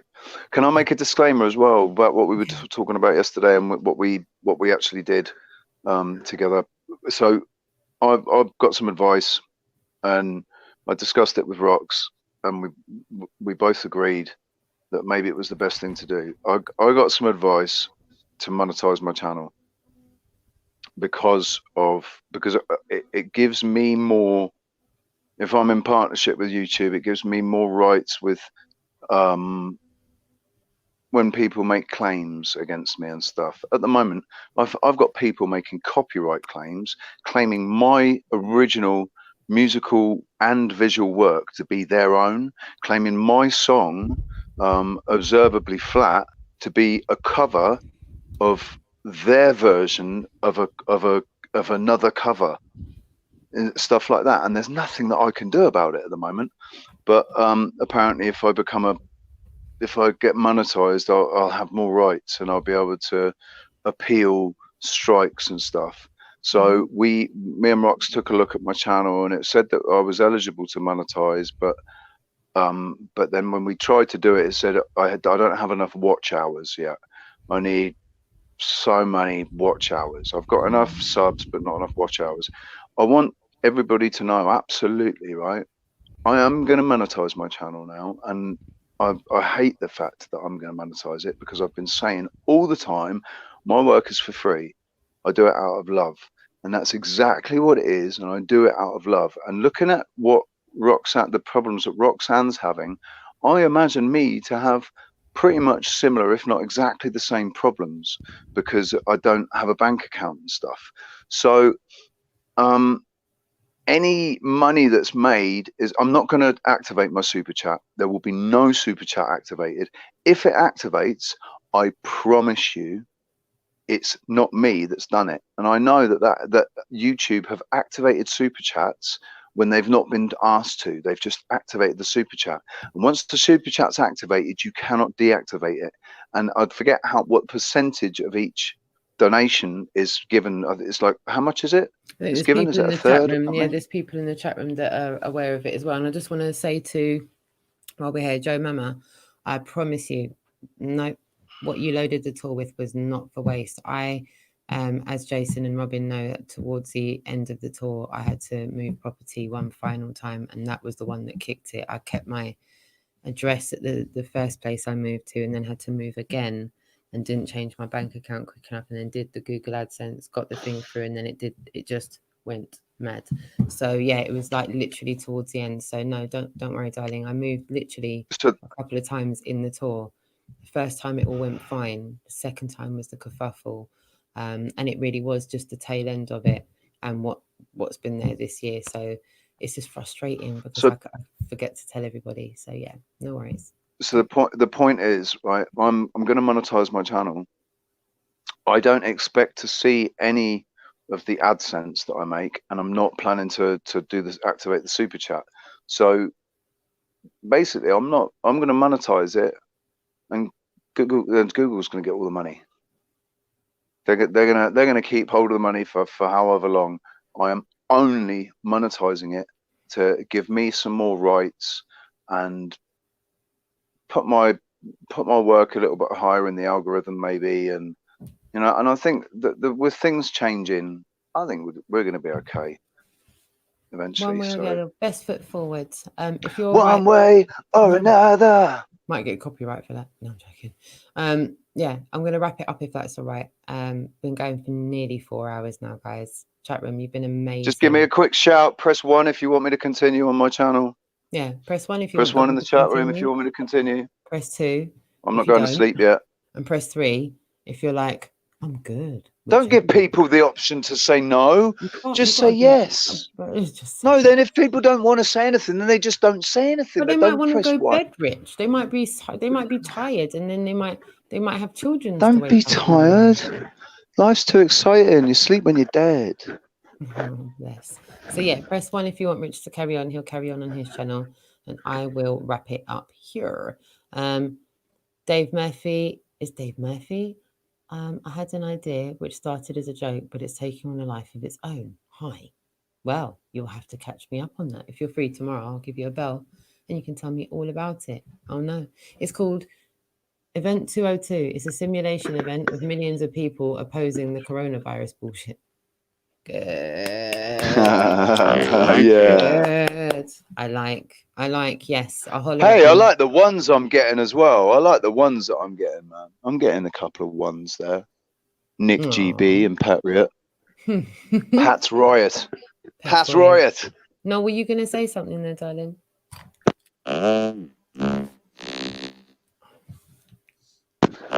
He's gone into funny mode. I've gone into funny mode, yeah. I would be too tempted. I would be too tempted. I'd be doing that throughout the whole show if I had a mic like that. I would not be able to stop myself. I am Stephen Hawking. Stephen Hawkins. I am still here, spreading the universe wide to millions. Yes! Yes! Oh, we could do a little skit with that, couldn't we? We could have you saying a couple of things that Stephen mate. Break. We could make just admit, Stephen, the great Stephen Hawkins, sir, could you just admit that Einstein was a bit of a fraud and that the Earth isn't a globe? If you want to believe anything from any scientist, the only one you should believe is Nikola Tesla. I am a fraud. Einstein married his cousin. Yes, that was a good way to end the night, guys. Oh, dude. No, you're a star. Thank you so much, my darlings. Guys in the chat room, we'll be back at about 7 o'clock-ish, 6:30 tomorrow. Might be a little bit later tomorrow because of the kids. But yeah, we'll be back on your screens tomorrow, 7:30 GMT, here on this channel and on 007's channel. No, if you'd oblige us and join us tomorrow, that'd be awesome. If you're free to, give us an up-to-date of what you're doing and where you're at, and we'll delve into some more rabbit holes. I've got some I want to delve into if you guys are up for it. Yeah? Yes. Always. Wait a minute. Hang on. Found it. Okay. Yeah. Cool. He's a funny one, this one. And I got drop lost a link, mate. Drop a link. All right, hold on. We're not going anywhere yet. Hold on. Wait, is that for now? Right, hold on. Just hold on, everybody. Adam, do you mean now? Hold on. Hold I on. will do that anyway. Yeah. Drop a Sorry. link. Drop a link. I would have thought he would have said for tomorrow if he meant tomorrow. So I'm assuming he means now. So I will happily do that unless I'm not looking at the right part. All right, I'm Skyping it to you now, Adam. I have so many toys here. Do you know what? Do you know what? Do you know what? Do you know what? I bought back my speaker, my desk with effects on it, my Sennheiser radio wireless microphone. I bought it all back. It's all in the back of my car, man. I'm going to get it all set up tomorrow and you're in for a treat now. Love it. Yep. Okay. What? Yep. I've just sent it, Adam. I've sent you the link. We've got our extremely expert panel guest, the Adam Meakin, who's just requested a link. I've sent him the link. We are just waiting for him to wing his way into the studio, and we'll add him for you right now. Hello, Mr. Meakin. Oh, so we're not closing down. Oh, We're not closing down. We, no, mate, I wasn't. Do a lock-in. I wasn't. Here now. This one was. This one here, she was. I think this guy here, I think he wants to go to bed as well. Come on, you have your say. We've been talking all night, Adam. What do you want to say? Look, it's been a mad one for me. I told you it was going to be mad today, didn't I? So yeah. I've been on it all over with work. I had a quick chat with Ranty, dropped in there, and I didn't even realise you were going. So I seen you was live, so I've just come over. Cheers, darling. And just to say hello and just to tell you, I would just like to let you know what a crazy day it was. Please do indulge us. Look, I've sold out of soap today. Have you? Well, Have liquid you, really? soap. So hand gels went last week, and today liquid soap went. People were getting aggressive for paracetamol, which was very interesting. I had to ask a number of people to leave. Okay. Adam, already I feel a bit consoled by you already, Adam. And please do go on. But I'm just now that you've said that, I feel I've got enough guts to say what I said to Rich offline and Shane offline. After all the videos were done and dusted, see the little medical bit inside Sainsbury's? Me and the kids went through there, and that's when it got distressing. People were like being bang out of order to each other, and there was like elderly people that were getting caught up in the crossfire, and people didn't give a damn at them. They really didn't give a damn. It was like it was like raw what was going on. And when I saw my kids welling up, that was enough for me. And I see the old granny with a little bloody ankle because she'd been cuffed by one of the trolleys, but rammed. Like, it was not nice. So to just hear you saying that makes me feel so not on my own with what I visually and verbally heard today. That can't have been nice for you, Adam. No, I had to ask people to leave. That you need to find yourself another chemist. That behaviour is not acceptable. Yeah. Shouting and screaming at my staff. I showed you the pictures. Yeah. Like comfort there with the face mask on. So there was one incident where a gent's come in and he's just raging. He just wants paracetamol. And as we always check, with children, it's important which strength to give. And he doesn't give a flying fudge. All he's heard is I can't get it straight away, and starts shouting it. I've then come to the counter. He's got very aggressive with me, demanding it. I want it now. And that's when I've said, look, mate, we've got enough on. I'm not dealing with this. Go and find yourself another chemist. He's then left, slammed the door so hard it's knocked into the fixtures and fittings and knocked all the stock off the shelves. Sat outside revving his engine, swearing and shouting. I could see him on the phone.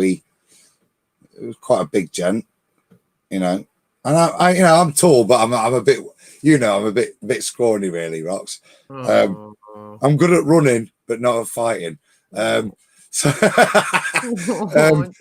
But more importantly, we've got staff in there, and already today we've had that I'll balance that with the number of conversations I've had to say, look, no, you can only have one packet of paracetamol. Come and see me next week if you need some more. Yeah. I won't let you down. I'm doing my best, and please let me look after as many people as I can and make sure. And at this point, we're not really dealing with the virus as in COVID-19, where I've had a conversation with NHS England today, and as I said, the reality is we've stopped dealing with COVID-19 right now. We're now dealing with a virus, a fear virus, particularly among the elderly and vulnerable, and that's what we're being asked to react to, not actually anything to do with the virus itself. That's what society is dealing with right now, and it's starting to become apparent, and this is where we need to start to show our humanity to each other and our respect for each other, and not just our demands that we want for ourselves. Yeah, exactly. You said something very poignant when I first spoke to you about this. That first day you communicated that. You said something about being on the front line. That you mentioned that, you know, when other people are told to stay at home, you'll be expected to still go to work. And I'm glad I did put the COVID-19 thing in a box, because whether there's any validity to that at all, you're going to be expected to deal with this type of behavior right up in your face, Adam. You get to, obviously, I'm a superintendent pharmacist. I've not lost my shop. I've got lots of other practices to be concerned about, and one of the things you've got to think about is, you know, this the talk of, you know, day one this week. I've seen that. Where else is it going off? As things and supplies get worse, and they are going to, you know, I'm out. I'm trying to acquire stock. I'm being promised stock, but you know, that's not anything solid. I can't make promises to my patients. That still promises goes to with customers. what the supermarkets are saying, Adam. The supermarkets are saying. Well, exactly that's a big difference. Promises to customers and promises to patients are two very, very different things. Rox. And I'm talking to patients, so I can't promise anything because I ain't got it myself yet. I can't promise I've got you covered.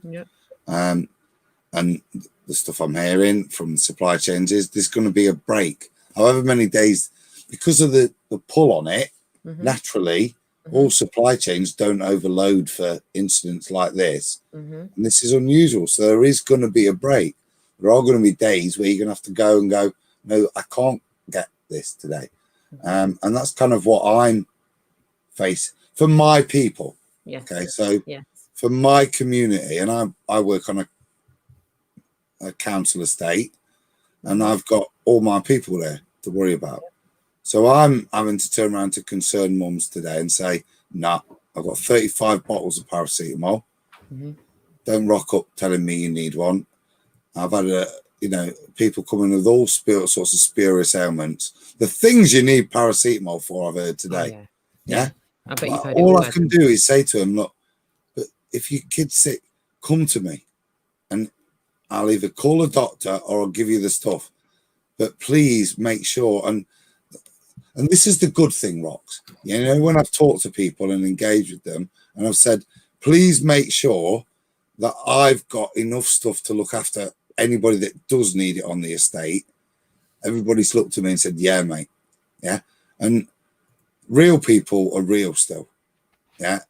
I don't know what NPCs are out there, what I've encountered today, but I say I've had the odd one or two, and there's going to be problems. But you know what? The majority of people realise, as we hope for, we're in this together, and it's an opportunity for us to show. What you just said there really resonates with the whole that we are going to come across these certain characters that are like genuinely agitative, kind of conscientious objector type of people.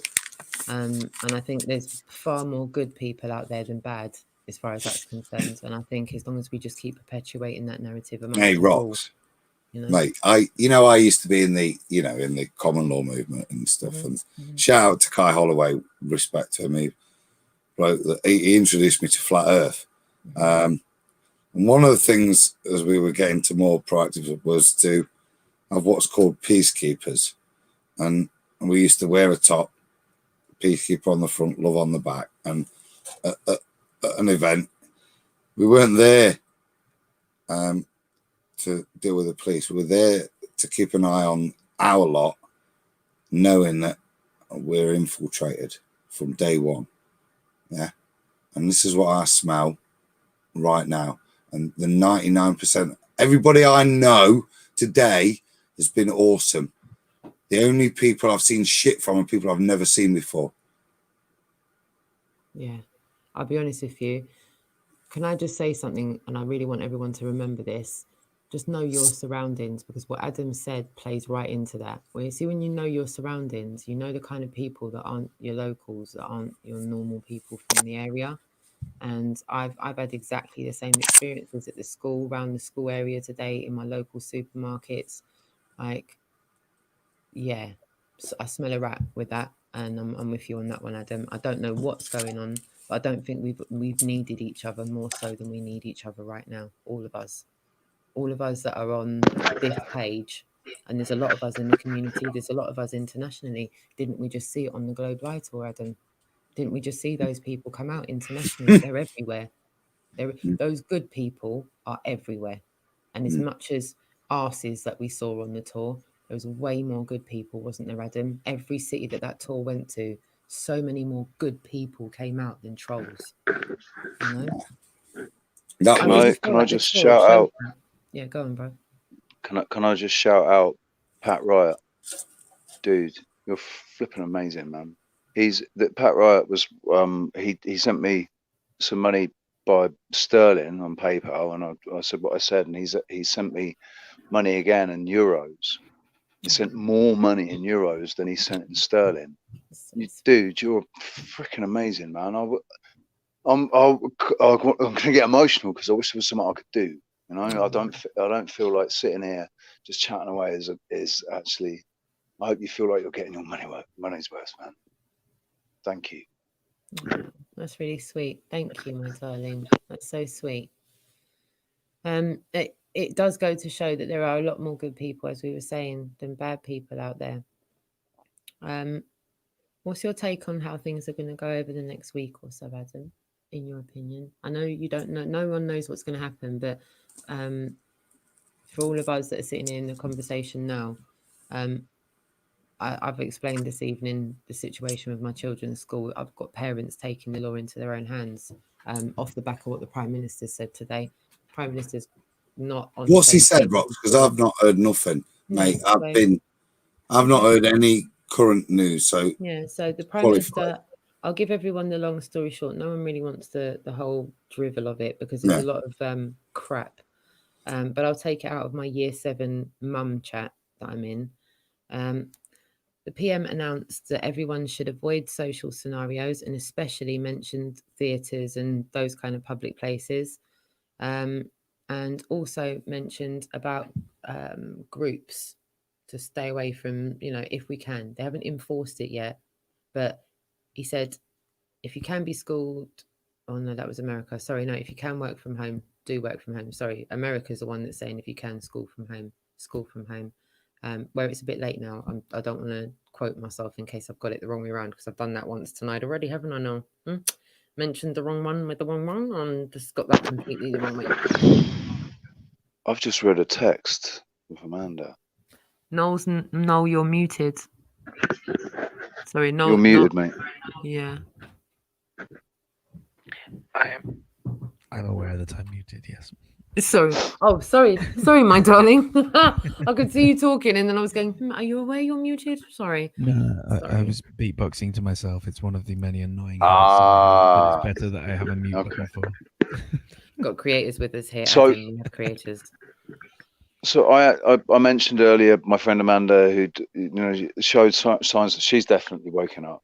Mm-hmm. She sent me another message tonight, just saying, "You okay, babe? Didn't move till 3 p.m, so I've been cleaning. Still got loads to do. Staying at a friend's tonight, who called me earlier, said he was not well, having problems breathing. That's what this thing is. COVID-19 is a respiratory thing. So that's the first thing that came into my mind when she said that. Because he's looking after her dog Simba. Mm-hmm. So she's going to take Simba back for a couple of days till he's better, and so she's just invited me over tomorrow for she's going to do mincemeat with carrot, peas, and mash and gravy. if she can get some onions. She's gonna cook me lunch tomorrow. Lovely. If I can go over there, I think we can still. I don't know. It says that we can still visit. It says we can visit elderly. She's in her 50s. See how that goes. See how it goes. I'm not saying people in their 50s are elderly. Anyway, yeah. So well, see how it goes with her friend, isn't it? See what happens there if he's having trouble breathing.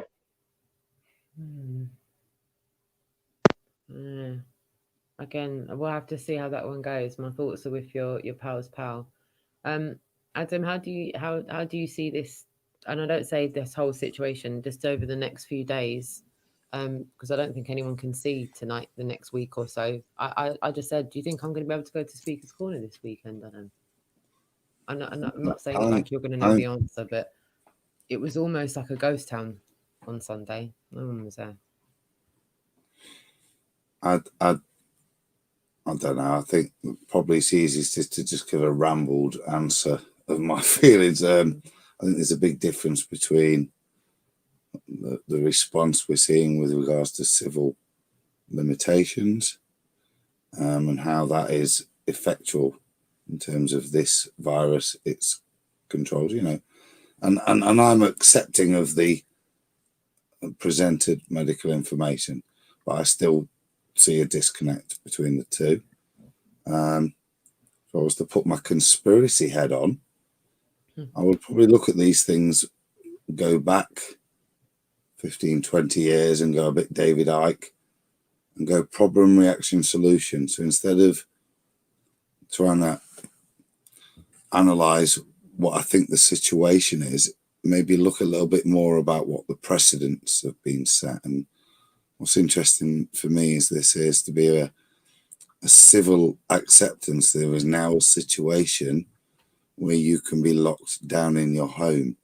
There is legal precedents in European states, not yet in the UK for it to occur yet, but certainly it's occurred across other countries across the European Union. These are now precedents in law. These, I assume, may need the same level of spurious evidence to be reenacted again.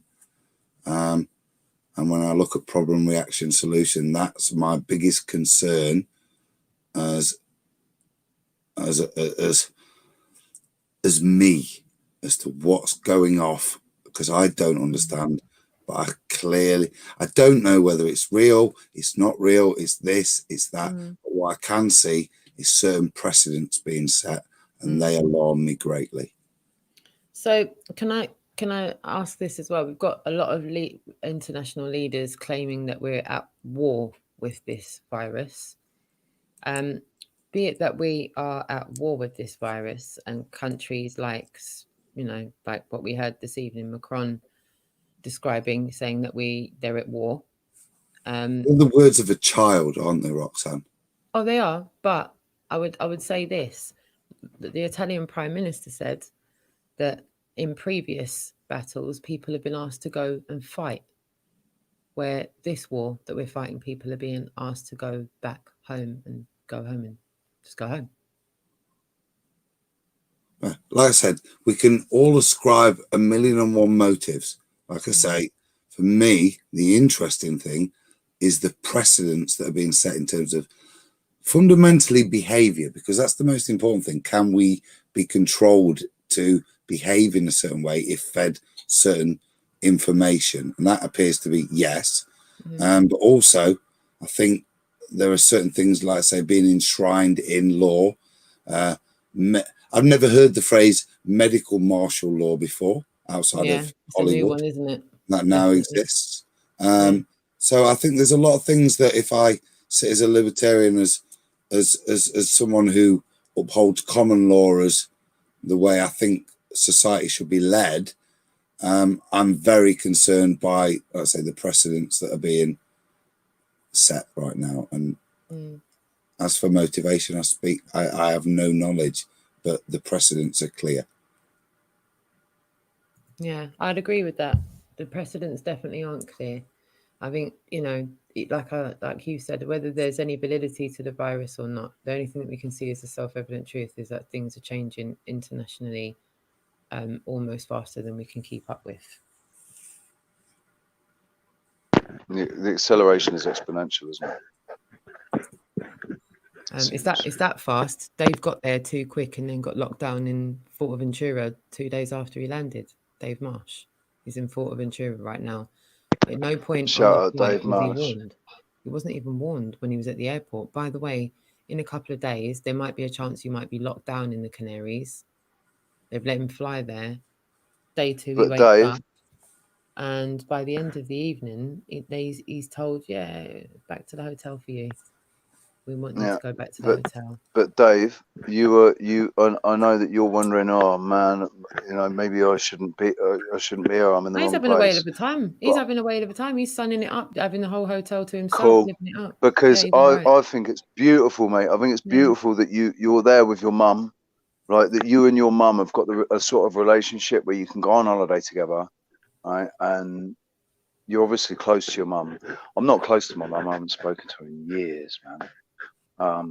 So I think that's awesome. And honestly, because I felt like I was brought to the Canary Islands, I feel like the Canary Islands are a safe place. That's one of the reasons why I was kind of brought here, because they're a safe place. So it's all good, mate. Yeah. One of the last refuges of Atlantis, the Canaries. Yeah, no, I think we should be optimistic as much as we can about the situation, as well as being realistic. But I think there is a lot of optimism to be had here, because like I said, if we're at war with something and everyone's being asked to go home, I think something has to be said for that. If people are being removed off the streets, it's probably for our own good, if I'm being honest. Wouldn't you much rather, right, that we're at war, get off the streets, please just get off the streets, rather than bombs going off and you having to go into bomb shelters and called up to fight. It's like inscripted to fight. It's like we're not getting asked. I really feel like this. Yeah, this is like they know this is their battle, and they want us off the streets for it. Feels like a bribery to me. I've not heard that statement, but that it's kind of like a false dichotomy that you presented. Do you want to fight on the battlefield or rest in your home? And obviously, given that two choices, you're obviously going to choose the latter. But it is a false dichotomy because the paradigm in of itself isn't real. That's the issue. But what if we, as humans, don't know the enemy we're fighting, Adam? What if mate, all I know is we're being lied to at every single point. Yeah. Whether it's this, as much as it might resonate with us, those things, actually, if we analyze the words, where's the truth in any of the shit we're being fed? There's very little actual solid truth. And that for me is the only point of fear that's in my, for want of a better phrase, in my life. It's actually, for the first time for a while, I ain't got a fudging clue what's going on. When I investigated flat Earth, it didn't take me long to realize it was flat. Yeah. As for this, even with all my geeky medical shit, I still haven't got a clue what's the game plan, because it stinks. And yeah, sorry, Dubs. Go on, bro. Oh shit. Agree, absolutely. I think I forgot what I was going to fucking say. What do you like? Give me a second, because it was important. It was important. It was important. What did you just start off saying? It could have been out. Crap. I've had a long day. It's late, and I do appreciate you coming on, Adam. Yeah, well, it was literally just to give you an update, just to let you know what it was. Oh, I remember. Right. Okay. Now, we all accept that we've been programmed, yeah? One way or another, throughout our lives, we've been programmed. And one of the things that me and Rox were discussing in one of our many discussions was, I said to her, Rox, I'm a bit of a rebel. Have I actually been programmed? to be this way? And who was I programmed by to be this way? If you know, and then I think about all the films that I've watched, and all the all of the fictional stuff that's been put forward by Hollywood and the media and whatever, and all of the protagonists, I always identify with the main protagonist, and quite often the main protagonist is a bit of a, you know, a ne'er-do-well kind of rebel. I'm always identifying with the one fighting against the system, and you know, the one that's fighting for freedom, the hero, and that's always that's me. So we've got to this stage now where it's like, all of my instincts are saying to me, well, not all of my instincts. No, not all of my instincts. That's the thing, right? Oh God, no. My programming is telling me, you gotta fight this, man. You gotta fight this. They're trying to put the boot down. You gotta stand up and fight. Don't let them take control, right?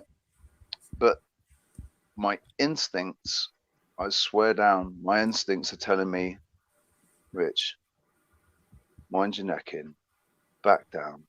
This is not a fight that you can fight. This is not a fight that I can fight. I don't have the weaponry. I don't have the training. It's what am I going to do? Go out there and get killed? That's what's going to happen. As much as I want to be a hero, they have spent the last who knows how long preparing themselves to fight against the wannabe heroes. And they've been programming, in my opinion, everybody to try and be a hero. Because they want us to fight. They want us to fight. What's fighting? Well, fighting is actually could be civil disobedience, isn't it? I am fighting, but I'm doing it in a passive way. Fighting. I'm not getting. The best way we can fight against them is to show love to each other. So when I saw and unity, Sheila walk in today, who's 78 years old, a sister who's housebound, rocking to get a prescription. I tore a strip off her. I've known her for the best part of 20 years, and I kicked her ass for walking in my shop.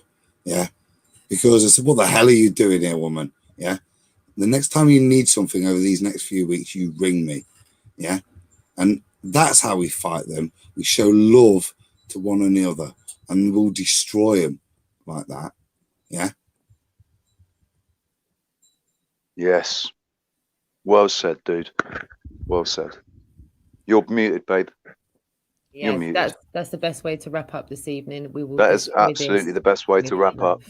Yeah, big time. Adam, my darling, Noel, sweetheart, thank you so much, guys, for being here with us tonight. Good night. Bless you, sweetheart. Double. Thank you so much, darling, and everyone in the chat room, to each and every one of you for all of the amazing interactions you're all having in the chat room. We can't thank you enough for taking the time to be with us here for Really Woke Reports Live with myself, Roxanne the GLOBALIST. I'm going to continue. If you want to come over to my channel, I'm going to continue live after this. So just look out on my channel and I'll go live, because I've got a couple of things I want to carry on discussing. I got 15 minutes in me, Rich. You don't have to stay, man. But we're going to talk a little bit about finances. I want to say hello to Noel. All I ever see him is they're like, looking cool. He's always really quiet, and he looks just too cool for school, man. Well, we will be back tomorrow with you all in the chat room and all of you watching at 7:30. Thank you all so much for being here with us. We shall see you tomorrow. Remember,